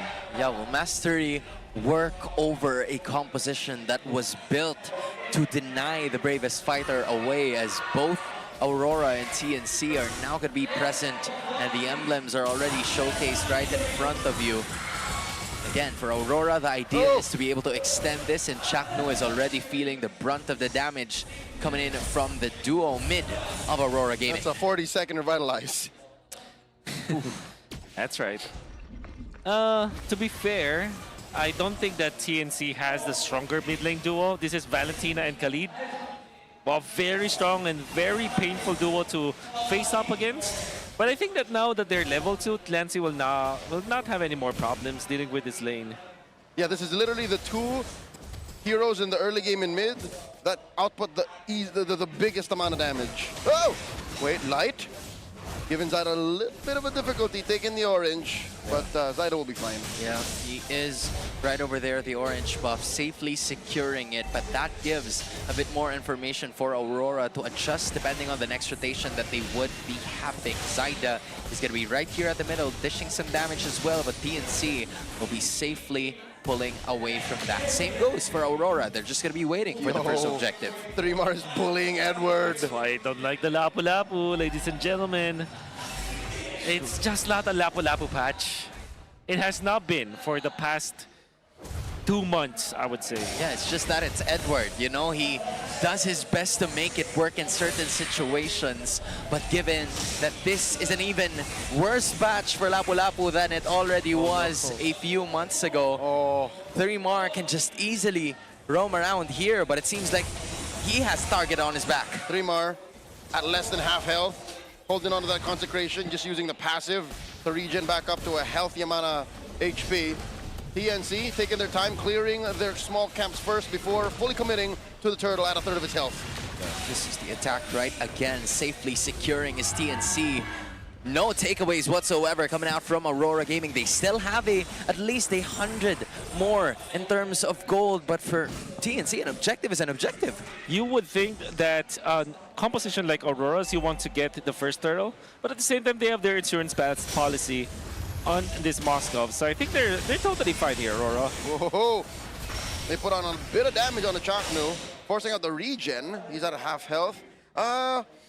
Is this what you were talking about, the positive synergy between a Claude and a Uranus? That's right. The Uranus can take care of the other half That's of the right. map, allowing Absolutely. the rest of the team to kind of babysit the Claude, whether it be on purpose or kind of like this, on rails. You really just help each other a lot on a macro sense. And in team fights, you supplement the vision for your team. You're hard to remove, and then when the opponent is overly committed on the Uranus, you can just go in with your Purify, with your BMI, Blazing Duet, and you just help each other out so much. And That's exactly what we're seeing now for TNC. And in addition to what you guys have mentioned, the Valentina of Yue can only copy the glorious pathway. Blazing the way from out of nowhere. Chaknu helping secure the exit for his gold laner. That's a bond they've had for about 8 years now. Okay. Benny Cutie, BMI through! BMI to the back, Light with the prediction. Benny safe, close call. He was able to use the Purify to get out of that situation, but that was too much of a risk coming out from TNC. Badly wanted to get that cannon and he was punished for it. Didn't get it. Had to use the Purify, so the battle of attrition into that bottom lane. For sure now, Dominkite will have the advantage. That's a double whammy for Benny Cutie. In that specific moment, Zaida doesn't want to let go. I mean, TNC is being very aggressive as to taking most of the minion waves and even the objectives coming out from the other side. Glorious Pathway by Chaknu, forcing Yue to retreat. A stolen Glorious Pathway at that. And with that, I think TNC again have asserted themselves. Oh, he got it. Dear God, did Zaida just do that? Zaida did just Grand that. Theft Purple via a charged Queller and Retribution? He just used a 360 no scope. Oh! And they want to go for heroes now. They Aurora want to with turn. the pull. And Edward with the bravest fighter. No Retribution. Blazing the web by Betty! Put down very low. Edward finds him with the flicker, re-engage. Zaida takes down Light. Zaida very low. Dominkite with the SOD reposition finds him. And there's Chaknu with a Glorious Pathway. I don't think there's enough damage, but Lancey proves me wrong as Lancey keeps on throwing flames, and 3mar gets Dominkite.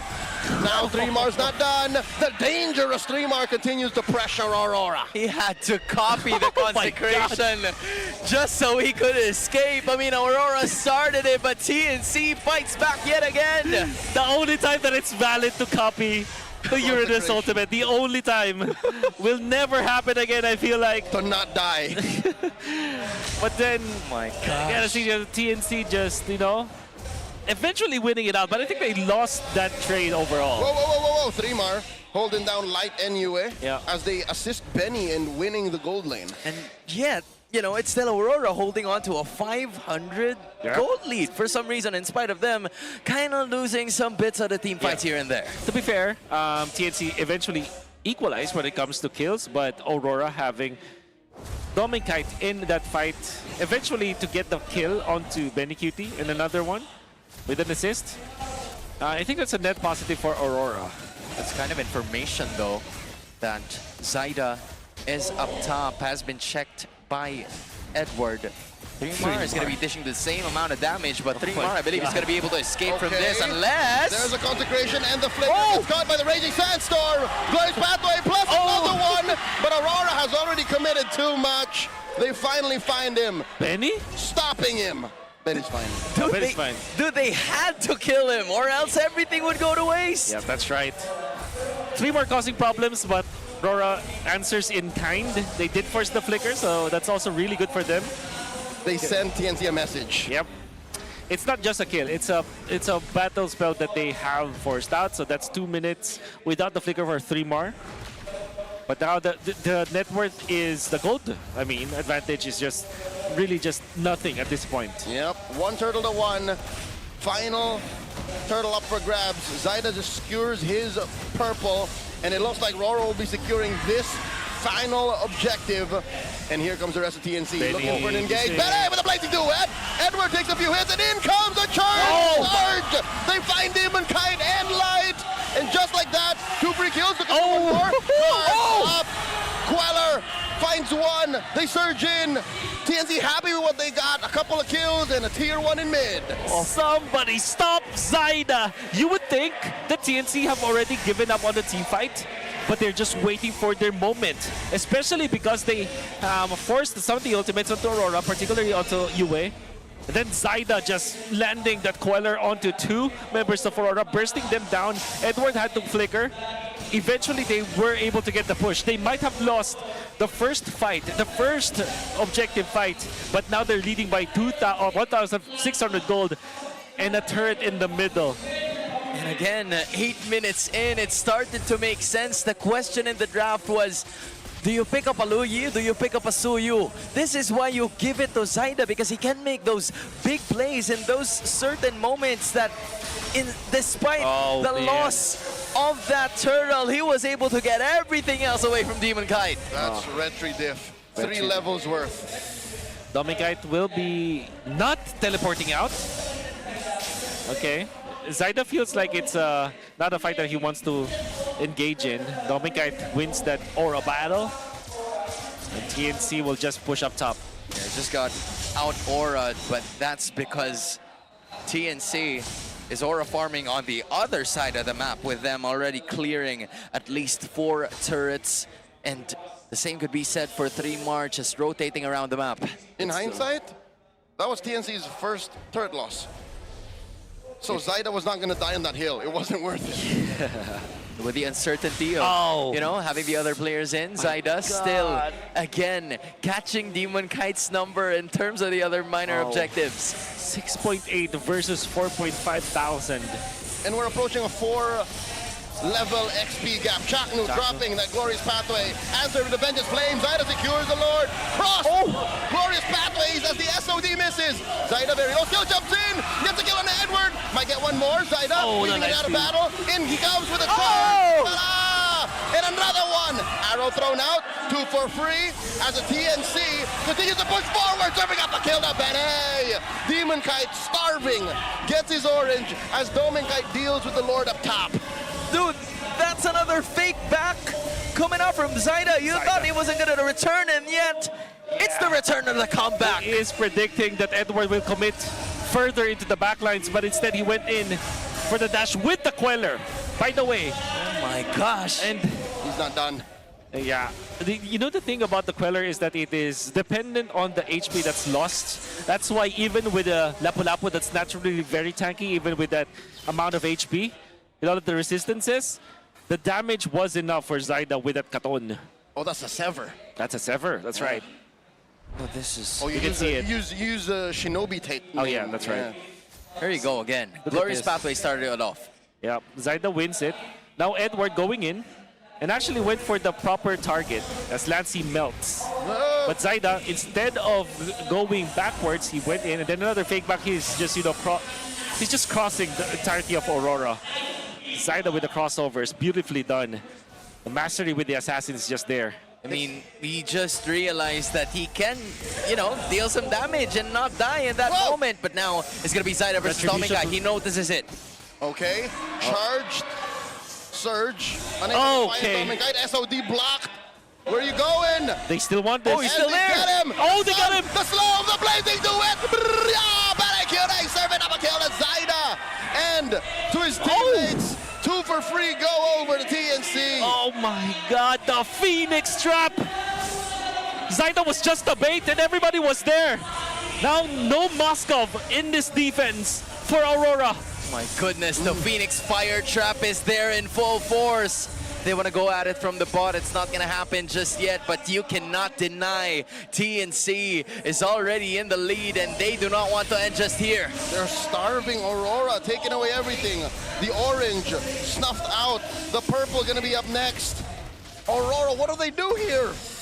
Oh, they gotta find a way to lock Zaida down and allow Domikai to just do and deal the damage. Remember, in the first series, you were criticizing the 10-pole strategies that teams are employing right now, and I gotta agree with you, specifically in this matchup versus TNC. It's all Doming.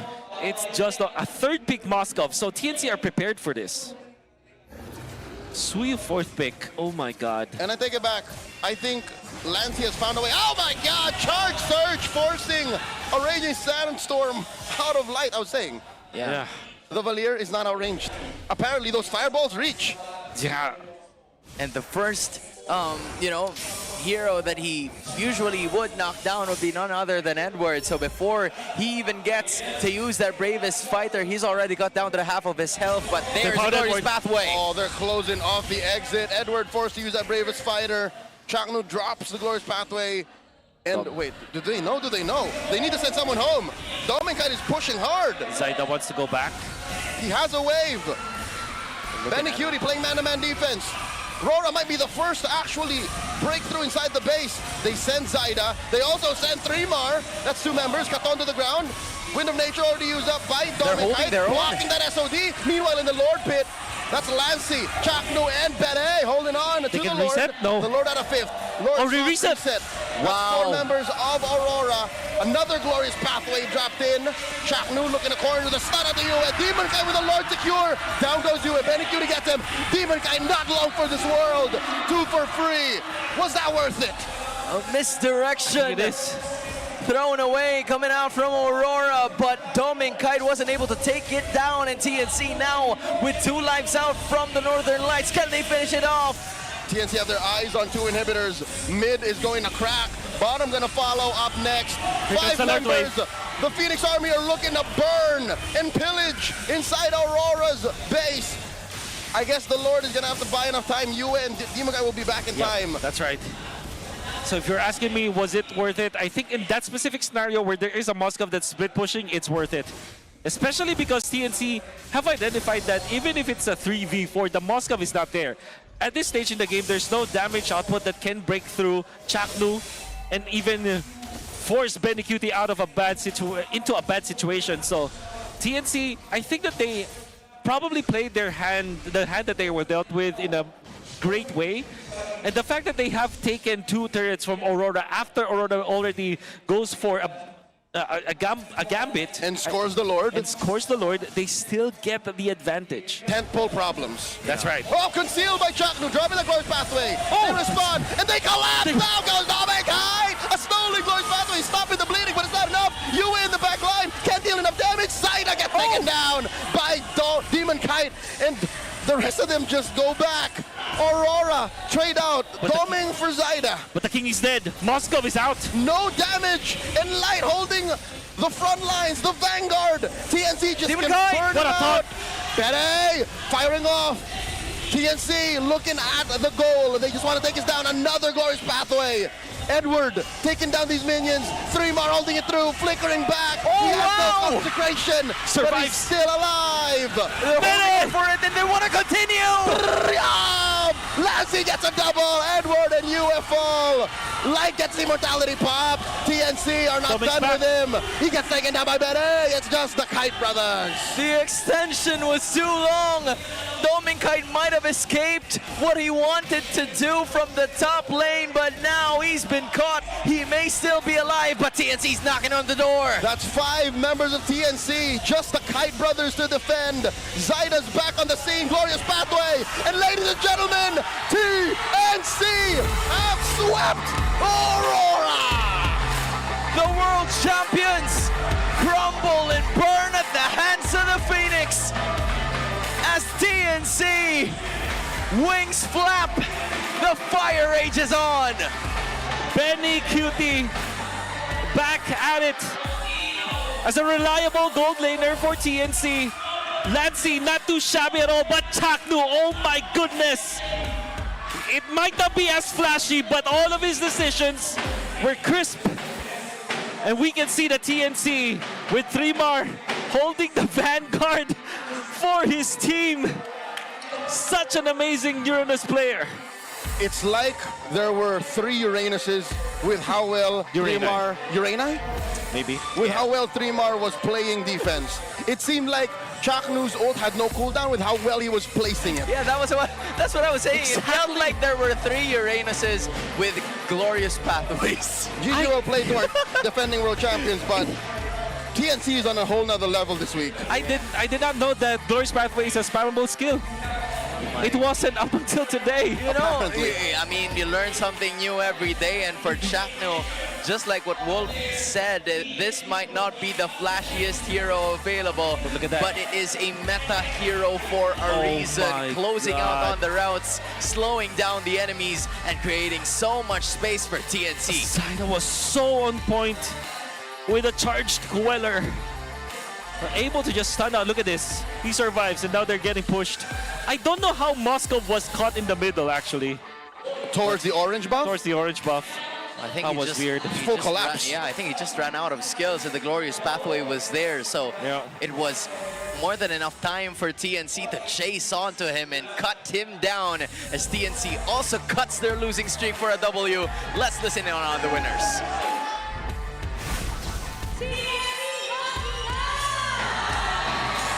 TNC, make some noise!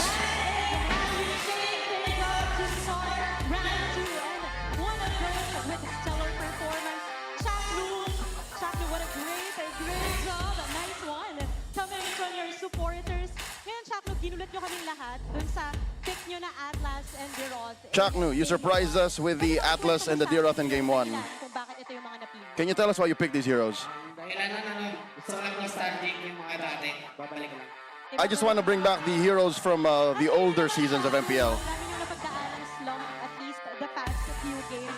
Chaknu, you went through so many slumps the past few days. What did you guys do to get back here and defeat Aurora? It's a lot of practice and trust. Chaknu, the fans missed your smile, especially here in the interview.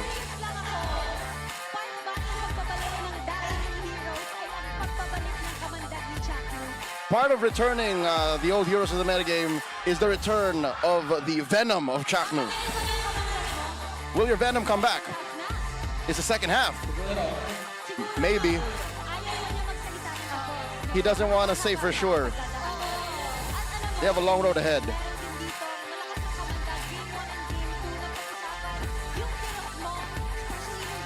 Another player who has a really strong Venom with his Diroth in Game 1.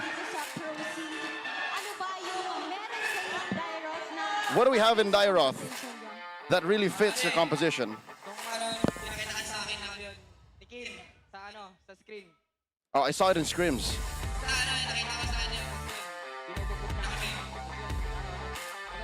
We were getting beaten up by the Diroth, and it's good against the Uranus. You picked the Uranus also in Game 2. Can you talk to us about your emblem? You used Master Assassin. Cram of SRG and MPL MY used this. Shout out to you, Cram. It's nice to see you use tips from other pro players. It's refreshing to see you win again, here in your rise.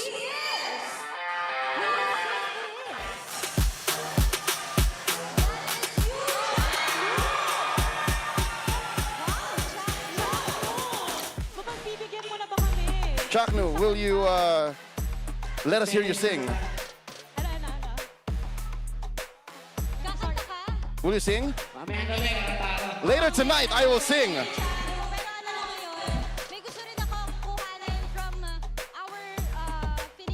There's someone I want to grab here. Let's talk about your performance. In Game 1, you used Zushin. In Game 2, you used Valier. What is your message for all these fans that don't let go and keep supporting TNC?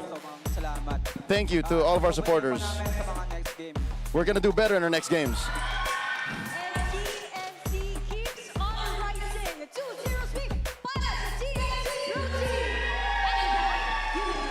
Take your bow. And take a victory walk dedicated para sa Phoenix Army. Denise, that was crazy. The MPL Arena went wild sa pagharap nila ng Aurora Gaming. They beat the world champions, Odin. Again, they shake things up, and that's round 2 for our super fans. But for the meantime, balik muna natin sa casters for their analysis.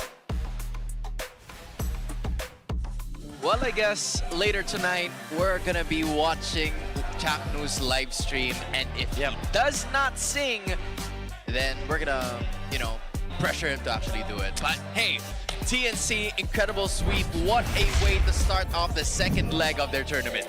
And the MVP, none other than Trimar, with the use of the Uranus. And the Master Assassin emblem that he pointed out. That you know what I really like about Trimar? Because this is a humble kid. I know that when you see him in game, you would see that he, goes for the recalls. He has this teenage angst in him. But after everything that happened in Indonesia, now here him being back in the Philippines, how humble he could be, that he credited both games to different players. Kin for the Dairoth, and now Cram for the Uranus. Not even telling anyone that it was because of him. I know that the guy beside me is very proud. Are you not, Leo? I've always been proud of Trimar. Yeah. This throws back to his debut season. He is him on the Uranus. That's right. And of course, how impactful he can be. I think it's more about the team for TNC. Surely, it looked very flashy when you're just looking at Chaknu, when you're just looking at Lancy, and then eventually from BenQT and Zaida. But I feel like the entirety of TNC, the way that they are playing this game, specifically game number 2, they look so coordinated, and it feels like they are so locked in that they know the range of their heroes. If you look back in games 1 and 2, there wasn't any overshooting coming out from TNC. It seems as if all of the heroes of Aurora are magnetized to their spells. Even Lancy, landing skill 1 onto Yue when Yue tried to go for the play. Instead of like focusing his spells onto the Lapu-Lapu, he was so locked into the game that the moment that he saw that he can actually force Yue out of that fight and they can get more out of his skills, he went for that beautiful play onto Yue. I think this games 1 and 2 will be the best games of TNC so far for Season 17. I absolutely agree. I mean, TNC Pro Team just showcased 3 different heroes that we haven't seen in a while. Not for this season, maybe for the past few seasons, but TNC's digging deep into their back, opening up an old book, just like what Chaknu has mentioned a while ago. He wants to bring back the same flame that he had with other teams to this TNC roster, and maybe through the use of some old heroes, or maybe calling up on some old friends, maybe he can do just that. Kufra, please, Kufra. Okay, so is this a tour? Is this Era's tour for Chaknu? Chaknu greatest hits. So what album is this match? Okay, this is season 7. This should be season 7. Season 6. Okay. Because that's Atlas, right? Yep. 6 and 7. So that's technically speaking, that's the Dreamers era. Okay, is it a Dreamers or a Red?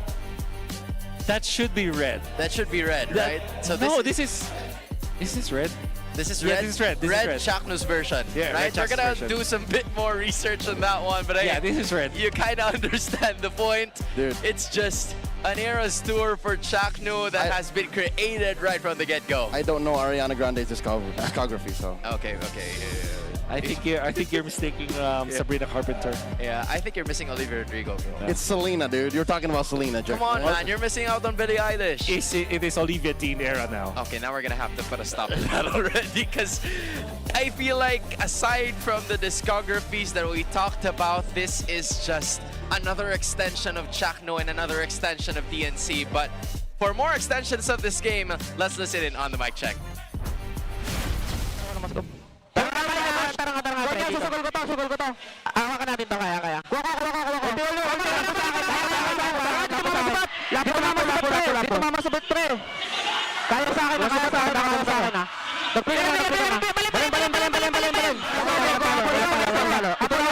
Balin. Ubusin niyo to, pre. Wala palo. Ubus to, pre. Anto pa siya. Mar. Tara. Abang. Go. Kaya ka din. Item, pre, ubusin natin dito sa Lord Pressure. Wala silang item. Mag-destroy yung Moscow top pressure. Okay na yan. Alaga mo yung sarili mo. Ready nga. Reset ko. Tara, hero tayo. Pre, balin mo ng trigger. Ubusin natin to dito, pre. Balin. Go nyo. Pilit mo na. Ay, hero lang. Ayan sila. Tap. Ubusin yan. Tara, may mid pa. Ipat lang natin. Out. Kaya pa dito. Out. Hinga tayo, guys. Chillin. Walang blinker. Stop. Kaya mo pa, Ben? Go lang. Prito. Busto. Gusto niyo pa? Nag-flicker ata, dalawa. Nag-flicker. Ay, nag-flicker na. Kalit. Bosko. Kaya.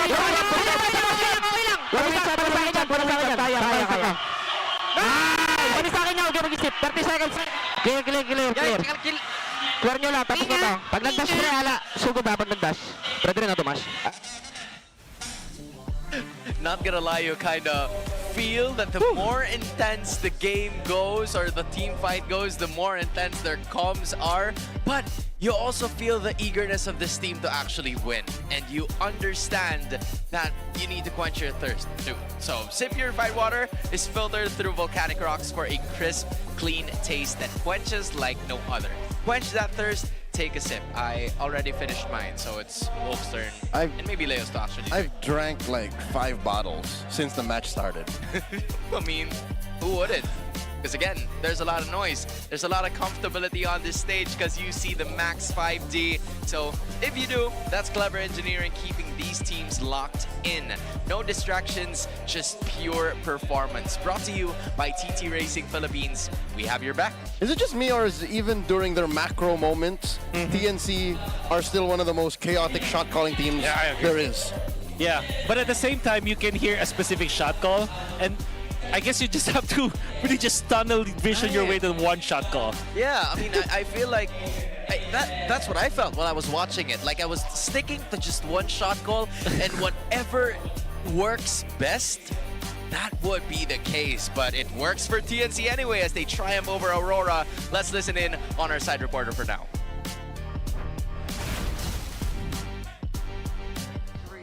Just ended our match number 2 for Superfan Saturday. It's the Burning Phoenix being way much hotter than the light of Auroras today. It's a 2-0 sweep para sa TNC Pro Team.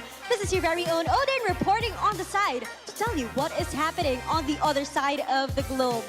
Happening right now is the MLBB Championship Tour Americas na nahahati sa dalawang pangkat. It's the North versus the South Group. At syempre, ang North Group ay kinabibilangan ng North American teams at ang South Group man ay kinabibilangan ng Southern American teams.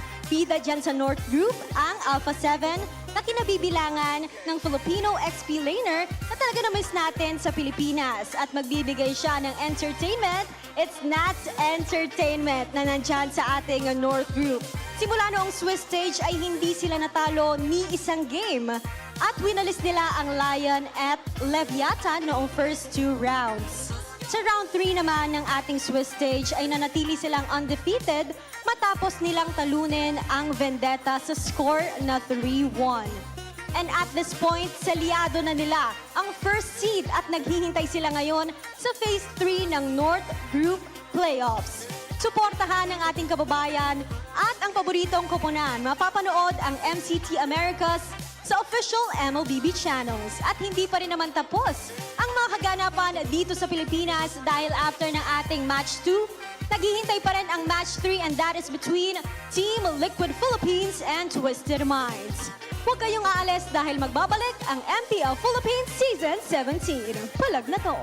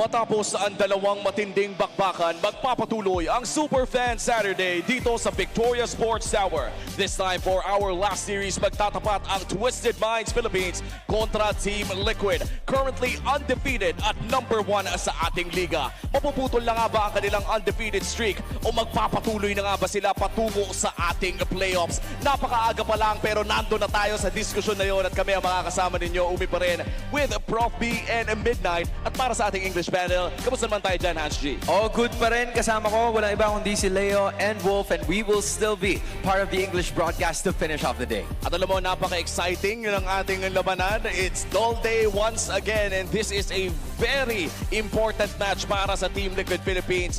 One step closer from the playoff spot. And alam mo, ang hirap talaga i-break eh.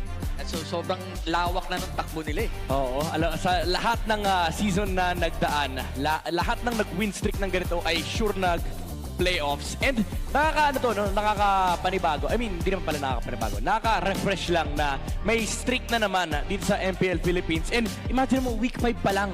Pag nanalo sila dito, secured na ang playoffs. Oh my goodness, week 5, we already can have a playoff secured team. Hindi ko maalala kung ano yung pinakamaagang oras na nagkaroon tayo ng ganito. Kasi usually it happens somewhere around week 6 or maybe even week 7. But week 5, that just goes to show you how dominant TLPH has been. And that is one step closer to defending their title. Is this tama? Again, let's not forget, even if they did fall in M7, it still could be a 3-peat. Tama. Ang hirap kasi itago sa inyo, guys. Hindi ko na talaga kaya itago sa inyo, guys. Sige. Sobrang lakas at hindi na talaga naliligaw ngayon ang mga members ng Team Liquid. Nahanap na nila yung tamang direksyon kung saan pupunta. At ayun na nga, huwag kayong mag-alala. No matter what happens, professional pa rin. Kahit mag-playoffs pa rin sila ngayong araw na to, professional pa rin sila maglaro. Yes. Kahit may potential ng 3-peat. Kasi nakakatakot ngayon, pagkalaban mo yung Team Liquid Philippines, sila naman yung nanliligaw. Oo. Ito, Tutan, nakatutok na rin naman tayo kay Dol. Kitang-kita naman na napaka-professional pa rin niya. Mahirap nang magtago at mahirap nang itago yung napakaraming pangalan na meron ngayon si Idol. Ben, isipin mo, iba-iba yung pangalan niya dyan, pero tinulay niya yun sa bawat panalo. In English, you just have to bridge it, right? I mean, at this point, you gotta understand the game, and that's the win streak na pinapagpatuloy ni Sanford sa lahat ng mga pangalan na yan. That's true. I'm speechless. Especially kasi nakita natin yung growth nitong si Sanford mula dun sa I think the longest streak niya yung as the Apex Predator, right? Yeah, I think he still is. He still is. Parang iba't ibang mode lang kapag na-activate niya. Like, siguro pag Uranus siya, iba yung maalala mo. Pag napula po si Simeon, for example. Pag may kalid sa laro, hindi siya. Basta may kalid, Raging Sanford. Well, ang kanyang katapat ay walang iba kundi ang Admiral na si Lansu na binida din natin last week. Nakita natin kung gaano kalupet ang mga naging plays niya on his R-lot. At hindi lamang yun, siya din ang team captain ng Twisted Minds currently in the middle of the standings right now sa regular season. Yeah, actually, napakaganda ng pinakita ni Lanzo. Even sa kanyang rookie debut, yung last season ng Twisted Minds, na parang nakitaan na natin siya ng potensyal, yung kakayahan niyang bumuhat sa game. And matter of fact, sa lahat ng panalo, I believe, ng Twisted Minds, siya ang match MVP. 3 beses na. Yung laban nila versus Smart Omega, yung laban versus APBR, and of course, yung laban versus TNC. And napakaganda rin ng stat line dito ni Lansu. I mean, from the start, this was a guy na nanggaling na ng MPL before. Nandun man siya sa MDL, pero pagbalik niya, parang nag-evolve pa siya lalo. Meron siyang isang bagay na wala si Raging Sanford. Ano? Okay. MDL Championship. Tama. You know what? That's true. Actually, it's true. Oo, totoo naman. Yun din naman yung natin yung biro natin kay Daddy JP. Na kung tatanungin kung sino ang totoong may kumpletong trophy cabinet, ay ang sagot talaga dyan ay si Daddy JP. talaga. Considering na mayroon din po siyang MDL Championship. And tama nga ba na finals MVP din sa MDL? Daddy JP? Yes, kompleto.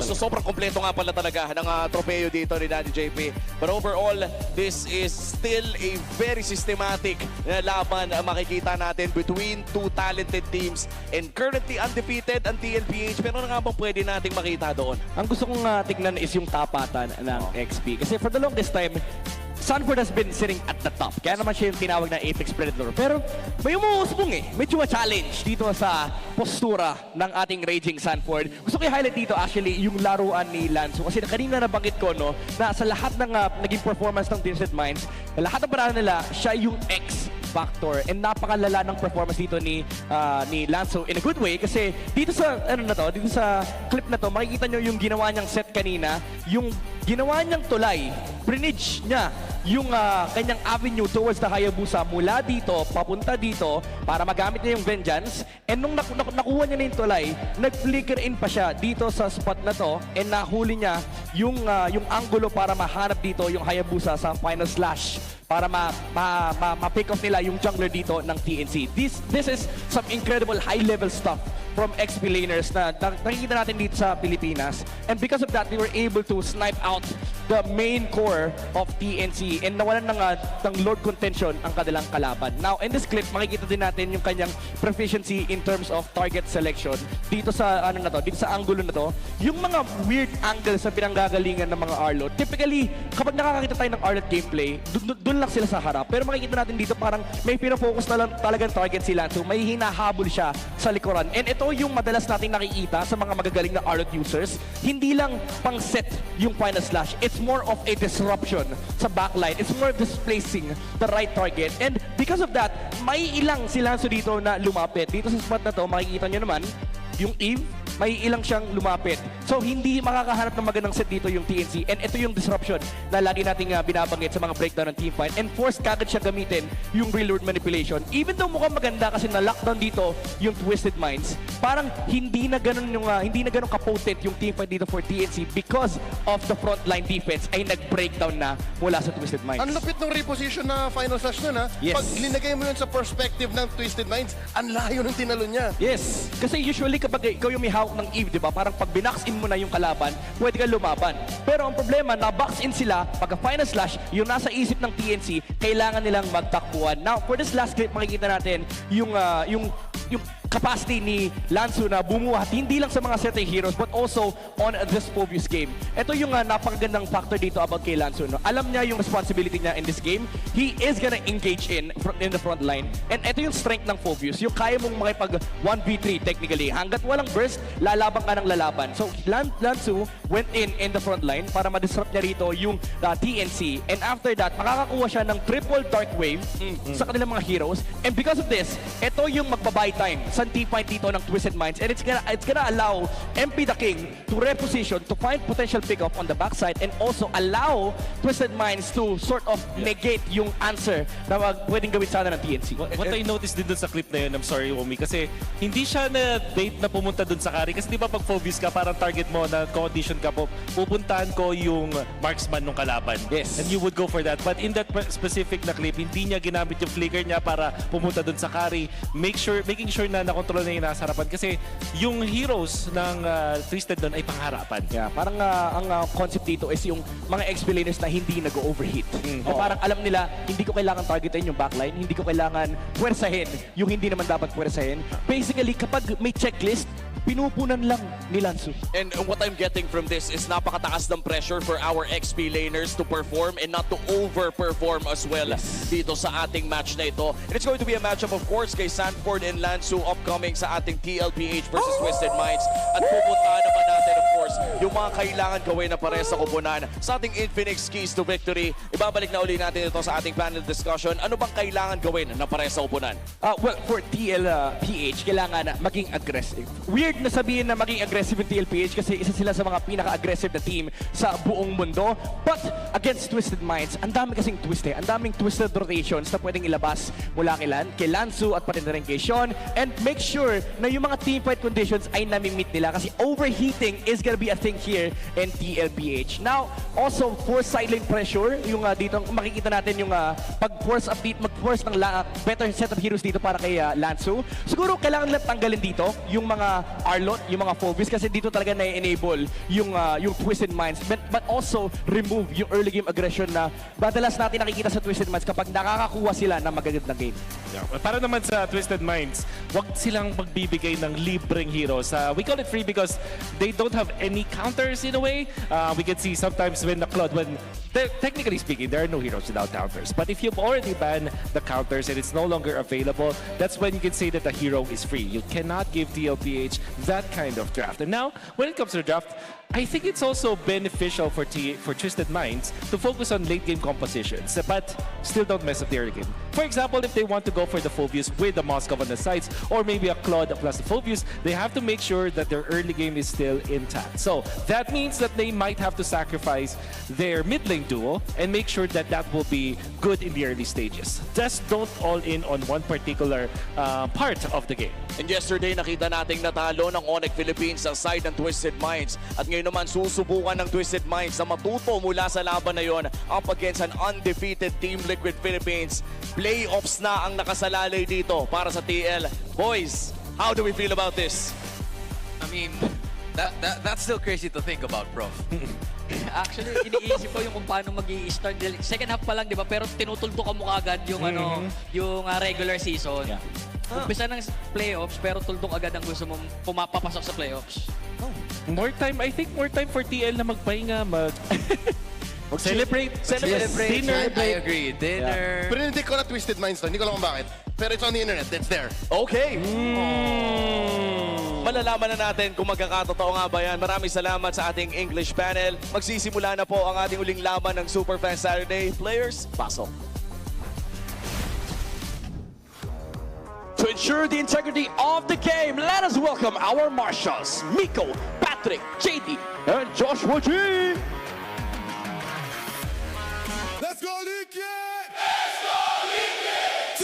Unbowed, unbroken, undefeated. They are the reigning, raging, defending MPL Philippine champions, Team Liquid Philippines.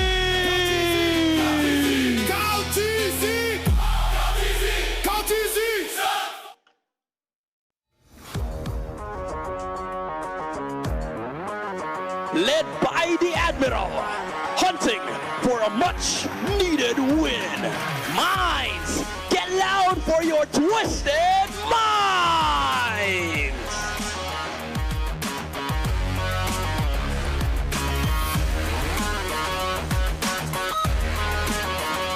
And our head referee, sit. And the head coaches for TLPH, Coach Aeon, and for Twisted Minds, Coach Boncha. The perfect season meets a nearly impossible mission. This is Team Liquid Philippines versus Twisted Minds. This early on, the playoffs is on the line. How will Team Liquid Philippines deliver?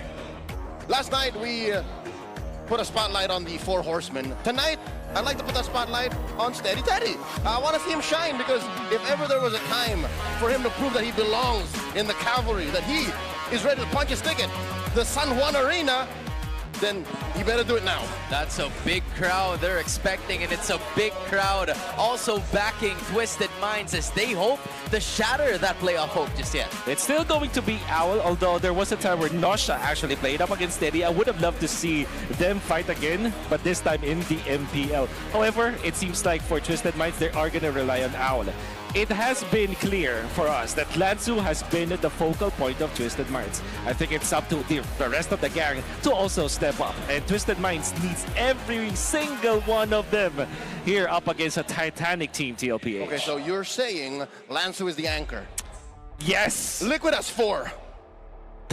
That's the thing though, Lansu has to outweigh that, or maybe for the others to actually step up. I feel like that would be the main concern here for Twisted Minds, because MP the King, sure, they get first blood and kill participation at their advantage, but that doesn't paint the entire picture of TLPH just turning things into their favor in the middle stages. Yeah. Historically speaking, Twisted Minds, even their members, 9 lives, they have... Hold on. You know what? Let's go to the big test first. JP, di ba ang tawag nila sa'yo ay Dad? Yes po. Bakit Dad ang tawag nila sa'yo? Gusto lang daw po nila. Kamusta naman yung teammates mo? How do you handle them? Ayun po, makulit po lahat eh. Pasaway po lahat to. I'm pretty sure may pinakamakulit tsaka pinakapasaway. Sino yun? Sanji po, Sanji. Anong kulit ni Sanji? Pinapagalit, tapos lagi pinapagalitan ng coach namin. Sino ang pinakamabait? Si Sanji rin. Si Sanji rin. Dahil... Para may bawi ako kay Sanji. Sanji, okay naman. Pinakamabait ka naman pala eh. Di ba, G? Guys, kung alam nyo lang ang ugali ni Sanji sa totoong buhay, sa ML, mukhang mabait yan. Pero pag totoong buhay, try namin i-break yung undefeated streak. Try lang may word na try dun Kung green flag ka, yun ba yung dahilan ba't may nakikita ako nanonood dyan? Syempre. Grabe kasi talaga ako magmahal. Halima magmahal! Halima magmahal! Halima magmahal si Sean! Siguro, araw-araw princess treatment. That was just Daddy JP and of course, Sean, the green flag for your smart 5G ping test. But let's go back to what you were talking about a while ago, Wolf. What were some of the points that you want to emphasize on? Historically speaking, there wasn't a time where this squad of Twisted Minds, even when they were Onyx 9 lives, have been able to win against Team Liquid Philippines. However, what I say to that is, this is a team that has not been playing for a long time, but they were able to reach to the point where they can now challenge TLPH. In fact, I will always remember that historic game for Sean, the guy that we featured in the mic check, when he was able to outplay TLPH, score a savage. It was against them. It was against TLPH, against a Hayabusa, nonetheless, on of the Gold Krautizi, on the Kimi, securing what I feel like is the official highest kill score without any deaths. Of course, it's the second, but in my mind, it's the first. In modern age. In modern age. In the franchise era. I wouldn't take those odds. In the franchise era. Is that safe? That's safe. You know what? Yeah, I would count that under the franchise era. And for Twisted Minds, they also showcased potential yesterday. They were facing off against Onyx Philippines. They weren't able to get a game off them, but they managed to, make Onyx Philippines sweat for that victory and going up against TLPH, who currently, as the season moves forward, is the strongest and is on top of the food chain. This might be the momentum that they need, but it heavily depends because TLPH has had momentum the entire season. It's scary that in their last game, you cannot see an actual pattern for the drafting of TLPH. They're not easily readable, if that is a word, but I don't know that it can be used like that. Throughout weeks 2 and 3, maybe a little bit of 4, they've always at least, I noticed, given Teddy his hero in the first phase. That's one. That's at least one. That's at least one. But then there are so many modes for them, and specifically with the new patch, they're hard to predict for now. But what I do understand is that they have a lot of focus on the Harriet, and it will be banned by Twisted. Okay. Zushin or Claude? Or Claude. Safe? Honestly, if you're... Or Baxia. Yeah, I think among those three, Baxia might be the best. Yep. That is the best out of the three. Yeah, this is one of the rare times that they didn't pick up a Teddy hero first blue one. So now if you're Twisted Minds, you have a chance to actually pivot here if you go on to. Those are the 3 modes you're talking about. That's right. Whether you build for the middle, you build for the Stampede if it's a Zushin, or you help Teddy. There's the Zushin, probably. Take both, take both. See? Yep. Twisted Minds. They just got the rest, right? Yeah. But I think it makes a lot of sense here. You don't ever want to give these 2 heroes to the side of TLPH. But there is that Bruno that still is available for TLPH. And in that scenario, they might just go for high loss. And they go for carry instead. And I guess they want to go for the Valentina, making sure that there's no Sora option. Of course, an answer to the Jushin. Yeah, so I think the limit for Teddy's hero pool is still going to be capped at 4, if I'm not mistaken, with the Haneth already present from yesterday. The Suyu is going to be wrapping up the first phase for Twisted Minds. It's still the same recipe for Coach Aeon and the Cavalry, as they still have Teddy's hero in the first phase. It's never gonna change. Yeah. I think in this scenario for TLPH, it's tempting to still go for the Terizla for Sanford, but I feel like you want to go for damage. So I kind of feel like the Sora might be an option for them, if in case it will be opened up. I doubt it will be, but I think that's I'm thinking that's a better option now. Of course, they can just go back to the Terizla and have maybe a roamer that can also output the damage in that scenario, or switch it around. Go for a tag hero on JP, like the Claude. Sorry, like the high loss against the Claude. Then go for Alice at least. That might work for them in this scenario because again, Sora Twisted Minds are removing heroes that have been, you know, dealing some setups. I think Alice is the fourth pick for Twisted Minds because they cannot give that to TLPH. I'm not sure though if it will be able to kind of complete the composition here for Twisted Minds. It kind of feels awkward because you still already have the Claude. But we did say during the Keys to Victory that they have to kind of arm themselves for the late game. Yeah. So with that, Alice, will it be the choice for TLPH to actually take it out? Because again, just like what Wolf has mentioned, they can use it for themselves unless Twisted Minds have something up their sleeve to try and shake things up, given that, you know, the carry has already been revealed, so the CC is going to be taken out. Yeah, that's a lot of Lansu specials. Okay, confirmed Raging Sanford. Since the Khalid is in the map. Yep, there will be a Raging Sanford. And in order for Sanford to be a Raging Sanford in this game, I think Alice is the best option for them. And then you go for really just the Hylos. I think it just makes no sense. There is that Kalea option for themselves. And then the Kalea plus the carry, that's a more offensive route, but you still have some sort of sustain courtesy of the natural kit of Kalea. So Kalea and Hylos are my options here. But it's banned, sir. Oh, it was banned. Yeah. First ban. One. Oh, yeah. So Hylos gatot? Yeah, and then Alice. Or Terizla and Cho for their last two picks. Oh, again, there goes the Terizla. It's finally picked up, and the Leomar is going to be wrapped. Roam Baxia! What a swerve! Roam Baxia! Okay. Just drifting the wheels, using that, you know, Baxia Shield Unity, and at the same time, the Uranus is going to be picked up by Lansu. This is a sudden shift from what we saw from him yesterday. Why would you do that? Why would you go with the Baxia, though? There's a no, the Uranus. There's a carry. Uranus, yeah. There's a Baxia. There's a Terizla. There's too much. I do understand, right? So, and this is so high level Oh, because... Lord.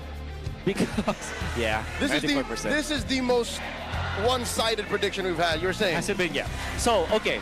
So they don't have a direct answer to the Claude that will come from the roam role.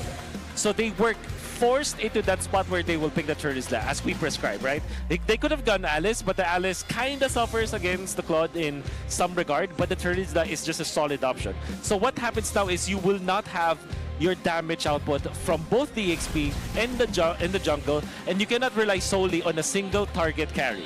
The Valentina is more of a trump card where it can scale, but not as much depending on what he will carry, right? So the reason why they pivoted into this Leomort is so that they will have turtle control and also damage output in an AoE basis. Okay. I kind of see the vision now, because again, if you're looking at that carry, obviously, it's going to be a single target. Lansu and Kaloy are going to have quite an easy time in the early game with those single target attacks. Both junglers rocking the Marksman emblem. Yeah. And I think this is a change I support. A change at the... I'm with it. Yeah. I've been doing it for weeks now. Yeah. And that will allow them to farm quicker. And of course, the turtle fights will be a lot more devious for both teams because of that. Just looking at it again, it's Sanford and Lansu. The spotlight has been theirs over the last few matches that they have had. Twisted Minds just holding on to basically 100, but Carl Peasy doing the damage on the other side, taking as much real estate as he could. Going up against MP the King, who is also still at level 3, but Teddy, the damage has been down or done. Owl has to go back, and he's going to be missing a cannon minion. Teddy, that's a SEA Games gold medal that you're bullying. JP, bump try on Ashan. Sean answers back. Carltese helping clear that wave. We're about 20 seconds off a turtle.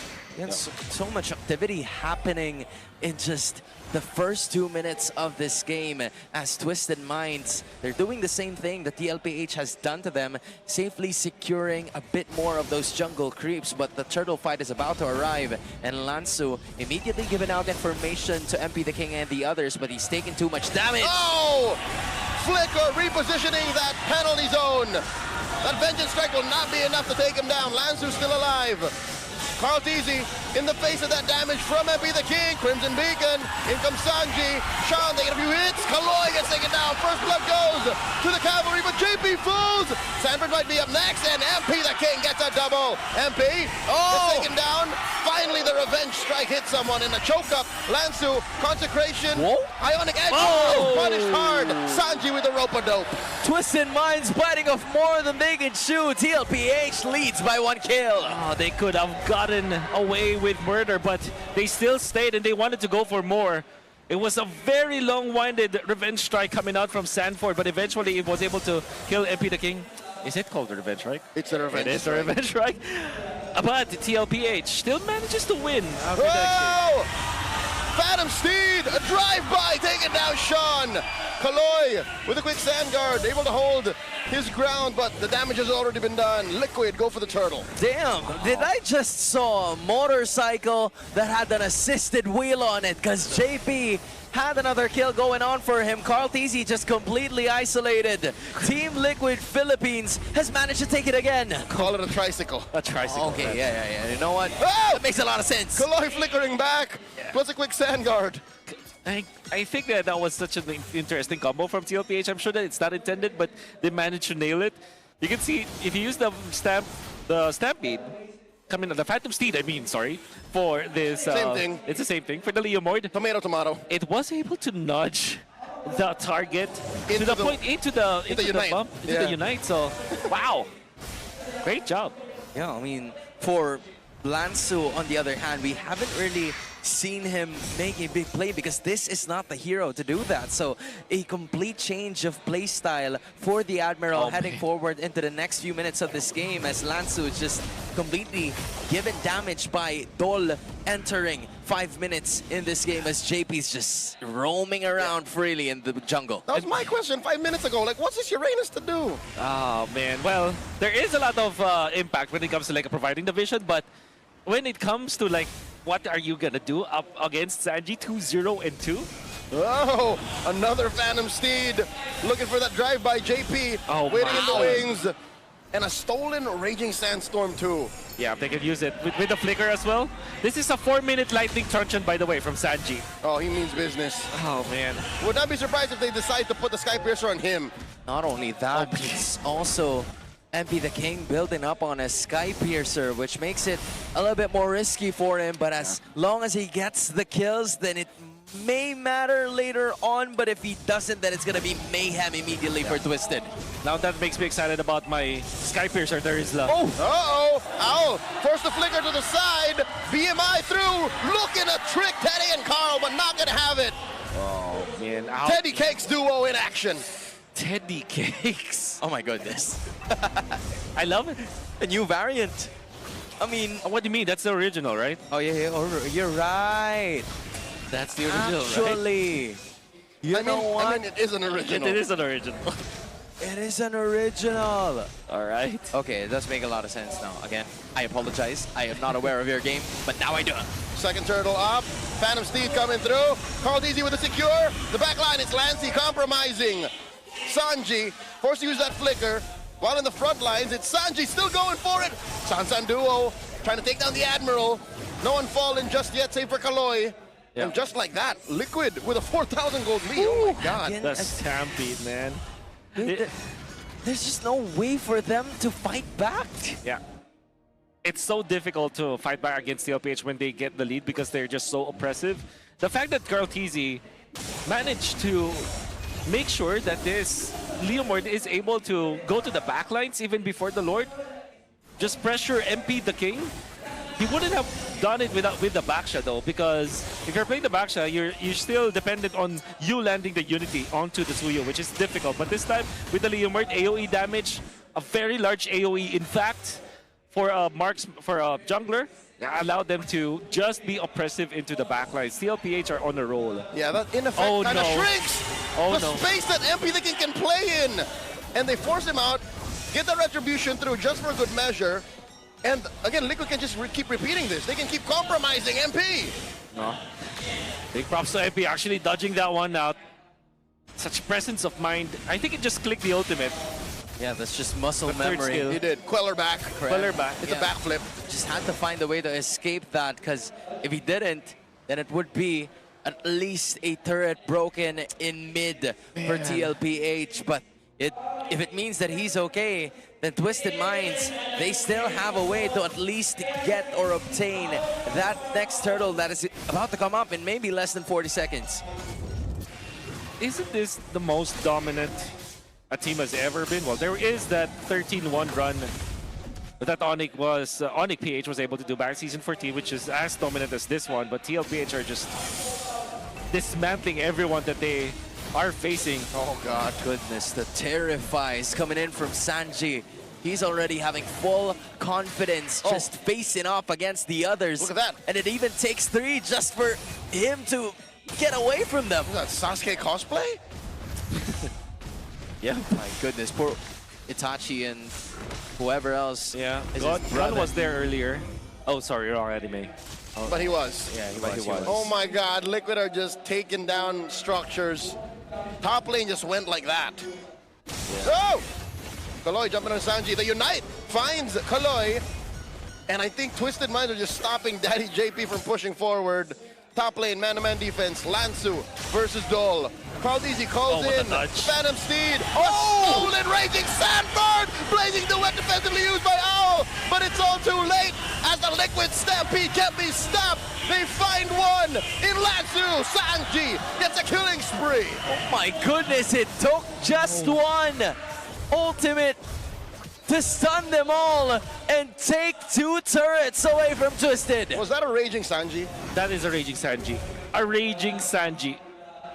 Man, TLPH are just out of this world. There definitely are the 4 horsemen that's about to rain apocalypse on anyone that they face. And Teddy. And Teddy. Oh my god, we have to see the flicker, Raging Sanji. Okay, I get it now why it was so confusing. They did unite into the Raging Sanji. Exactly, they did it as you know, simultaneously. My brain just froze. And of course that flicker, the sideways flicker coming out from Sanji. Don't tell me he gets he does! Survives via Raging Sanji. Backwards 40! Finds a 3-man penalty zone. JP, they unite on the Sean. Then he takes down Lansu. The fight continues as they push back Sean. Sanford finds Sean. And they're done with that. 2 for none. Penalty, Sanford. Zone Ford.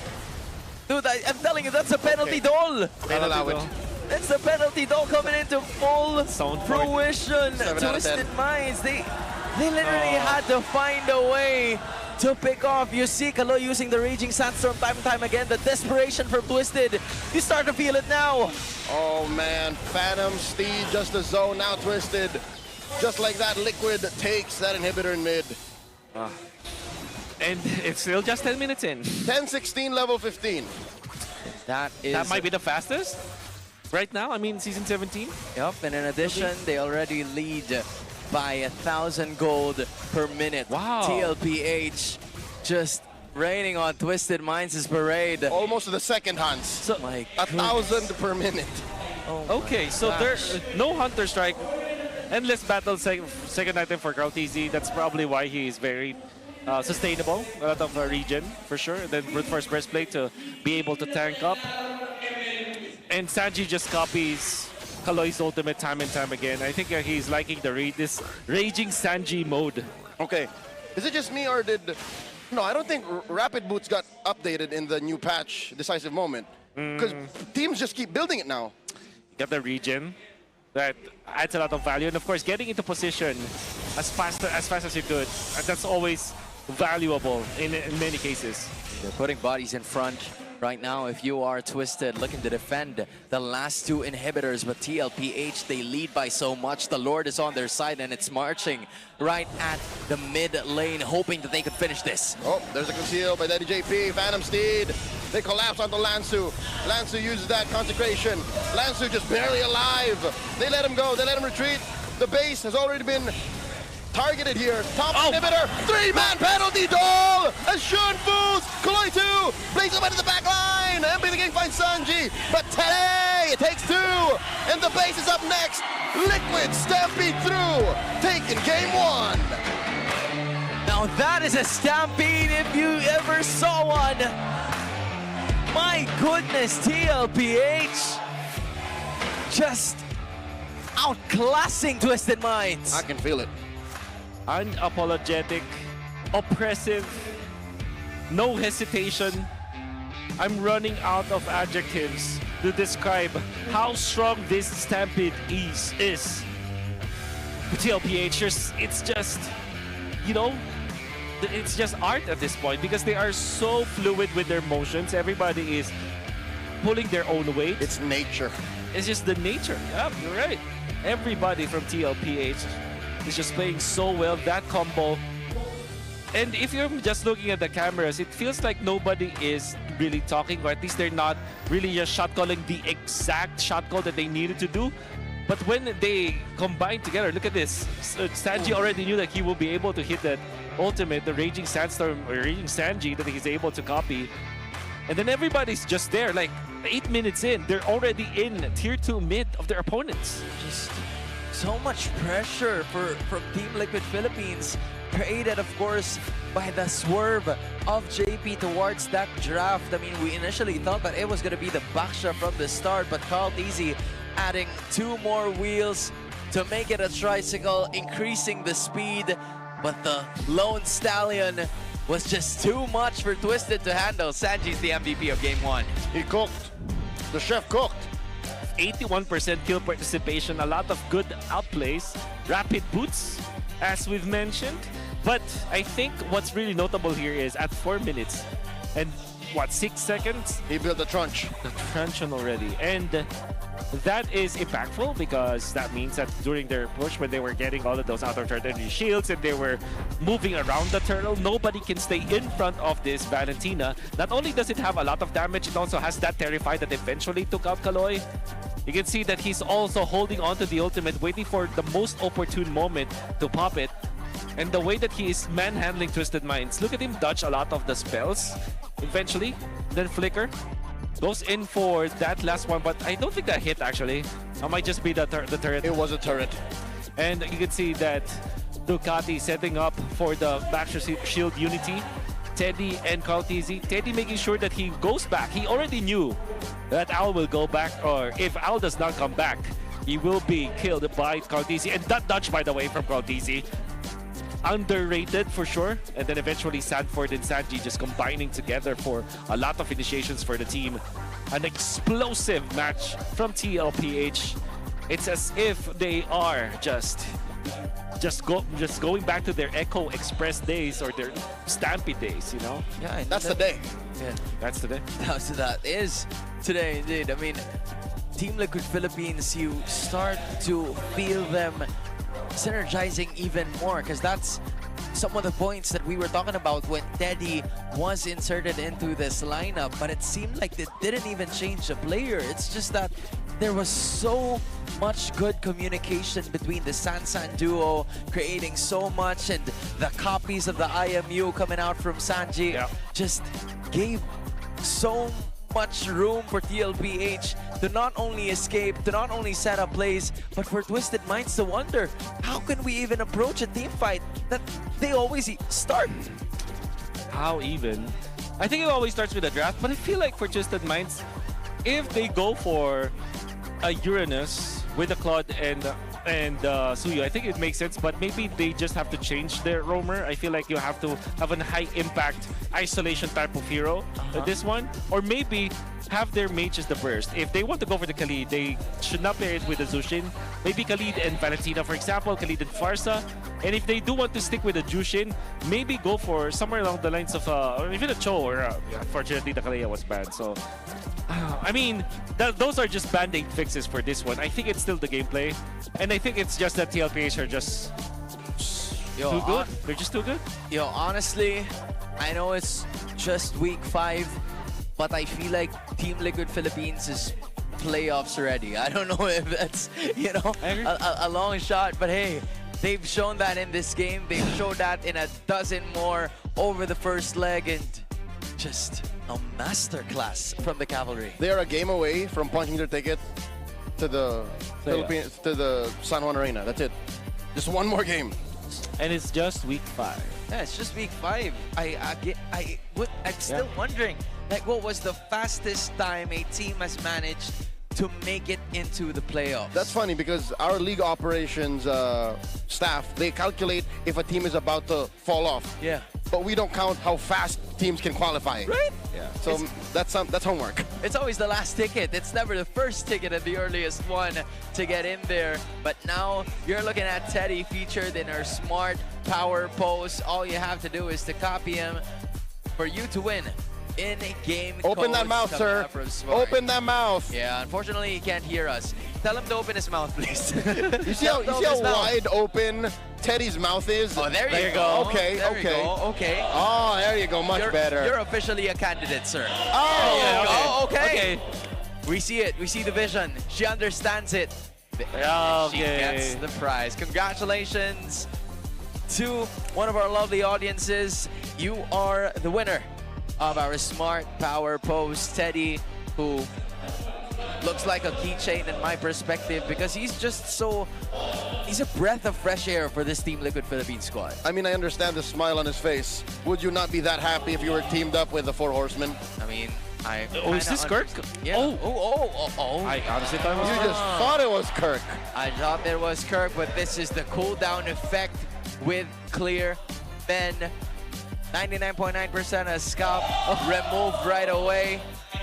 This may not be Kirk, this is Kurt. This is Kurt. Kurt. This is with Kurt. the eye. Yeah, you know, every time I see a Clear Man photo or a Clear Man segment, I always wonder what the haircut is called. Yeah. Like, I wonder what that is. I think that's a wolf cut. It's a long wolf cut. Yeah, that's right. Because you can rock a wolf cut that's like right about here, but that one just goes all the way to the back. Would Wolf ever consider a wolf cut? Do you have the prerequisites to do so, sir? Yeah. Does your hair grow that way? Because I know I can't. My I mean, genes. it's wavy. It might be. You know what? 100,000 likes. 100,000. If I get to 100K subscribers. You know what? Easy. Okay, clip it again. Wolf, I need you to say that again. Say it. Yeah, if I get 100,000 subs, I will attempt a wolf cut. Boo. No, I mean, I will. I mean, I cannot. I don't know if I can pull it off. You I will can. grow it. I will grow it to that length. Okay. But I'm not sure if it will look good. Come on, man. I trust that you can pull No, I it will. off. I mean, I will try. I will do it. Okay. I will do it. Okay. Guys, He's a man of his word. Make sure to get him to 100K. He's honorable. I am. But hey, let's listen in on this. I'm Superfan Arumpak from Iligan City. Hi everyone, I am Superfan Ainol from Iligan City. Experience namin dito sa MPL Arena mismo is exciting siya at saka mas ramdam mo yung kaba lalo na pag nandito ka na, parang double times yung kaba na nararamdaman mo para sa team na sinusuportahan mo. Sobrang exciting kasi I'm watching with my cavalries also, and then super exciting kasi iba pa rin yung kaba kapag sila yung naglalaro tapos against Onyx pa din, which is both super team in this match. For Carl TZ, keep up the good work and palagi pa rin galingan sa retrihan. Good luck and then see you sa grand finals. Lilipat na kami pabalik dito to see you and to watch you sa finals and also sa MSC. Palagi po kayong pinapanood sa live. At saka galingan pa rin po at saka see you sa sa finals. We will make sure na pupunta kami. For me, maraming salamat po and talagang ginagalingan namin whenever na may mga fans talaga na nag-effort na pumunta dito and we're just lucky to have you guys. Thank you so much po. Same lang din po sa akin, sobrang nakakatuwa kapag may mga ganitong fans na galing pa po kayo sa malayo and sobrang na-appreciate namin ngayon. Thank you po.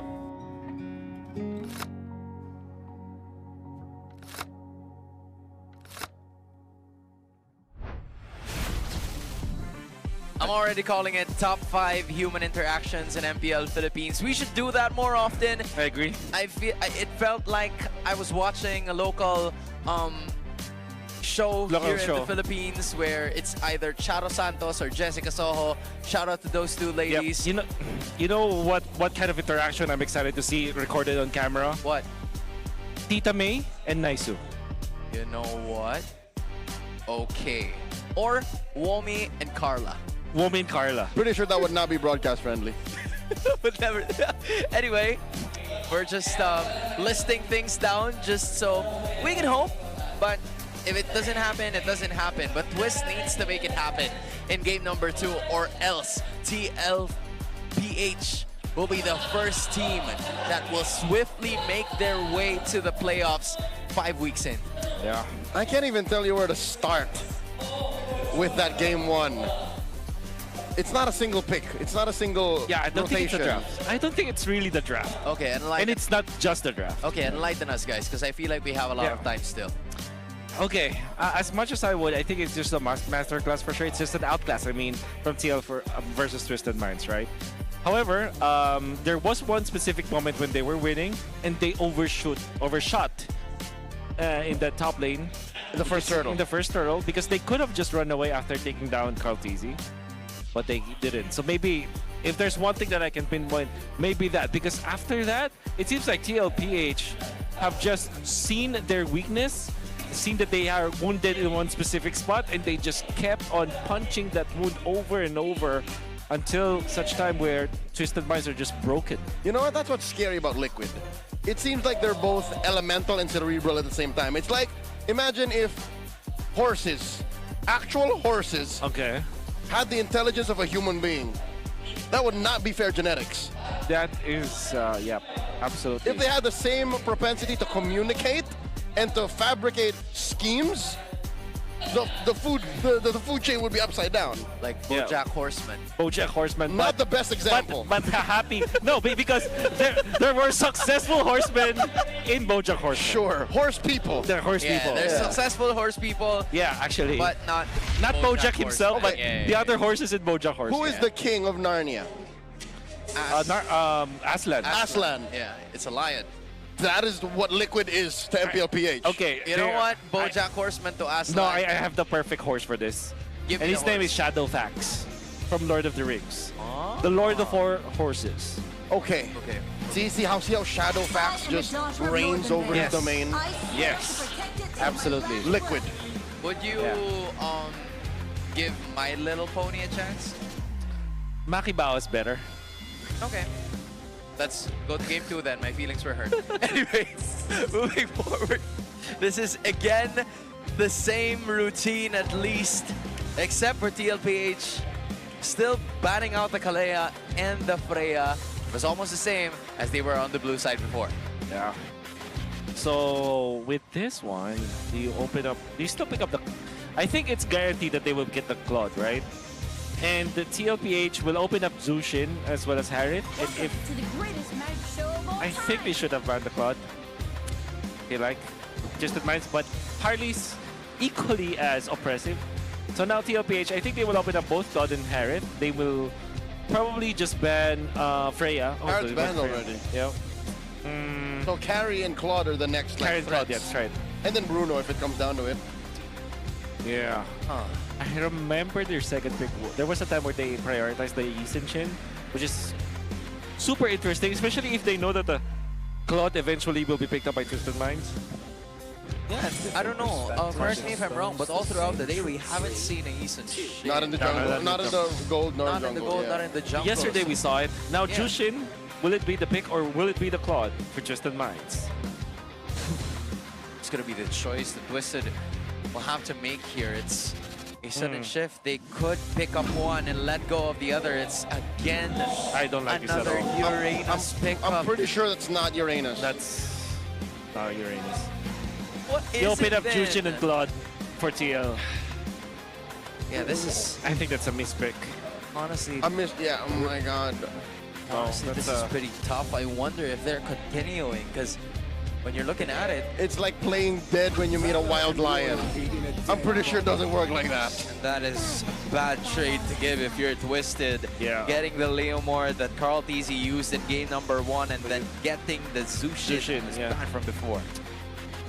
Okay, at least Twisted Minds will get access to the Claude with this one, but they will not have the Suyu.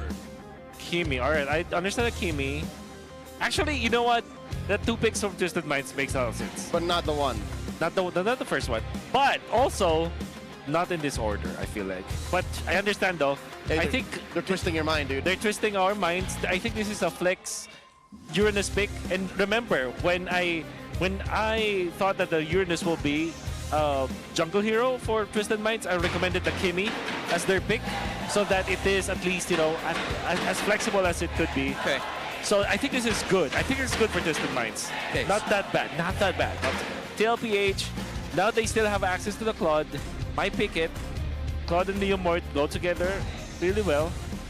And then you just ban out the carry in the second phase. That's the Except they're going to be the ones taking the carry for themselves. Maybe ban the Claude in the next one. Or the Granger.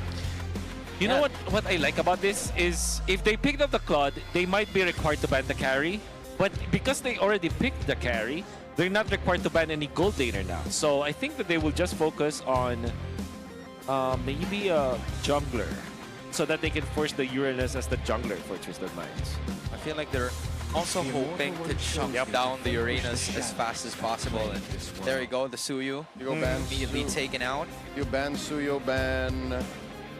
You no? Dairoth, alright, makes sense. And do you ban the Rizzler? I don't think so.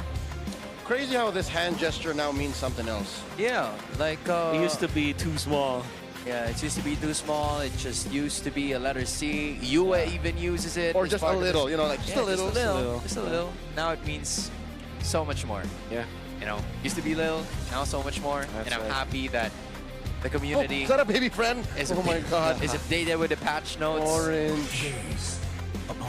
It's that bad. It's that bad. Liquid has such a free draft that they can afford to ban a Nolan. Yeah. My goodness. That's why, that's why the carry third pick makes a lot of sense for TLPH. Now, Twisted Minds, they will ban the Dairoth. Okay, so that is Alice. Yeah, makes a lot of sense. The TLPH. Because they can't deal with it. Yep.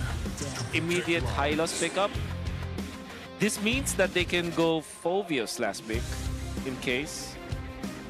Yeah, just put the Uranus at the jungle if you're MP.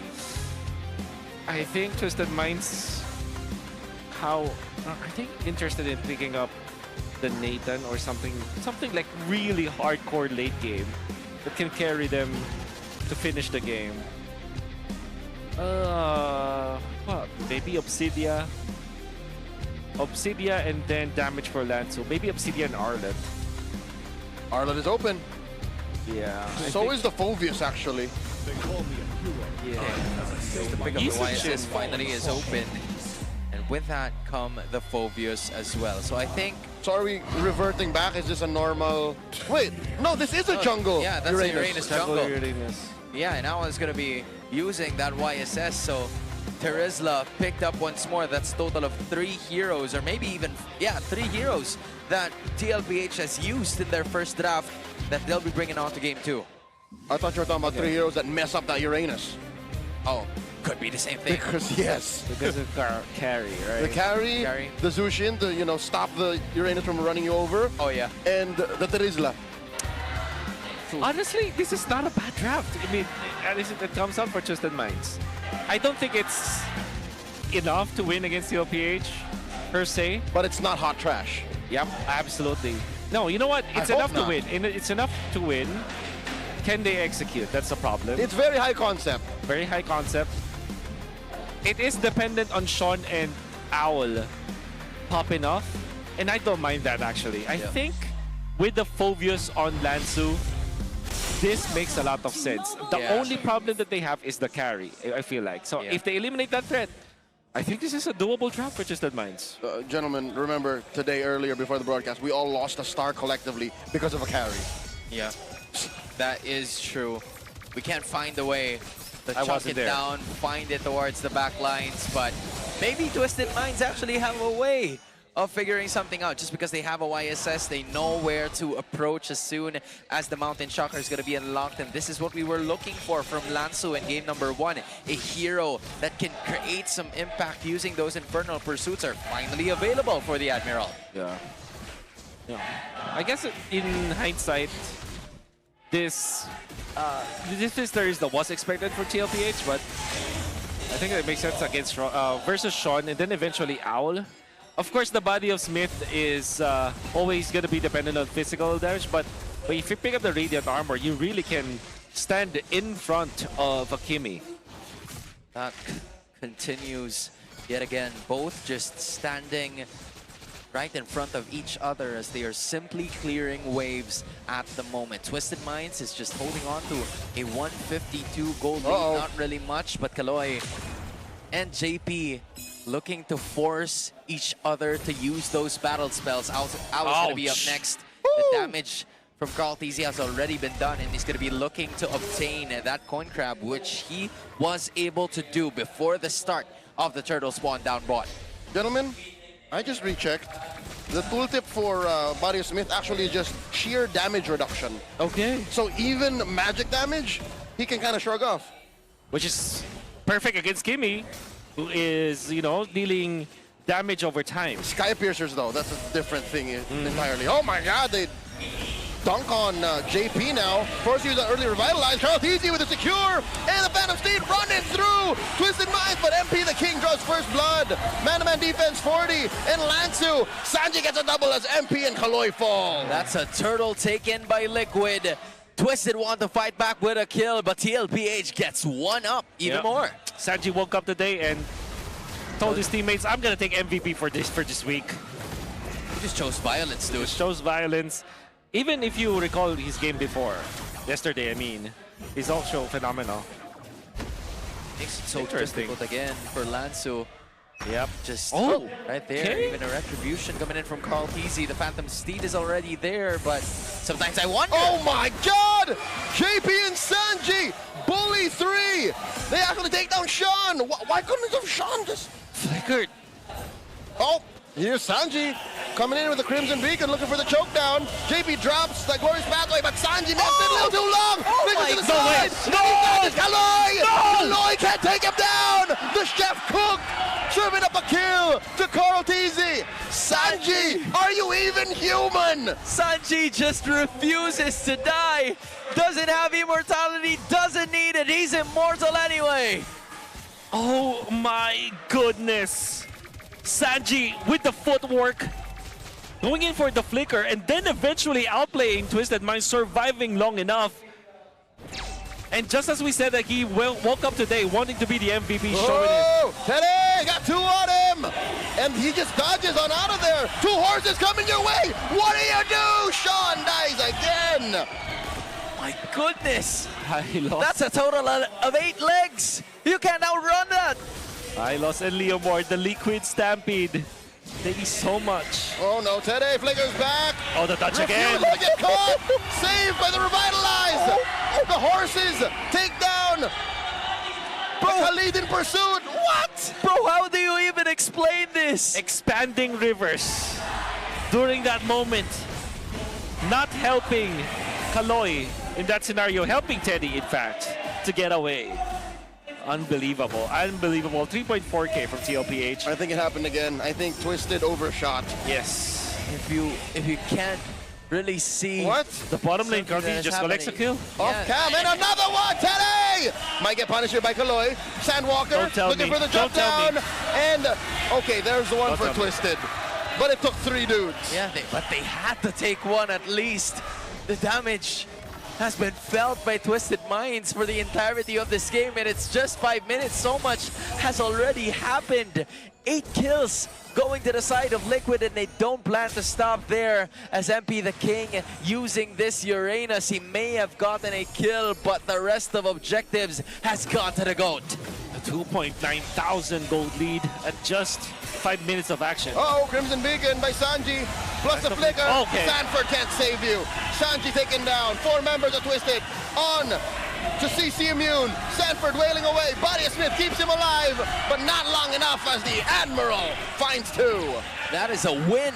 The Twisted Minds will be taking any time of day. They managed to bring down the San duo. They may have lost the turret up top, but as long as the kills go to Lansu and maybe even Sean, they have a fighting chance in this. Yeah. Much needed W for Twisted Minds, and it's a big one at that, double kill for the Admiral. And they also push down the bottom lane, or keeping their mid lane intact as well. Kaloy, he's not surviving this. Oh, he is though. Oh! Can't escape the GOAT, Momentum. especially on his horse. And Sean might get knocked up here. Today, throwing out light wheels, takes down Sean. 2 for free, might be 3, as Lansu here tries to dodge JP and Sanji's zoning. Lansu's fine. Yeah. Bro, the peel is crazy from Team Liquid. That's right. Teddy able to get a kill. Look at Gautis. He's just literally walking towards Twisted Minds, and Twisted Minds, all they had to do was to respect the GOAT, get out away from there, because they know that anybody from TLPH could have connected with Kaltizi if they stayed. And now the turtle is free once again for TLPH. Bro, for Team Liquid Philippines, the aura has been farmed.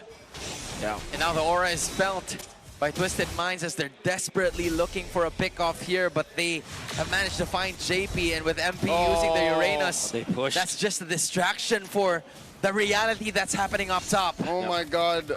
All that Mountain Shocker is becoming is an early warning device. Lansu and MP the King collect on a Tede and a Sanford. Sean here blasting away. Sanford flickers back. Can he survive? That's a little too long for him to do so, but he at least gets taken down. Oh my Raging God, Sandstorm no. misses the mark. Tede flickers through the wall. What is going on? Just a while ago it was Sanford, Sanji, and now even Teddy. Maybe you could call it the 5 Horsemen. At this rate, yeah. Uh-oh. Glorious Pathway, the answer to the forward momentum of Twisted Minds. Might make it denied here as MP the King gets taken down by Teddy. Lansu in the middle of 3. Holding down the front line. Alone is JP, and he survives. In comes Kaltizi running through Sean. Okay. 3 down. Could they get another? Kaloy gets taken down. Might be a wipeout. Sanji, even after the flicker, gets taken down by the turret. They are just smiling as that happens. Might be a dive, but this time it's not just a dive. It will be able to secure them a turret down the bottom lane. And mind you, that is a turret with a little more armor. And the bonus after taking down a tier 1. It's 7,000 for TLPH to work with over Twisted Minds. And they're not stopping. You can see they are taking away the green camps from Twisted Minds. This Uranus in the jungle is not working in the favor of Twisted Minds. They're just corralled in their base. Sean could not farm. Even with the Sky Piercer, is not able to get the stacks. It's an involuntary calorie deficit. Yeah. Like, unfortunately, he's kind of doing cardio even if it doesn't want to. And the last time that I saw TLPH this aggressive was when they were still called Echo Express, which was, in a lot of people's dictionaries, was the best version of a team that Kaltizi was ever part of. And we're seeing glimpses of that now, entering enemy territory, dishing out damage, running down on their opponents. That is what TLPH is all about. Oh, hey, word on the street is this is Kaltizi Prime. He might be reaching a new peak, and I'm gonna tend to agree. Calls in the Phantom Steed, zones out 3 members alone. Oh my god. He just, the threat of him having the Phantom Steed, even when they have the turret shields, even when it's just 9 minutes, Kaltizi with 5-0 and 5 has been oppressive just by literally being in front of Twisted Minds. Oppressive is an understatement. Yeah. Because they are going to be stuck inside their base, hoping that they could be able to defend this, while Team Liquid Philippines are just simultaneously working on their lanes for it to all be together once they break into the base of Twisted. Lord up top, mid lane, bottom lane, all have waves. Glorious Pathway by JP. Whoa. In comes the rest of Twisted Minds. They embrace the attack. They push back Teddy. Lansu repositions, flickers forward. And look at this. Ow, it's picking up a Kaltizi inside the base. Aloy follows through. Sanford runs through. Exits through the middle. And Lansu falls as well. They're going to lose this mid lane inhibitor. And Liquid have made it in. No casualties just yet.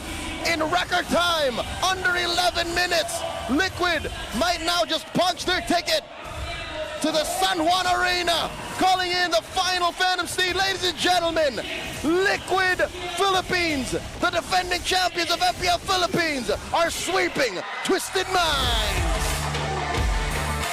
This game tells you that you should never question greatness. Team Liquid, Cavalry, playoff secured.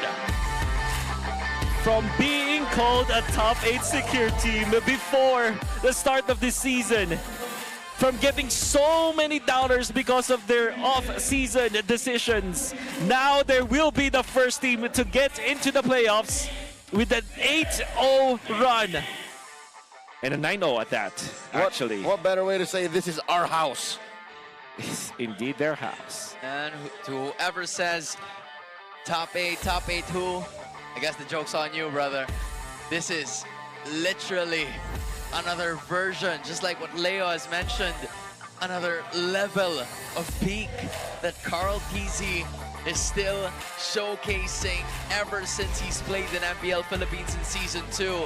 This is a new variant. If Sanford has a bunch of other names onto his titles, maybe Carl TZ is the same. And Teddy is slowly coming up. He's even adapting some of the things that his teammates have been doing. Look at this. The only disappointment that TLPH is giving their fans right now is how fast they're ending the games. Yeah, I agree. Valid crash out. If you bought tickets and flew out from, like, you know, Iligan City or something, and you watch a match that lasts like a collective 25 minutes, you know, at least they were able to see Sanford and Carl TZ in person, and they actually had a conversation with okay, him. that couple, yes, but what Right? about But the what other? about the others? What about the other Iliganons, dude? What about the others? Like whoever is from Ligan. How about the QC people? Yeah, the QC people. You! Invalid. Invalid. You took 10 minutes to get here. QC people, Pasig people, Mandaluyong people have witnessed Team Liquid Philippines win. Let's take a look at them on stage.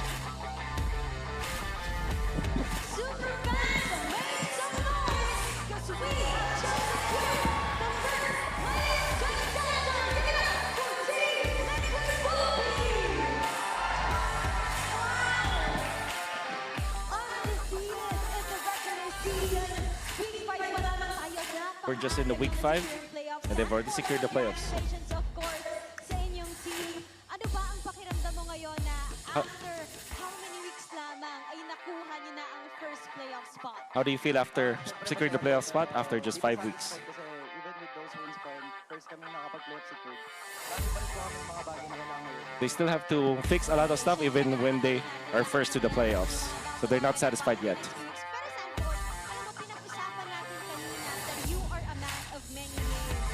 We've talked about how Sanford has many names. Out of all of his names, there is a timeline of his achievements.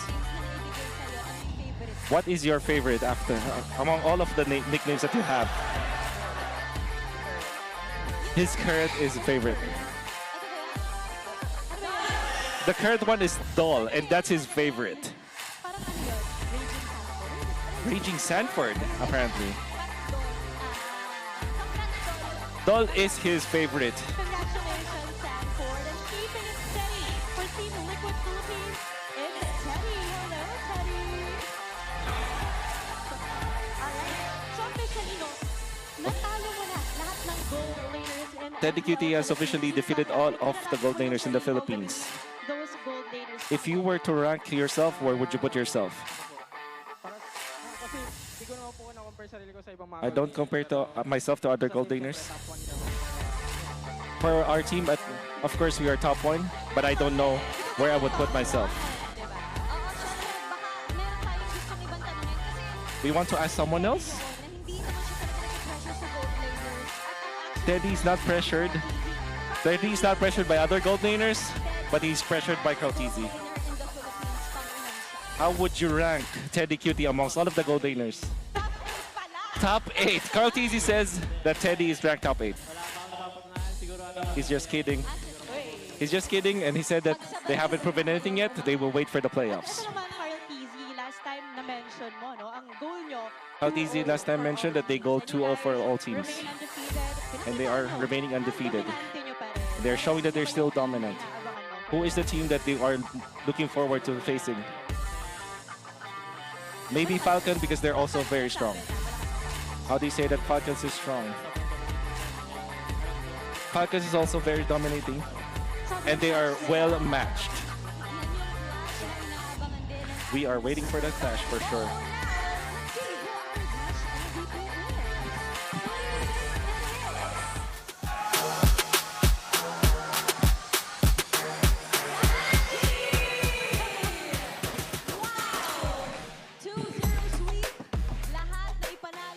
Zero sweep. They have won everything for Sanji. What is his message to all the supporters? Thank you for coming to their match. They will always give their best. And a big shout out to his girlfriend and his family. Happy birthday to Kram from TLPH's MDLT.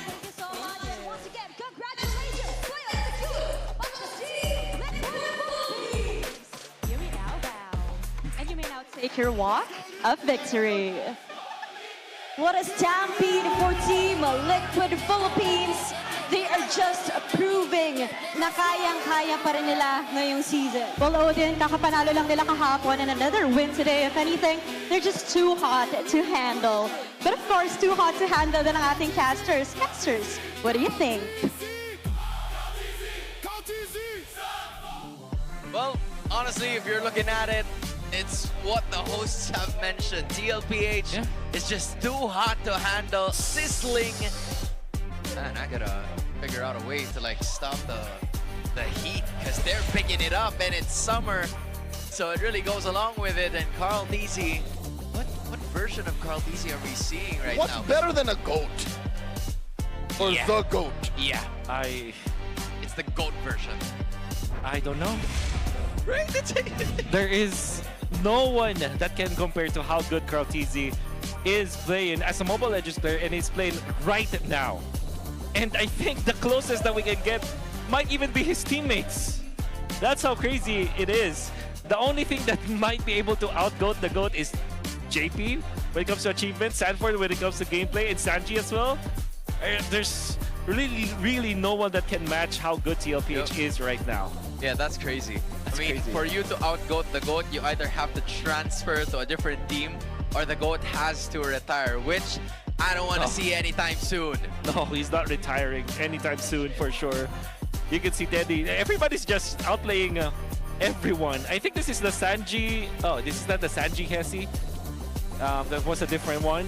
But we can see everybody from TLPH just outplaying their opponents. And I think the mastery of TLPH when it comes to Mobile Legends is unmatched. And I don't want to spoil my interview with the members of TLPH, but I did have an interview with them. And you know what they said? There are two keys on why they are winning right now. First is the GOAT, Carl Tizzy. And there's no other way for them to get to this level if not for Carl Tizzy. And second is their coaching staff. Apparently, there's a lot that they've learned from Aeon as well as Snap. Yeah. And they, quote-unquote, were lucky to have them. Yeah, I also got a bit of that idea coming in from very reliable sources that Coach Aeon and Coach Snap are just very methodical coaches in terms of approaching this game. They just control the entire draft in whoever they're going up against. It's a smart way that for TLPH, they've even said it during the interviews that all they have to do is press some buttons and worry about the end game. That's right. And the members of TLPH will not mince their words when they want to say something that's not good about their coaches. Even Carl Tizzy, right? Yeah. Even the coaches, the ex-coaches of TLPH says that Carl Tizzy is not going to mince his own Very words. blunt or He's frank. Very frank about it. But in this version of TLPH, probably the only time that they said that they don't have to do anything but to press buttons. This is a scary team to face. I honestly do not know how you can defeat TLPH. Was another record broken? Did Carl Tizzy reach level 15 at 9 minutes. I think the post-patch, post-EXP adjustments, I don't know how to say it, but yeah, there was a patch, Project Next, right? Post-Project Next, that is the fastest probably. So yeah, this is the fastest 9 minutes. I think so. 9:10, 9:15, something like that? I think it's so. ridiculous. Goodness, it's still, you know, crazy to think that this is the type of Carl Tizzy that we're seeing in spite of him playing almost 15 seasons, 7.5 years in MPL Philippines. It's still the same kind of performance. GOAT things, the world already knows it, but now let's take a look at the Infinix mic check. Makakot ko, Fabius. Makakot ko, Fabius. Nag-rocket na rin. Start ka, Carl. Nice. Wait lang ha. Sige. Paut niya. Sige, kaya pa to. Yura G. Mangalaw, Khalid. Nice, G. Buhay ako. Okay lang, ako lang namatay. Nice na. Dito. Bangka na. Sige, pa lang. May Khalid dyan ah. Padaya. Sige, Khalid. Lalim ko. Yan. Basag. Eddie! Puta ka na. Okay lang. Focus. Okay lang. Focus. Akin. Pasikat. Tama na. Dito. Skill. Yura muna. Harapan ko lang kaya ka. Yes. Sa gilid siya. Fabius, mabot yung Fabius. Fabius, wala flicker. Wala flicker. Shut down. Nice. 2-3. Nice. Trakal, natangking ko. Gusto ba? Uy, soyong. Ayun na. Kapit ka na sa akin. Pyramid. Gameplay nila, pre. Di na nila alam gagawin. Kahit ano na lang nila. Ingat kayo. Laban pala kayo eh. Low round ba eh. Kakainin mo na lang. Tayo na kayo lahat. To, lakad. Nice. Pyramid. Patayin natin to. Yeah. Patayin natin to. Sira kay Dino. Ngayon pa sa ano ah. Sorry lang. Angat mo dito yan. Buwan na pala. Nice, boys. And again, compared to some of the mic checks that we saw all throughout the day, this was completely different. There weren't even words needed to be said, just actions and buttons needed to be pressed. There was a point where they said, it's already cooked, you just have to eat it. It's already been served, you just have to eat it. By the chef. By the chef, Sanji. Was it him who said that? I think it was Sanji. I'm pretty sure it was Sanji. And for who was the meal? For Carl? It was for Carl. It was for the GOAT. For the GOAT.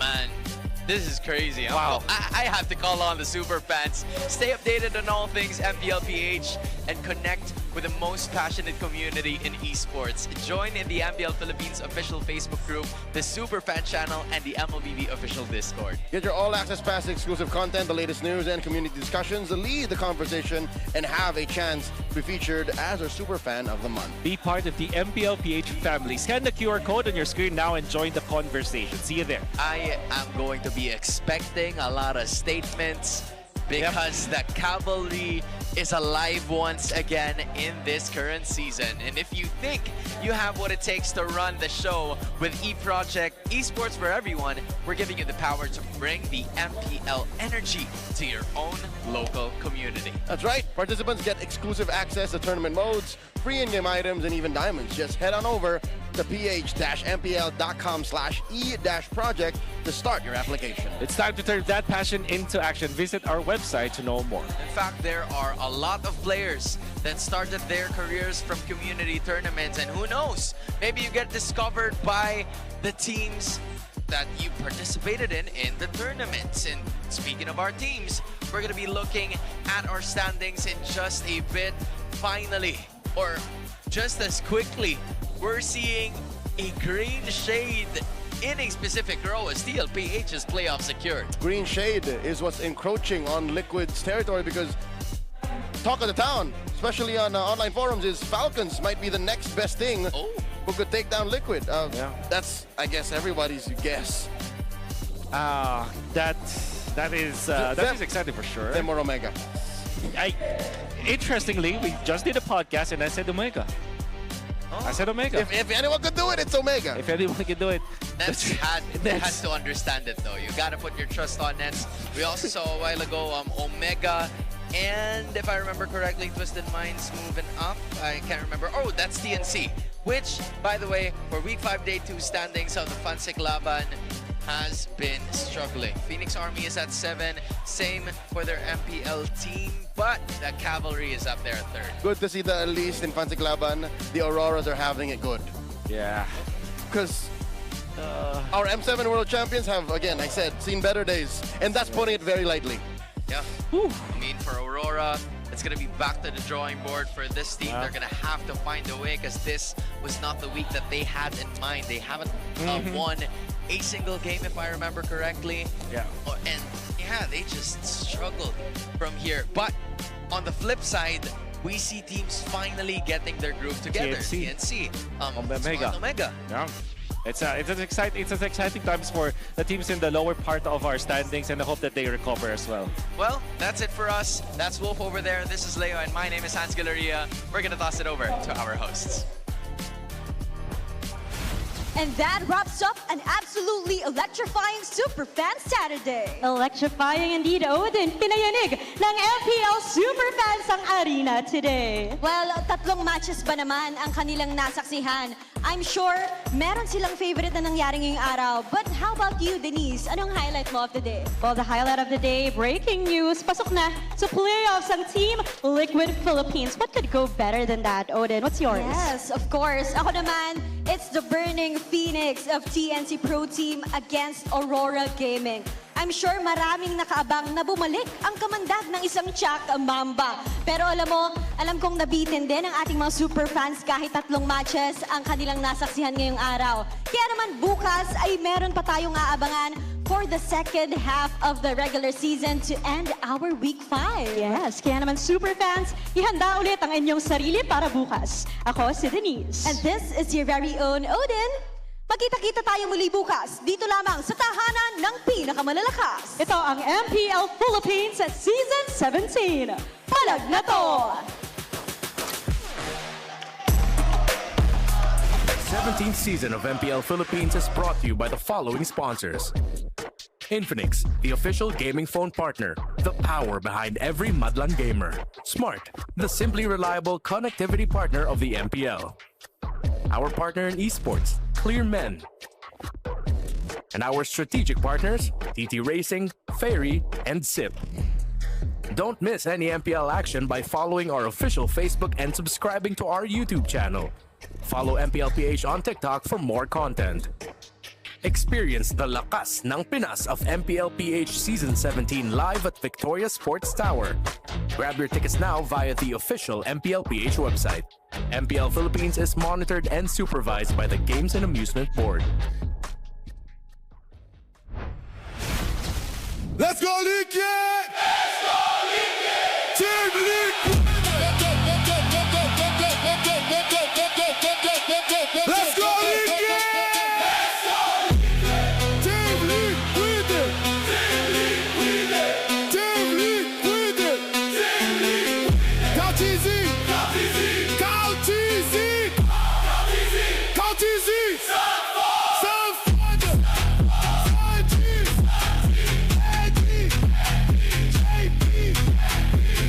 Greatest team that ever played. MLBB, they run the game. Count easy, they're gonna debate. Crown the king, he seals the fate. They counted us out.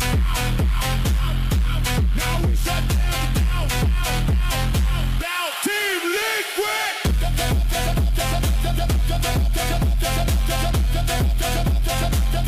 Let's go Liquid. Sanford on the front line, never fall. Signed you with the plays, ice cold. Teddy lock it down, hold the line. JP coming through every time.